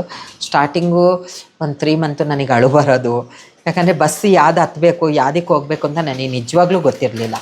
ನಮ್ಮ ಆಫೀಸ್ ಆವಾಗ ಸುಮ್ನಹಳ್ಳಿನಲ್ಲಿದ್ದಿದ್ದು, ಸುಂಕದಕಟ್ಟೆನಲ್ಲಿದ್ದಿದ್ದು. ದೇವೇಗೌಡ ಪೆಟ್ರೋಲ್ ಬಂಕ್ವರೆಗೆ ನಡ್ಕೊಂಡ್ ಇದ್ದೆ ಮನೆಯಿಂದ. ಅಲ್ಲಿಂದ ಬಸ್ ಹತ್ತಿದ್ರೆ ಸುಮ್ನಳ್ಳಿಯಿಂದ ಸುಂಕದ ಕಟ್ಟೆವರೆಗೆ ನಡ್ಕೊಂಡು ಹೋಗ್ತಾ ಇದ್ದೆ, ನನಗೆ ಬಸ್ ಗೊತ್ತಿಲ್ದಲೆ. ಅಳ್ತಾ ಇದ್ದೆ ನಾನು, ಅಯ್ಯೋ ಇದೇನು ಕರ್ಮ ನನಗೆ ಈ ದಿಬ್ಬದಲ್ಲಿ ಹತ್ಕೊಂಡು ಹೋಗ್ಬೇಕು ಅಂತ. ಅದಾದಮೇಲೆ ಸ್ವಲ್ಪ ನನಗೆ ರೂಟ್ ಮ್ಯಾಪ್ ಎಲ್ಲ ಗೊತ್ತಾಯಿತು. ಮತ್ತು ಸಂಗಮದಲ್ಲೂ ನನಗೆ ಅಷ್ಟೇ ಸಪೋರ್ಟ್ ಇತ್ತು. ಬೆಳೆಯೋಕ್ಕೊಂದು ನನಗೆ ಹೇಳೋರು ಈ ಥರ ಅಲ್ಲ, ಈ ಥರ ಕೆಲಸ ಮಾಡು ಅಂತ ಹೇಳ್ಬಿಟ್ಟು ಹೊಸ ಸ್ಟಾಫ್ಗಳ ಜೊತೆಗೆ ನನಗೊಂದು ಕಲಿಯೋದು ಎಲ್ಲ ಚಾನ್ಸ್ ಸಿಕ್ತು. ಅದಾದಮೇಲೆ ಆಫೀಸ್ನ ಕಾರ್ಪೊರೇಷನಿಗೆ ಶಿಫ್ಟ್ ಮಾಡಿದ್ವು ನಾವು. ನನ್ನ ಮೈಂಡಲ್ಲಿ ಇತ್ತು, ಯಾಕೆ ನಾವು ಕಮ್ಯುನಿಟಿ ಜೊತೆನೇ ಕೆಲಸ ಮಾಡಬೇಕು, ಬೇರೆ ಯಾರ ಜೊತೆಗಾರ ಕೆಲಸ ಮಾಡಬಾರ್ದಾ, ಇದೆಲ್ಲ ನನ್ನ ಮೈಂಡಲ್ಲಿ ತುಂಬ ಬರ್ತಾಯಿತ್ತು. ಕಮ್ಯುನಿಟಿ ಜೊತೆಗೆ ಕೆಲಸ ಮಾಡ್ತಾಯಿದ್ರೆ ಆಗಲ್ಲ, ಬೇರೆಯವ್ರ ಜೊತೆಗೆ ನಾವು ಏನಾದರೂ ಕಲಿಯೋಂಥದ್ದು ಇರುತ್ತೆ, ಕಲಿಬೇಕು ಅಂತ ಹೇಳ್ಬಿಟ್ಟು. ಅದಾದಮೇಲೆ ಸುಮಾರು ವರ್ಷಗಳ ಕಾಲ ಸಂಗಮದಲ್ಲಿ ಕಮ್ಯುನಿಟಿ ಪ್ರೋಗ್ರಾಮ್ ಕೋರ್ಡಿನೇಟರ್ ಆಗಿ ನಾನು ಕೆಲಸ ಮಾಡಿಕೊಂಡು ಕೆಲವೊಂದು ಟ್ರೈನಿಂಗ್ಗಳನ್ನ, ಕೆಲವು ಅಧಿಕಾರಿಗಳನ್ನ, ಮತ್ತು ನನಗೆ ಯಾರ ಜೊತೆಗೆ ಹೆಂಗೆ ಮಾತಾಡಬೇಕು ಅಂತ ಗೊತ್ತಿರಲಿಲ್ಲ. ನಿಜವಾಗ್ಲೂ ಅದನ್ನೆಲ್ಲ ನಾನು ತುಂಬ ಕಲಿತೆ. ಇವಾಗಲೂ ನಯನ ಮೊಟ್ಟಮ್ಮ ನಮ್ಮ ಮೂಡಿಗೆರೆ ಸಚಿವೆ ನನಗೆ ಗುರುತಿಸ್ತಾರೆ. ಅವ್ರಿಗೊಂದು ಒಳ್ಳೆ ಒಪಿನಿಯನ್, ಯಾಕಂದರೆ ನಾವು ಒಂದು ಪ್ರೋಗ್ರಾಮಿಗೆ ಅವ್ರನ್ನ ಇನ್ವೈಟ್ ಮಾಡಿದ್ದು. ನಾವು ಕೆಲವೊಂದೊಂದು ಸಬ್ಜೆಕ್ಟ್ ಬಗ್ಗೆ ಸ್ಪೀಚ್ ಮಾಡಿದಾಗ ಅವರು ನಮ್ಮ ಬಗ್ಗೆ ಸ್ವಲ್ಪ ಜಾಸ್ತಿ ಹೇಳಿದರು. ಅದೆಲ್ಲ ಒಂಥರ ಹೆಮ್ಮೆ ಅನಿಸುತ್ತೆ, ಯಾಕಂದರೆ ನಾನು ಚಿಕ್ಕಮಂಗ್ಳೂರಲ್ಲೇ ಇದ್ದಿದ್ರೆ ಈ ಬೆಳವಣಿಗೆ ನನಗೆ ಆಗ್ತಾ ಇರಲಿಲ್ಲ. ಅದರಿಂದ ಬೆಳೆದೆ. ಅದಾದಮೇಲೆ ಇಲ್ಲಿಗೆ ಬಂದಮೇಲೆ ನನಗೆ ಮತ್ತೆ ಒಂದು ಮೋಟಿವೇಶನ್ ತುಂಬ ಆಯಿತು. ಏನಂತ ಹೇಳಿದರೆ, ನನ್ನ ಫ್ರೆಂಡ್ ಒಬ್ಬಳು ಮೇಕೆ ಫಾರ್ಮ್ ಮಾಡಿದ್ದಾಳೆ ಚಿತ್ರದುರ್ಗದಲ್ಲಿ. ಅವಳದು ಮೇಕೆ ಕಳ್ತನ ಆಯಿತು. ಆವಾಗ ನನ್ನ ಸಂಗಮ ಅಲ್ಲಿಗೆ ಕೇಸ್ನ ಹ್ಯಾಂಡ್ಲು ಮಾಡೋಕ್ಕೆ, ಸಪೋರ್ಟ್ ಮಾಡೋಕ್ಕೆ ಅಂತ ಕಳಿಸಿದ್ರು. ಅವಳಿಗೆ ಸಪೋರ್ಟ್ ಮಾಡೋಕ್ಕೆ ನಾನು ಹೋದಾಗ ನಾವಿಬ್ಬರಲ್ಲಿ ಅವಾಗ ಒಂದು ಡಿಸೈಡ್ ಮಾಡಿದ್ವು, ಯಾಕೆ ನಾವು ಒಂದು ಟ್ರಸ್ಟ್ ಓಪನ್ ಮಾಡಬಾರ್ದು, ನೀನು ಬೆಂಗಳೂರಲ್ಲಿದ್ದೀಯಾ, ನಿನಗೆ ಸಪೋರ್ಟ್ ತುಂಬ ಇದೆ, ನೀನು ಯಾಕೆ ಇದು ಮಾಡಬಾರ್ದು ಅಂತ ಹೇಳ್ಬಿಟ್ಟು ಅದಾದಮೇಲೆ ನಾವು ಒಂದು ಮಡಿಲು ಸ್ವಾವಲಂಬಿ ಟ್ರಸ್ಟ್ ಅಂತ ಹೇಳ್ಬಿಟ್ಟು ಚಿತ್ರದುರ್ಗದಲ್ಲಿ ರಿಜಿಸ್ಟ್ರು ಮಾಡಿದ್ದೀವಿ. ಅದಾದಮೇಲೆ ಸುಮಾರು ಕೆಲಸಗಳನ್ನ ಅವಳಿಗೆ ಸಪೋರ್ಟ್ ಮಾಡ್ಕೊಂಡು ನಾನು ಇವಾಗಲೂ ಕೆಲಸ ಮಾಡ್ತಾಯಿದ್ದೀನಿ. ಎಷ್ಟು ವರ್ಷ ಆಯ್ತು ಬೆಂಗಳೂರಿಗೆ ಬಂದು? 3 ವರ್ಷ. ಈ ಡಿಸೆಂಬರ್ ಬಂದು 3 ಮುಗಿದು 4 ಭಿಕ್ಷಾಟನೆ ಏನು ಇಲ್ಲ. ಗ್ರೇಟ್. ಎಲ್ಲ ಬಿಟ್ಬಿಟ್ಟಿದ್ದೀನಿ ಇವಾಗ. ಒಂದೊಂದ್ಸಲ ನನ್ನ ಫ್ರೆಂಡ್ ಅವ್ರು ಹೇಳ್ತಾರೆ, ಬಾರಿ ಬೇಜಾರಾಗುತ್ತೆ ಅಂತ ಹೇಳ್ತಾರೆ. ಚಿಕ್ಕಮಂಗ್ಳೂರಲ್ಲಿ ನನ್ನ ಫ್ರೆಂಡ್ ಅವರೆಲ್ಲ ತುಂಬ ಜನ ಇದ್ದಾರೆ. ಏನಕ್ಕೆ ಬಾ ಅಂತ, ಕಲೆಕ್ಷನ್ ಬಾರಿ ನಮ್ಮ ಜೊತೆಗೆ ಎಲ್ಲರೂ ನಿನ್ನ ಕೇಳ್ತಾರೆ ಅಂತ ಹೇಳ್ತಾರೆ. ಯಾಕೆ ಕೇಳ್ತಾರೆ ಅಂತ ಹೇಳಿದರೆ, ನಾವು ಯಾವತ್ತು ಕಲೆಕ್ಷನಿಗೆ ಹೋದಾಗಲೂ, ನಾನು ಮೊದಲು ಕಲೆಕ್ಷನ್ ಮಾಡಿದಾಗಾದರೂ ನಾವು ಅಂಗಡಿಯವ್ರ ಹತ್ರ ಹೋಗಿ ನೀವು ಇಷ್ಟೇ ಕೊಡಬೇಕು, ನೀವು ನಮಗೆ ಇಷ್ಟೇ ಮಾಡಬೇಕು ಅಂತ ನಾವು ಯಾವತ್ತೂ ದಬ್ಬಾಳಿಕೆ ಮಾಡಲಿಲ್ಲ. ಇವಾಗಲೂ ನಾನು ಅದೇ ಅವಿನ್ ಸ್ವರ ಸಂಗಮದವರು ರೀಸೆಂಟಾಗಿ ನಂದೊಂದು ಮತ್ತೊಂದು ಇಂಟರ್ವ್ಯೂ ಕರೆದಾಗ ನಾನು ಹೋದಾಗ ಇಡೀ ಮೂಡಿಗೆರೆ ಅವರು ನನ್ನ ಹತ್ರ ಬಂದು, ಅಂಗಡಿಯವರು ಏನು ಸ್ಫೂರ್ತಿ, ಯಾವಾಗ ಬಂದೆ, ಇವಾಗ ಎಲ್ಲಿದೆಯಾ, ಯಾಕೆ ಕಲೆಕ್ಷನಿಗೆ ಬರ್ತಾ ಇಲ್ಲ ಅಂತ. ಏನಂತ ಹೇಳಿದರೆ, ನಾನು ಅದೇ ಸ್ಟಾರ್ಟಿಂಗ್ ಹೇಳಿದೆ, ನಾನು ದುಡ್ಡು ಮಾಡಿಲ್ಲ, ಆಸ್ತಿ ಮಾಡಿಲ್ಲ, ಜನನ ಸಂಪಾದನೆ ಮಾಡಿದ್ದೀನಿ. ಸ್ಫೂರ್ತಿ ಕಲೆಕ್ಷನಿಗೆ ಬರ್ತಿದೆ ಅಂದರೆ ಎಲ್ರಿಗೂ ಖುಷಿ. ಯಾಕಂತ ಹೇಳಿದರೆ, ನಾವು ಯಾವತ್ತೂ ಯಾರಿಗೂ ಕೆಟ್ಟು ಮಾತಾಡೋಂಥದ್ದಾಗಲಿ, ಇಲ್ಲ ಕೆಟ್ಟದಾಗಿ ನಾವು ಡ್ರೆಸ್ ಮಾಡ್ಕೊಂಡು ಹೋಗೋದಾಗಲಿ ಯಾವತ್ತೂ ಮಾಡಲಿಲ್ಲ. ಅದಾಗಿದ ಮೇಲೆ ಟ್ರಸ್ಟ್ಗಳ ಜೊತೆಗೆ ಇವ್ರ ಜೊತೆಗೆಲ್ಲ ನಮ್ಮದು ಒಂದು ಒಳ್ಳೆ ಬಾಂಡಿಂಗ್ ಇದೆ ಇವಾಗ. ಏನು ಅಂತ ಹೇಳಿದರೆ, ಮಾಡಬೇಕು, ಏನಾದ್ರು ಒಂದು ಅಚೀವ್ ಮಾಡಬೇಕು, ನಮ್ಮ ಮೈಂಡ್ ಸೆಟ್ ಇರೋದು ಅಷ್ಟೇ. ನೋಡಿ, ಯಾವಾಗ ನಾನು ಕೆಲವೊಂದು ಅಚೀವ್ ಮಾಡ್ತಾ ಇದ್ದೀನಿ ಅಂತ ಗೊತ್ತಾದಾಗ ಇವಾಗ ಒಬ್ಬೊಬ್ಬರೇ ನಮ್ಮ ಫ್ಯಾಮಿಲಿಯವ್ರು ನನಗೆ ಅಟ್ಯಾಚ್ ಆಗ್ತಾ ಇದ್ದಾರೆ. ಮತ್ತೆ ಇವಾಗ ಅಮ್ಮವ್ರು ಯಾರು ಮಾತಾಡ್ತಿಲ್ಲ, ಆದರೆ ನಮ್ಮ ಇನ್ನೊಂದು ಅತ್ತೆ ಮಗಳು ದುಬೈಯಲ್ಲಿದ್ದಾಳೆ. ಅವಳು ನನ್ನ ನಂಬರ್ ಬೇರೆಯವ್ರ ಹತ್ರ ಕಲೆಕ್ಟ್ ಮಾಡ್ಕೊಂಡು ಇವಾಗ ನನ್ನ ಜೊತೆ ಕಾಂಟ್ಯಾಕ್ಟ್ನಲ್ಲಿದ್ದಾಳೆ. ಅವಳು ಎಲ್ಲರೂ ಹೇಳ್ತಾ ಇದ್ದಾರಂತೆ, ನಾವು ಮಾತಾಡ್ತೀವಿ ಅಕ್ಕನ ಹತ್ರ, ನಮಗೆ ಮಾತಾಡೋದ್ರಲ್ಲಿ ಏನು. ನಮ್ಮ ಸೋದರ ಮಾವನ ಮನೆಗೆ ರೀಸೆಂಟಾಗಿ ನಾನು ಹೋಗಿ ನಮ್ಮ ಮಾವನ ಮನೆಗೆ ಹೋಗಿ ವಿಸಿಟ್ ಮಾಡಿಕೊಂಡು ಒಂದು ದಿನ ಇದ್ದು ಬಂದಿದ್ದೀನಿ. ಅವರೆಲ್ಲ ಅಕ್ಸೆಪ್ಟ್ ಮಾಡ್ಕೊಂಡ್ರು. ಇವಾಗ ಮಾವವ್ರು ಮಾಡ್ಕೊಂಡಿದ್ದಾರೆ. ಹಂಗೆ ನನ್ನ ಉದ್ದೇಶ ಅದೇ ಇದ್ದಿದ್ದು, ನಾವು ಏನಾದ್ರು ಒಂದು ಬದಲಾವಣೆ ಮಾಡ್ಕೊಳ್ಳೇಬೇಕು ನಮ್ಮ ಲೈಫನ್ನ. ಖಾಲಿ ಇದೇ ನಮ್ಮ ದಾರಿ ಅಂತ ಹೋಗೋದ್ ಬಿಟ್ಟು ನಾವು ಬೇರೆ ದಾರಿನಲ್ಲೂ ಮಾಡ್ತಾರೆ ಅನ್ನೋ ಒಂದಿತ್ತು. ಮತ್ತು ನನ್ನ ಹುಟ್ಟೂರು, ನನಗೆ ಅದೂ ತುಂಬ ಹೆಮ್ಮೆ. ಹುಟ್ಟೂರಿಗೆ ಹೋಗೋಕ್ಕೆ ತುಂಬ ಹೆದರ್ತಿದ್ದೆ. ಇವಾಗ ನಮ್ಮ ಹುಟ್ಟೂರು ಸ್ವಂತ ಮಗಳು. ನಾನು ಏನೇ ನಮ್ಮೂರಲ್ಲಿ ಒಳ್ಳೇದಾಗಲಿ ಕೆಟ್ಟದಾಗಲಿ ನನಗೆ ಫೋನ್ ಮಾಡ್ತಾರೆ. ಯಾರಾದ್ರು ತೀರ್ಕೊಂಡ್ರು ಫೋನ್ ಮಾಡ್ತಾರೆ, ಇಂಥವ್ರು ತೀರ್ಕೊಂಡಿದ್ದಾರೆ ಬಾ ಅಂತಾರೆ. ಏನಾರೇ ಫಂಕ್ಷನ್ ಆದರೂ ನನಗೆ ಫೋನ್ ಮಾಡ್ತಾರೆ. ನಮ್ಮೂರ ಜಾತ್ರೆ ಆದರೂ ಫೋನ್ ಮಾಡ್ತಾರೆ. ನಾನು ಹೋಗ್ತೀನಿ, ಪಾಲ್ಗೊಳ್ತೀನಿ. ಅದೇ ನಮ್ಮ ಅಕ್ಕ ಅನ್ನಲ್ಲ, ಅವ್ರ ಮನೇಲಿ, ಅವ್ರನ್ನ ಮಾತ್ರ ನಾನು ನಿಜವಾಗ್ಲೂ ನನ್ನ ಸಾಯೋವರೆಗೂ ನಾನು ಒಂದು ಸ್ವಲ್ಪ ಜನನ ನೆನೆಸ್ಕೊಳ್ಳೇಬೇಕು, ನೆನಪಿಟ್ಕೊಂಡೇ ಇರ್ತೀನಿ. ಅವರು ಅಷ್ಟೇ, ನನ್ನ ಸ್ವಂತ ತಂಗಿಗಿಂತ ಹೆಚ್ಚಾಗಿ ಪ್ರೀತಿ ಮಾಡ್ತಾರೆ ನನ್ನ. ಅವ್ರ ಮಕ್ಕಳು ಅಷ್ಟೇ, ಆಂಟಿ ಅಂದ್ಕೊಂಡು. ಯಾಕಂದರೆ ಆ ಮಾತನ್ನ ಕೇಳೋದು ತುಂಬ, ನಾವೊಂದು ಪರಿಪೂರ್ಣ ಹೆಣ್ಣಾದಾಗ ಬೇರೆಯವ್ರು ನಮ್ಮನ್ನು ಸ್ಫೂರ್ತಿ ಅಂತಲೇ ಕರೀತಾರೆ. ಯಾಕಂದರೆ ಬೇರೆಯವ್ರಿಗೆ ಗೊತ್ತಿರಲ್ಲ. ಬೇರೆ ಮಕ್ಕಳು ನಮ್ಮನ್ನು ಅಕ್ಕ ಅಂತ ಕರೀತಾರೆ, ಆಂಟಿ ಅಂತ ಕರೀತಾರೆ. ಆದರೆ ನಮ್ಮ ಫ್ಯಾಮಿಲಿಯವರು ನಮ್ಮನ್ನ ಆಂಟಿ ಅತ್ತೆ ಅನ್ನೋ ಕರೆಯೋ ಫೀಲ್ ಇದೆ ನೋಡಿ, ಅದು ಬೇರೆ ರೀತಿಯೇ ಇರುತ್ತೆ. ಹಾಗಾಗಿ ಇವಾಗ ಎಲ್ಲರೂ ಸ್ವಲ್ಪ ಸ್ವಲ್ಪ ಹತ್ರ ಆಗ್ತಾ ಬರ್ತಾ ಇದ್ದಾರೆ. ಎಲ್ಲರೂ ಕೇಳ್ತಾರೆ, ಏನು ಕೆಲಸ ಮಾಡ್ತಾ ಇದೀಯಾ, ಏನು ಮಾಡ್ತಾ ಇದೀಯಾ. ನಾನು ಕೆಲವೊಂದು ಸ್ಟೇಟಸ್ಗಳನ್ನ ಹಾಕ್ತಾ ಇರ್ತೀನಿ ಪ್ರೋಗ್ರಾಮ್ ಎಲ್ಲ ಆದಾಗ. ಹಂಗೆ ಅವಳು ನಮ್ಮ ಅತ್ತೆ ಮಗಳು ಅದನ್ನೆಲ್ಲ ನೋಡಿ ಏನು ಕೆಲಸ, ಏನಿದು ಫಂಕ್ಷನು ಅಂತ ಕೇಳ್ತಾಳೆ. ಅದು ಒಂದು ನನಗೊಂದು ಇವಾಗ ಒಂದು ದಾರಿ, ಒಂದು ನಮ್ಮ ಇಡೀ ಫ್ಯಾಮಿಲಿನ ರೀಚ್ ಆಗೋಕ್ಕೆ ನನಗೆ ಸಂಗಮ ಒಂದು ಮರ ಹತ್ತುತ್ತಾ ಇದ್ದೀನಿ ಒಂದೊಂದೇ ಸ್ಟೆಪ್. ಏನೆಲ್ಲ ಇದೆ ನಿಮ್ಮ ಟ್ರಾನ್ಸ್ಜೆಂಡರ್ ಕಮ್ಯುನಿಟಿಗೆ ಸವಲತ್ತುಗಳು ಸರ್ಕಾರದಿಂದ ಒನ್ ಬೈ ಒನ್ ತಗೊಳ್ಳೋದಾದ್ರೆ? ನೋಡಿ, ವುಮೆನ್ ಆ್ಯಂಡ್ ಚೈಲ್ಡ್ ಡಿಪಾರ್ಟ್ಮೆಂಟ್ ಅವರು ಸ್ಟಾರ್ಟಿಂಗ್ ಒಂದು ಸ್ಕೀಮ್ ಮಾಡಿದರು. ಏನು ಅಂತ ಹೇಳಿದರೆ, ಕಮ್ಯುನಿಟಿ ಅವರಿಗೆ 20,000 ಕೊಟ್ಟು ಅವ್ರು ಓನಾಗಿ ಬಿಸ್ನೆಸ್ ಮಾಡಬೇಕು. ಆ 20,000 ಲೋನ್ನ ಒನ್ ಟೈಮು ಅವ್ರಿಗೆ ತರಬೇತಿ ಆಗುತ್ತೆ. ಇಷ್ಟು ದಿನ ಟ್ರೈನಿಂಗ್ ಕೊಡ್ತೀವಿ, ಟ್ರೈನಿಂಗ್ ಆದಮೇಲೆ ಅಮೌಂಟ್ ಬರುತ್ತೆ, ಸ್ಕಿಲ್ ಡೆವಲಪ್ಮೆಂಟ್, ನಾವು ಏನಾದರೂ ಟ್ರೈನಿಂಗ್ ತಗೊಳ್ಬೋದು ಅಂತ ಹೇಳಿತ್ತು. ನಾವು ಅವಾಗೆಲ್ಲ ಆ ಸ್ಕೀಮನ್ನು ನಾವು ಪಡ್ಕೊಂಡಿದ್ದೀವಿ, ಕಮ್ಯುನಿಟಿಯವರು ಪಡ್ಕೊಂಡಿದ್ದಾರೆ. ಆದರೆ ನಾವು ಅವಾಗ ಸರ್ಕಾರದಲ್ಲಿ ಏನು ಫೈಟ್ ಮಾಡಿದ್ವು ಅಂದರೆ, 20,000ಕ್ಕೆ ಏನು ಬರುತ್ತೆ, 20,000ದಲ್ಲಿ ಒಂದು ನಾವು ಮಾಳಿಗೆ ಬಾಡಿಗೆ ತಗೊಳಕ್ಕೂ ಆಗಲ್ಲ, ಒಂದು ಅಡ್ವಾನ್ಸ್ ಕೊಡೋಕ್ಕೂ ಆಗಲ್ಲ. ನಾವು ಹೇಗೆ ಮಾಡೋದು? ಈ ಥರ ಎಲ್ಲ ಸಮುದಾಯದವರು ಸೇರಿ ಫೈಟ್ ಮಾಡಿದ್ದಾರೆ. ಬೇರೆ ಬೇರೆ ಸಂಘಟನೆಯವರು, ಸಂಸ್ಥೆಯವರೆಲ್ಲ ಸೇರಿ ಫೈಟ್ ಮಾಡಿದ್ದಾರೆ. ಅದಾದಮೇಲೆ ಸ್ವಲ್ಪ ದಿನ ಸಂಸ್ಥೆ ಮಹಿಳಾ ಮತ್ತು ಮಕ್ಕಳ ಅಭಿವೃದ್ಧಿ ಇಲಾಖೆನೇ ಥಿಂಕ್ ಮಾಡ್ತಾ ಏನೋ 50,000 ಮಾಡಿದರು. ಏನು ಅಂತ ಹೇಳಿದರೆ 25,000 ಸಬ್ಸಿಡಿ, 25,000 ಕಟ್ಟೋದು. ಅದನ್ನೇ ಏನು ಅಂತ ಹೇಳಿದರೆ, ಕೆಲವು ಜಾಗದಲ್ಲಿ ಕಟ್ತಾ ಇದ್ದಾರೆ, ಕೆಲವು ಜಾಗದಲ್ಲಿ ಕಟ್ತಾ ಇಲ್ಲ, ಲೋನ್ ಥರ. ಅದಾದಮೇಲೆ ಮತ್ತೆ ಅವ್ರು ಏನು ಡಿಸೈಡ್ ಮಾಡಿದ್ರು, 50,000 ಕೊಡೋದೇ ಬೇಡ, ಇವಾಗ 30,000ಕ್ಕೆ ಬಂದಿದ್ದಾರೆ. No subsidy. ಎಷ್ಟೋ ಜನ ಅದರಿಂದ ಮೇಕೆಗಳನ್ನ ತಗೊಂಡು ಜೀವನ ಮಾಡ್ತಾ ಇದ್ದಾರೆ. ಕೆಲವರು ಎಷ್ಟೋ ಜನ ಮಾಡ್ತಾ ಇದ್ದಾರೆ. ಕೆಲವರು ಮನೆಗಳಲ್ಲೇ ಬಟ್ಟೆ ತಗೊಂಬಂದು ಮಾರೋಂಥದ್ದು ಇದನ್ನ ಮಾಡ್ತಾ ಇದ್ದಾರೆ. ಅದಾದಮೇಲೆ ಮತ್ತೆ ಒಂದು ಮಹಿಳಾ ಮತ್ತು ಮಕ್ಕಳ ಅಭಿವೃದ್ಧಿ ಇಲಾಖೆನಲ್ಲಿ ಉದ್ಯೋಗಿನಿ ಸ್ಕೀಮ್ ಅನ್ನೋದು ಮಾಮೂಲಿ, ಅದು ಹೆಣ್ಮಕ್ಳಿಗಿದೆ, ಹಾಗೆ ನಮ್ಮ ಟ್ರಾನ್ಸ್ಜೆಂಡರ್ಗೂ ಇದೆ. ಅದರಲ್ಲಿ 3 ಲಕ್ಷವರೆಗೆ ನಾವು ಲೋನ್ ತಗೊಳ್ಬೇಕು, ಬ್ಯಾಂಕಲ್ಲೇ ತಗೊಳ್ಬೇಕು, ಬ್ಯಾಂಕ್ ಅವರೇ ಅಪ್ರೂವಲ್ ಮಾಡಬೇಕು. ಬ್ಯಾಂಕಲ್ಲಿ ಅಪ್ರೂವಲ್ ಆಯಿತು ಅಂದರೆ 3 ಲಕ್ಷ ನಮಗೆ ಕೊಟ್ಟರು ಅಂದರೆ SC ST ಅವರಿಗಾದ್ರೆ 1.5 ಲಕ್ಷ ಸಬ್ಸಿಡಿ, ಅದರ್ ಕ್ಯಾಟಗರಿ ಅವರಿಗಾದ್ರೆ 90,000 ಸಬ್ಸಿಡಿ ಅಂತ ಹೇಳಿ ಕೊಟ್ಟಿದ್ದಾರೆ. ಅದು ತಗೊಳಕ್ಕೆ ತುಂಬ ನಮ್ಮ ಕಮ್ಯುನಿಟಿ ಅವರಿಗೆ ಕಷ್ಟ ಆಗ್ತಾ ಇದೆ. ಯಾಕೆ ಅಂತ ಹೇಳಿದ್ರೆ, ಬ್ಯಾಂಕ್ ಅವರು ಕಮ್ಯುನಿಟಿ ಅಂದರೆ ಸ್ವಲ್ಪ ಅಪ್ರೂವಲ್ ಮಾಡೋದು ಹಿಂದೆ ಮುಂದೆ ನೋಡ್ತಾರೆ, ನೀವು ಬಿಸ್ನೆಸ್ ಮಾಡಲ್ಲ ಅಂತ ಹೇಳ್ತಾರೆ. ಮತ್ತು ನಾವು ಮಾಡ್ತಾ ಇದ್ರು ಅವ್ರು ನಂಬಲ್ಲ. ಯಾಕಂತ ಹೇಳಿದರೆ, ಆ ಸಾಲಲ್ಲಿ ನಾನು ತಗೊಂಡೆ, ನನಗೆ 1.5 ಲಕ್ಷ ಸಬ್ಸಿಡಿ ಬಂತು. ನಾನು ಚಿಕ್ಕಮಂಗ್ಳೂರಲ್ಲಿ ಒಬ್ಬ ನನ್ನ ಫ್ರೆಂಡು ಪಾರ್ಟ್ನರ್ ಆಗಿ ಬಟ್ಟೆ ಅಂಗಡಿ ನಡೆಸ್ತಾ ಇದ್ದು. ಇಬ್ಬರಲ್ಲೂ ಚೆನ್ನಾಗಿ ನಡೀತಾ ಇತ್ತು. ನಾನು 1 ವರ್ಷ ಕರೆಕ್ಟಾಗಿ ಲೋನು ಕಟ್ಕೊಂಡೋಗಿದೆ. ನಮ್ಮದು ಅಂಗಡಿ ಇದ್ದಿದ್ದು ಒಂದು ಸೆಡ್ ಥರ. ಆ ಜಾಗದವ್ರು ಹೇಳಿದ್ರು, ನಾವು ಸೆಡ್ ಹೊಡೆದು ಬಿಲ್ಡಿಂಗ್ ಕಟ್ಟಬೇಕು ಅಂತಿದ್ದೀವಿ, ನೀವು ಅಂಗಡಿ ಖಾಲಿ ಮಾಡಿ ಅಂತ. ನಂದು 1 ವರ್ಷ ಆದಮೇಲೆ ರಿನಿವಲ್ ಆಗಬೇಕಾಗಿತ್ತು. ನಾನು ಬ್ಯಾಂಕ್ ಅವ್ರಿಗೆ ಕ್ಲಿಯರಾಗೇ ಹೇಳ್ತಿದ್ದೀನಿ, ನಾನು ಸುಳ್ಳು ಹೇಳಿ ಯಾವ ಅಗ್ರಿಮೆಂಟು ಕೊಡೋಲ್ಲ. ಯಾಕಂದರೆ ಅದು ನನಗಿಷ್ಟ ಇಲ್ಲ. ಯಾಕಂದರೆ ನಾನು ಒಂದು ಜಾಗದಲ್ಲಿ ಕಾನೂನಿನ ಬಗ್ಗೆ ಕೆಲಸ ಮಾಡ್ತಾ ಇದ್ದೀನಿ ಅಂದರೆ ನಾನು ನ್ಯಾಯದ ಪರನೇ ಕೆಲಸ ಮಾಡೋದು. ನನ್ನ ಅಂಗಡಿ ಇಲ್ಲ ಇವಾಗ, ಮುಂದೆ ಮಾಡ್ತೀವಿ. ಇವಾಗ ಫುಟ್ಪಾತಲ್ಲಿ ಇಟ್ಕೊಂಡಿದ್ದ, ಅದ್ರ ಮೇಲೆ ನನ್ನ ಪರ್ಸ್ನಲ್ ಅಕೌಂಟ್ ಎಲ್ಲ ಬ್ಲಾಕ್ ಮಾಡಿಬಿಟ್ರು. ಎಲ್ಲ ನೀವು ಕಟ್ಟಲೇಬೇಕು, 80,000ನ ಕಟ್ಟಿಲ್ಲರೆ ಕಷ್ಟ ಆಗುತ್ತೆ, ನಾವು ಯಾವುದು ನಿಮ್ಮದು ಇದು ಬಿಡಲ್ಲ, ಕೇಸ್ ಹಾಕ್ತೀವಿ ಹಂಗೆ ಹಿಂಗೆ ಅಂತ ಹೇಳ್ಬಿಟ್ಟು. ತಕ್ಷಣ ನನ್ನ ಹತ್ರ ಒಂದು ಸರ ಇತ್ತು, ಅದನ್ನು ತಗೊಂಡೋಗಿ ಬ್ಯಾಂಕಲ್ಲಿ ಅಡವಿಟ್ಟು ತಗೊಂಡೋಗಿ 80,000 ಕ್ಲಿಯರ್ ಮಾಡಿದ್ದೀವಿ.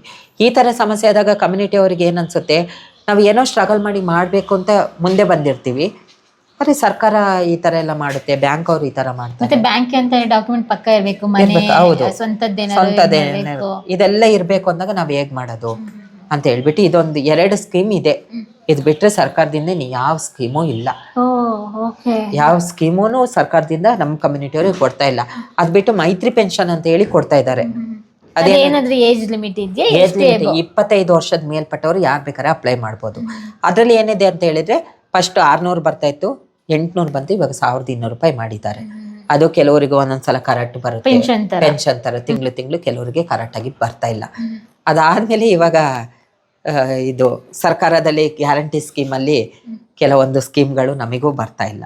ಏನಂತ ಹೇಳಿದ್ರೆ, 2,000 ರೂಪಾಯಿ ಟ್ರಾನ್ಸ್ಜೆಂಡರ್ ಅವ್ರಿಗೆ ರೇಷನ್ ಕಾರ್ಡ್ ಇಲ್ಲದ್ರೆ ಟ್ರಾನ್ಸ್ಜೆಂಡರ್ ID ಕಾರ್ಡ್ ಇಟ್ಕೊಂಡು ನಾವು ಅವರಿಗೆ ಕೊಡಬೇಕು ಅಂತ ಹೇಳಿದರು.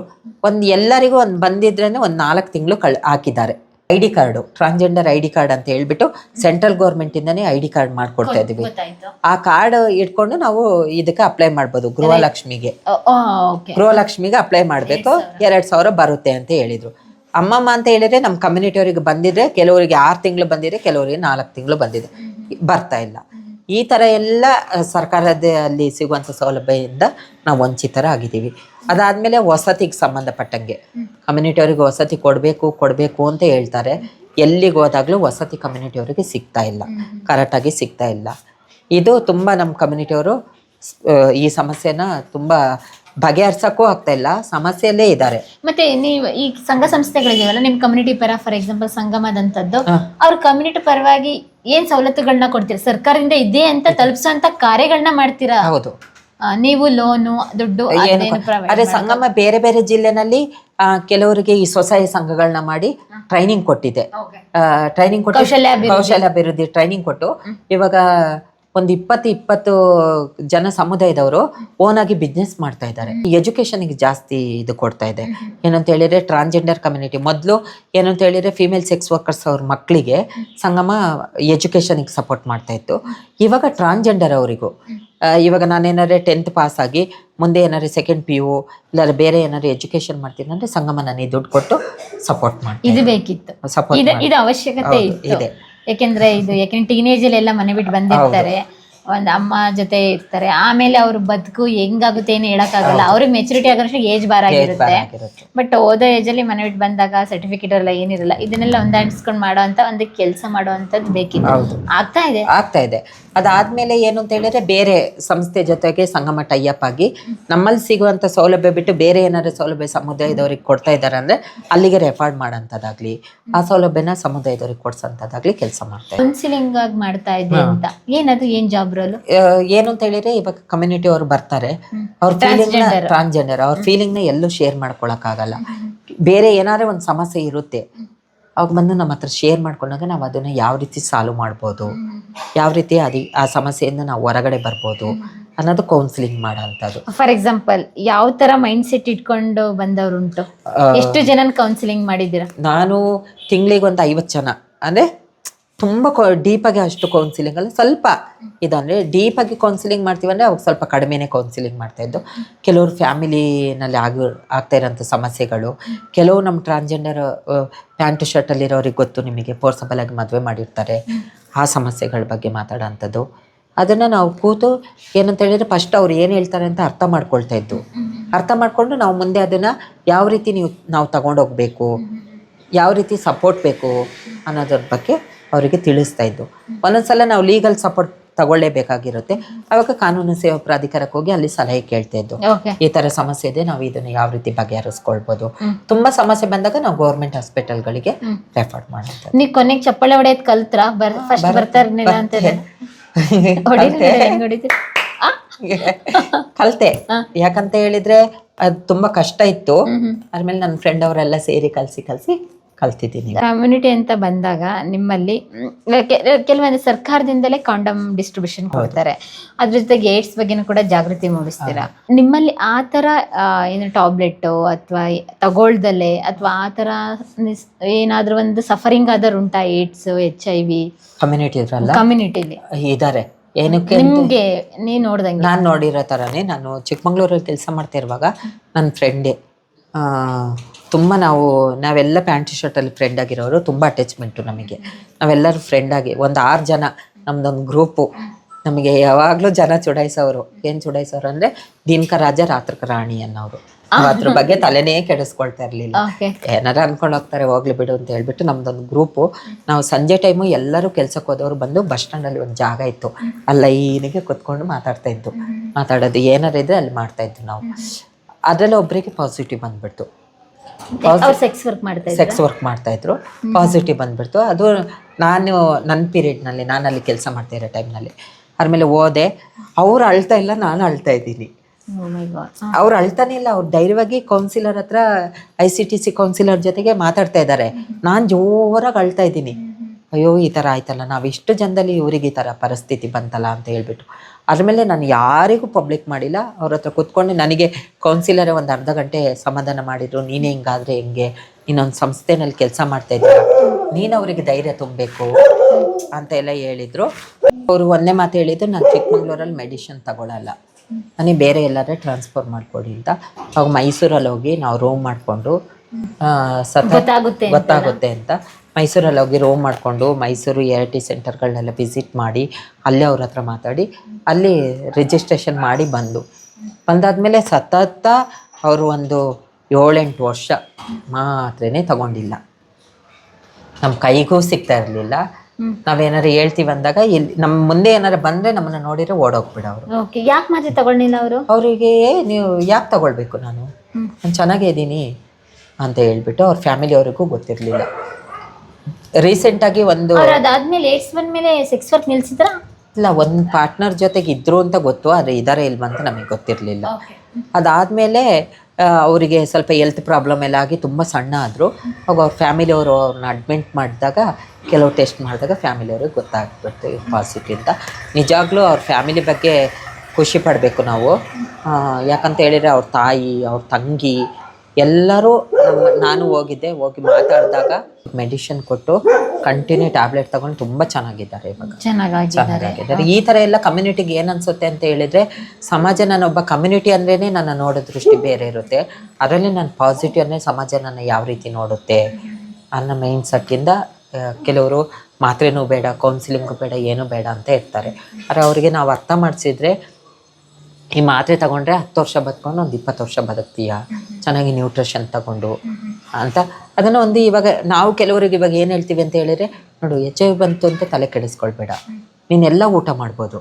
ಶುಗರ್ ಬಂದವರು ಎಲ್ಲ ಊಟ ಮಾಡೋಕ್ಕಾಗುತ್ತಾ? ಅವ್ರು ನಿನ್ನ ಥರನೇ ಮಾತ್ರೆ ತಗೊಳ್ತಾರೆ. ನೀನು ಅದನ್ನೇ ಏನೋ ಒಂದು, ನಾನು ಬೆಳಗ್ಗೆದ್ದು ಏನೋ ಒಂದು ತಿಂಡಿ ತಿಂತಾಯಿದ್ದೀನಿ, ಅಲ್ಲ ಸಂಜೆ ತಿಂತೀನಿ, ಏನೋ ಒಂದು ತಿಂತಾಯಿದ್ದೀನಿ ಅಂತ ತಿನ್ನು, ಅದನ್ನು ಮೈಂಡಿಂದ ತೆಗೆದಾಕೊಂಡು. ನೀವು ಯಾವಾಗ ಬ್ರೆಸ್ಟ್ ಆಪರೇಷನ್ ಮಾಡಿಸಿ ಅಂತ ಹೇಳಿದರೆ ನನಗೆ ಅದ್ರ ಬಗ್ಗೆ ಅಷ್ಟು ಇಂಟ್ರೆಸ್ಟು ಇರಲಿಲ್ಲ. ಅರೆ ಇಷ್ಟಾಯಿತು ಫ್ಯಾನ್ಸಿ ಮಾಡ್ಲಿಂಗ್ ಡ್ರೆಸ್ ಹಾಕ್ಕೊಳ್ಬೇಕು, ನಾನು ಹಿಂಗೆಲ್ಲ ಓಡಾಡಬೇಕು ಅಂತ ಹೇಳ್ಬಿಟ್ಟು. ಆವಾಗ ಚಿಕ್ಕಮಂಗ್ಳೂರು ನಿಮಗೆ ಗೊತ್ತಲ್ವಾ, ಅಂಥ ಅವಕಾಶ ನನಗಿರಲಿಲ್ಲ.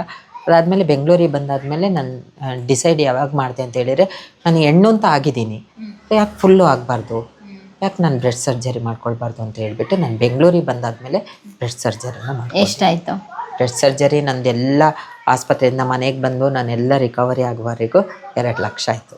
ಸಿಲಿಕಾನ್. ಓಕೆ, ಏನು ಅದಕ್ಕೆ ಆರೈಕೆ ಪಾರೈಕೆ ಎಲ್ಲ? ಆರೈಕೆ ನನ್ನ ಸರ್ಜರಿ ಆಗಿದ್ದು ಇದರಲ್ಲಿ ಮೈಸೂರಲ್ಲಿ, ಆರೈಕೆ ಎಲ್ಲ ಆಗಿದ್ದು ಚಿಕ್ಕಮಂಗ್ಳೂರಲ್ಲಿ. ಓಕೆ, ಹೋಗ್ಬಿಟ್ರಿ ಮಲ್ನಾಡಿಗೆ? ಮತ್ತೆ ಅಕ್ಕ ಕರ್ಕೊಂಡು ಹೋಗ್ಬಿಟ್ರು, ಅಕ್ಕನೇ ಕರ್ಕೊಂಡು ಹೋಗ್ಬಿಟ್ರು.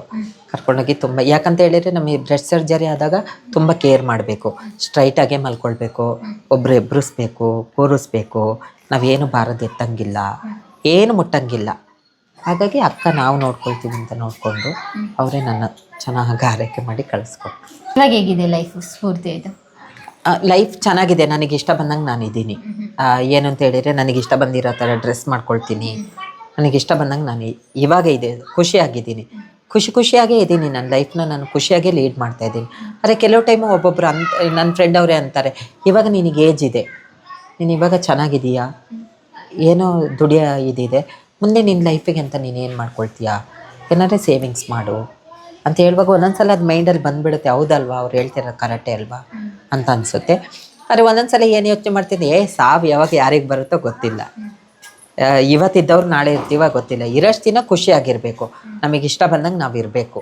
ಏನಂತ ಹೇಳಿದರೆ, ನಮಗೆ ಇಷ್ಟ ಬಂದಿರೋ ಬಟ್ಟೆ ಹಾಕ್ಕೊಳ್ಬೇಕು, ನಮಗೆ ಇಷ್ಟ ಬಂದಿರೋ ಊಟ ಮಾಡಬೇಕು, ಖುಷಿಯಾಗಿರಬೇಕು ಅಂತೆ. ಅದಕ್ಕಿಂತ ನನಗೆ ತುಂಬ ಖುಷಿ ಕೊಟ್ಟಿರೋ ಅಂದರೆ ಇವಾಗ ನಾನು ಕೆಲಸ ಮಾಡ್ತಿರೋ ಕೆಲಸ. ಏನಂತ ಹೇಳಿದರೆ, ಕ್ರಷನ್ನು ಇದಕ್ಕೆ ನನ್ನ ಪ್ರೋಗ್ರಾಮ್ ಮ್ಯಾನೇಜರ್ ಆಗಿ ಪ್ರಮೋಷನ್ ಮಾಡಿರೋದು ಆ ಮಕ್ಕಳ ಜೊತೆಗೆ. ಯಾಕಂತ ಹೇಳಿದರೆ, ಮಕ್ಕಳಿಲ್ಲ, ನಾವು ಮಕ್ಕಳು ಆಗಲ್ವಲ್ಲ, ನಮಗೆ ಆ ಮಕ್ಕಳಿಲ್ಲ ಅನ್ನೋ ಫೀಲ್ ಇರುತ್ತೆ ನೋಡಿ, ಅದು ಈ ಮಕ್ಕಳ ಜೊತೆಗೆ ನಾನು ಕಳೀತಾ ಇದ್ದೀನಿ. ಮಕ್ಕಳನ್ನ ಆಟ ಆಡ್ಸೋಂಥದ್ದು, ಮಕ್ಕಳನ್ನ ಮುದ್ದು ಮಾಡೋಂಥದ್ದು, ಮಕ್ಕಳು ಅಟ್ಯಾಚ್ಮೆಂಟ್ ತುಂಬ ಇದೆ ನನಗೆ. ಹಾಗಾಗಿ ಮಕ್ಕಳ ಜೊತೆ ಖುಷಿಯಾಗಿದ್ದೀನಿ. ಆದರೆ ಇವಾಗ ಥಿಂಕ್ ಮಾಡ್ತಾ ಇದ್ದೀನಿ, ಹೌದು ಸ್ವಲ್ಪ ನನಗೆ ಅಂತ ನಾನು ಏನಾದರೂ ಒಂದು ಸೇವಿಂಗ್ಸ್ ಮಾಡೋಕ್ಕೆ ಸ್ಟಾರ್ಟ್ ಮಾಡಬೇಕು ಇನ್ನು ಮುಂದೆ. ಯಾಕಂದರೆ ಇದ್ದಿರೋ ಜೀವನ ಹಿಂಗೆ ಇರಲ್ಲ, ಮುಂದೆ ಏನಾದರೂ ನೆಕ್ಸ್ಟ್ ಬೇಕು. ಇವಾಗ ಕಂಪ್ಯಾರಿಸನ್ ಮಾಡಿದಾಗ ನೀವಿದ್ದಾಗ್ಲೂ ಏಡ್ಸ್ ರೇಷಿಯೋ ಇವಾಗ್ಲೂ ಕಡಿಮೆ ಆಗಿದೆಯಾ ಅಥವಾ ಜಾಸ್ತಿ ಆಗಿದೆಯಾ? ಮತ್ತೆ ಅವಾಗಕ್ಕಿಂತ ಇವಾಗ ಸ್ವಲ್ಪ ಕಡಿಮೆ ಆಗಿದೆ ಕಮ್ಯುನಿಟಿ ಮಧ್ಯದಲ್ಲಿ. ಯಾಕಂದ್ರೆ ಕಮ್ಯುನಿಟಿ ಅವರಿಗೆ ಎಲ್ಲ ಗೊತ್ತಿದೆ, ಹಣ್ಣು ಯೂಸ್ ಮಾಡಬೇಕು, ನಮ್ಮ ಹೆಲ್ತ್, ಅವ್ರ ಹೆಲ್ತ್ ಬಗ್ಗೆ ಗೊತ್ತಿದೆ, ಹಾಗಾಗಿ ಕಡಿಮೆ ಆಗಿದೆ. ಮತ್ತೆ ಕಮ್ಯುನಿಟಿ ಅವರು ಮೊದಲಾದ್ರೆ ಎದುರವರು ಇವಾಗ ಎದ್ರಲ್ಲ ಓಪನ್ ಅಪ್ ಆಗಿ ಬರ್ತಾ ಇದ್ದಾರೆ. ಏನೇ ಸಮಸ್ಯೆ ಇದ್ರೂ ಓಪನ್ ಅಪ್ ಆಗಿ ಹೇಳ್ಕೊಳ್ತಾ ಇದ್ದಾರೆ. ಯಾಕಂದರೆ ನಾವೆಲ್ಲ ಬಂದಾಗ ಪ್ಯಾಂಟ್ ಶರ್ಟಲ್ಲಿ ಇದ್ದಾಗ ನಮಗೆ ಓಪನ್ ಅಪ್ ಆಗಿ ಹೇಳ್ಕೊಳ್ಳೋ ಚಾನ್ಸೇ ಇರಲಿಲ್ಲ. ಇವಾಗ ಕಮ್ಯುನಿಟಿಯವರು ಓಪನ್ ಆಗಿ ಬರ್ತಾರೆ, ಎಲ್ಲರೂ ಒಂದು ಜಾಗದಲ್ಲಿ ಸೇರ್ಕೊಂಡು ಕಷ್ಟ ಸುಖಗಳನ್ನ ಶೇರ್ ಮಾಡ್ಕೊಳ್ತಾರೆ. ಅದು ನಿಜ ಖುಷಿ ಆಗುತ್ತೆ. ಮತ್ತು ಪಾಸಿಟಿವ್ ಅವರು ಅಷ್ಟೇ, ಪಾಸಿಟಿವ್ ಬಂದಿದ್ದಾರೆ ಅಂತ ಕೊರಗ್ತಾ ಇಲ್ಲ. ಸೇಮ್ ಅವ್ರಿಗೆ ಪಾಸಿಟಿವ್ ಯಾರಾದ್ರೂ ಲಿಂಕ್ ಆದರೆ ಅವ್ರ ಜೊತೆ ಮಾತಾಡ್ತಾರೆ. ನೀನು ಯಾವ ರೀತಿ ಇದ್ದೆ, ನನಗೆ ಇವಾಗ ಬಂತು ಈ ಥರ ಎಲ್ಲ ಆಗೋದ್ರಿಂದ ಆಗ ಹೋಲ್ಸೋದಕ್ಕೂ ಈಗ ಹೋಲ್ಸೋದಕ್ಕೂ ಎಷ್ಟೋ ಬದಲಾವಣೆಗಳಲ್ಲಿ ಕಮ್ಯುನಿಟಿಯಲ್ಲೂ ಆಗಿದೆ, ಸಮಾಜದಲ್ಲೂ ಆಗಿದೆ. ನಿಮ್ಮ ಕಮ್ಯುನಿಟಿಗೆ ಒಂದು ಬ್ಲೇಮಿಂಗ್ ಅಂತ ಹೇಳಿದರೆ ಸೆಕ್ಸು ಮತ್ತು ಭಿಕ್ಷಟನ್ನು ಬಿಟ್ಟು ಬೇರೆ ಕೆಲಸ ಮಾಡೋಕ್ಕಾಗಲ್ವಾ ಅಂತ. ನೋಡಿ, ಅವಕಾಶ ಸಿಕ್ಕಿದಾಗ ಎಲ್ಲರೂ ಮಾಡ್ತಾರೆ. ಅವಕಾಶನೇ ಇಲ್ಲದ್ರೆ ಯಾರು ಮಾಡ್ತಾರೆ? ಇವಾಗ ನನಗೆ ಅವಕಾಶ ಅನ್ನೋದು ಸಿಕ್ತು, ಆದರೆ ನಾನು ನಿಜವಾಗ್ಲೂ ಒಂದೊಂದ್ಸಲ ನಾನು ಅದಕ್ಕೆ ಎಲ್ಲೂ ನನ್ನ ಎಜುಕೇಷನ್ ಸುಳ್ಳು ಹೇಳೋದೇ ಇಲ್ಲ. 10th fail, 8 subject 4 subject fail. ನಾನು ಓಪನ್ ಆಗಿ ಹೇಳ್ಬಿಡ್ತೀನಿ. ಯಾಕಂತ ಹೇಳಿದ್ರೆ ಇದರಿಂದ ನಾವು ಅರ್ಥ ಏನು ಮಾಡ್ಕೊಳ್ಬೇಕು, ನಮಗೆಲ್ಲರೂ ಒಂದು ಅವಕಾಶ ಸಿಕ್ಕಿದಾಗ ಕಮ್ಯುನಿಟಿಯವರು ಏನಾದರೂ ಒಂದು ಚಾಲೆಂಜ್ ಆಗಿ ತಗೊಂಡು ಕೆಲಸ ಮಾಡ್ತಾರೆ ಅಂತ. ಎಷ್ಟೋ ಜನ ಕಮ್ಯುನಿಟಿಯವರು ಡಿಗ್ರಿ ಆಗಿದೆ, MCom ಆಗಿದೆ, BCom ಆಗಿದೆ, ಕೆಲಸ ಇಲ್ಲ.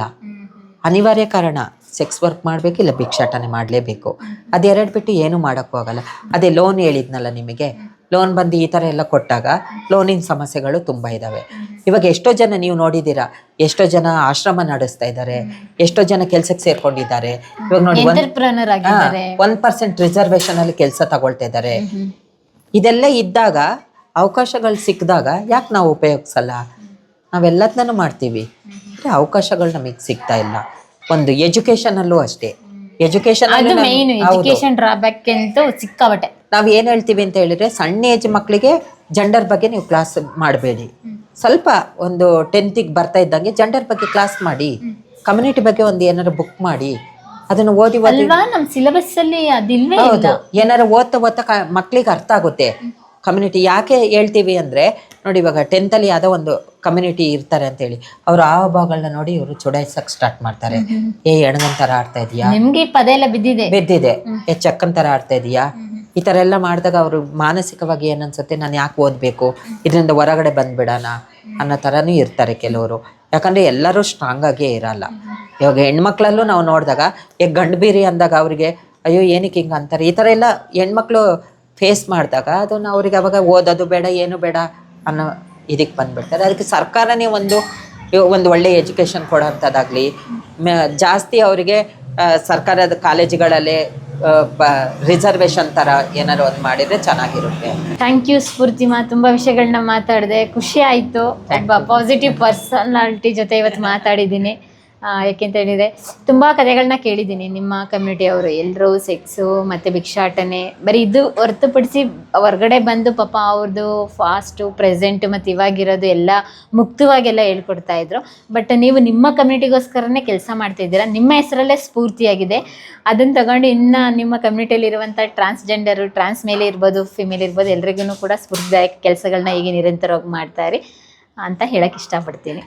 ಥ್ಯಾಂಕ್ ಯು ನಿಮಗೂ. ಮತ್ತು ಅದ್ರ ಜೊತೆಗೆ ನನಗೆ ಆನಂದ್ ಅವ್ರಿಗೆ ತುಂಬ ಥ್ಯಾಂಕ್ಸ್ ಹೇಳ್ತೀನಿ. ಒಬ್ಬರು ನಮ್ಮ ಬಗ್ಗೆ ತಿಳ್ಕೊಳ್ತಾ ಇದ್ದಾರೆ, ನಮ್ಮ ಬಗ್ಗೆ ಒಂದು ಸಮಾಜಕ್ಕೆ ಒಂದು ಮೆಸೇಜ್ ಕೊಡ್ತಾ ಇದ್ದಾರೆ ಯಾವುದೋ ಒಂದು ಮುಖಾಂತರ ಅಂತ ಹೇಳಿದರೆ ನಮಗೂ ಒಂದು ಹೆಮ್ಮೆ. ಯಾಕಂದರೆ ಸಮಾಜ ಇನ್ನೂ ನಮ್ಮನ್ನು ಅದೇ ರೀತಿಯಲ್ಲಿ ನೋಡ್ತಾ ಇದೆ. ಇವರು ಇದೇ ಕೆಲಸ ಮಾಡೋಕ್ಕೆ ಲಾಯಕು, ಇದು ಬಿಟ್ಟು ಇವ್ರು ಏನೂ ಕೆಲಸ ಮಾಡಲ್ಲ ಅಂತ. ಏನೇ ಕೆಲಸ ಮಾಡ್ತಾ ಇದ್ದೀವಿ ಅಂದರೆ ಕೆಲವ್ರು ನಂಬಲ್ಲ. ಹಾಗಾಗಿ ನಂಬಬೇಕು ಅಂತ ಹೇಳಿದಾಗ ನಾವು ಈ ಥರ ಎಲ್ಲ ಮೀಡಿಯಾದಲ್ಲಾಗಲಿ, ಈ ಥರ ಸೋಷಿಯಲ್ ಮೀಡಿಯಾದಲ್ಲಾಗಲಿ ನಾವು ಯಾವಾಗ ಜಾಸ್ತಿ ಆ್ಯಕ್ಟಿವ್ ಆಗಿ ಇದನ್ನೆಲ್ಲ ಮಾಡ್ತಾ ಇರ್ತೀವಿ, ಆವಾಗ ಸಮಾಜನೂ ಬದಲಾವಣೆ ಆಗುತ್ತೆ. ಹಾಗೆ ನಮ್ಮ ಸಮುದಾಯದಲ್ಲೂ ಬದಲಾವಣೆ ಆಗ್ತಾ ಇಲ್ಲ ಅಂತ ನಾನು ಹೇಳ್ತಾನೆ ಇಲ್ಲ.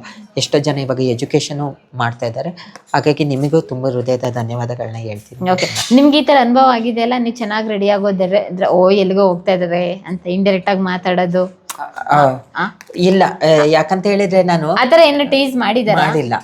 ಯಾಕಂತ ಹೇಳಿದ್ರೆ ನಾನು ಜಾಸ್ತಿ ಮೇಕಪ್ ಆಗಲ್ಲ, ಇಷ್ಟೇ ನ್ಯಾಚುರಲ್, ಏನು ಹಚ್ಚಲ್ಲ. ನನಗೆಲ್ಲ ನನ್ನ ಫ್ರೆಂಡ್ ಅವ್ರು ಅಂತಾರೆ, ನೀನ್ ಮೇಕಪ್ ಆದ್ರೆ ಚೆನ್ನಾಗಿ ಕಾಣಿಸ್ತೀಯಾ ಅಂತ ಹೇಳ್ಬಿಟ್ಟು. ನಾನಿಲ್ಲ, ಮಾಡ್ಲಿಂಗ್ ಡ್ರೆಸ್ ಹಾಕಿದ್ರೆ ಏರ್ ಒಂದು ಬಿಡ್ತೀನಿ, ಅದು ಫುಲ್ ಮಾಡ್ಲಿಂಗ್ ಡ್ರೆಸ್ ಮಾಡಿ ಏರ್ ಒಂದು ಬಿಡ್ತೀನಿ, ಮತ್ತೆ ಕುತ್ತಿಗೆಗೆ ಏನು ಹಾಕಲ್ಲ, ಹೀಲ್ ಚಪ್ಪಲ್ ಒಂದು ಹಾಕ್ತೀನಿ.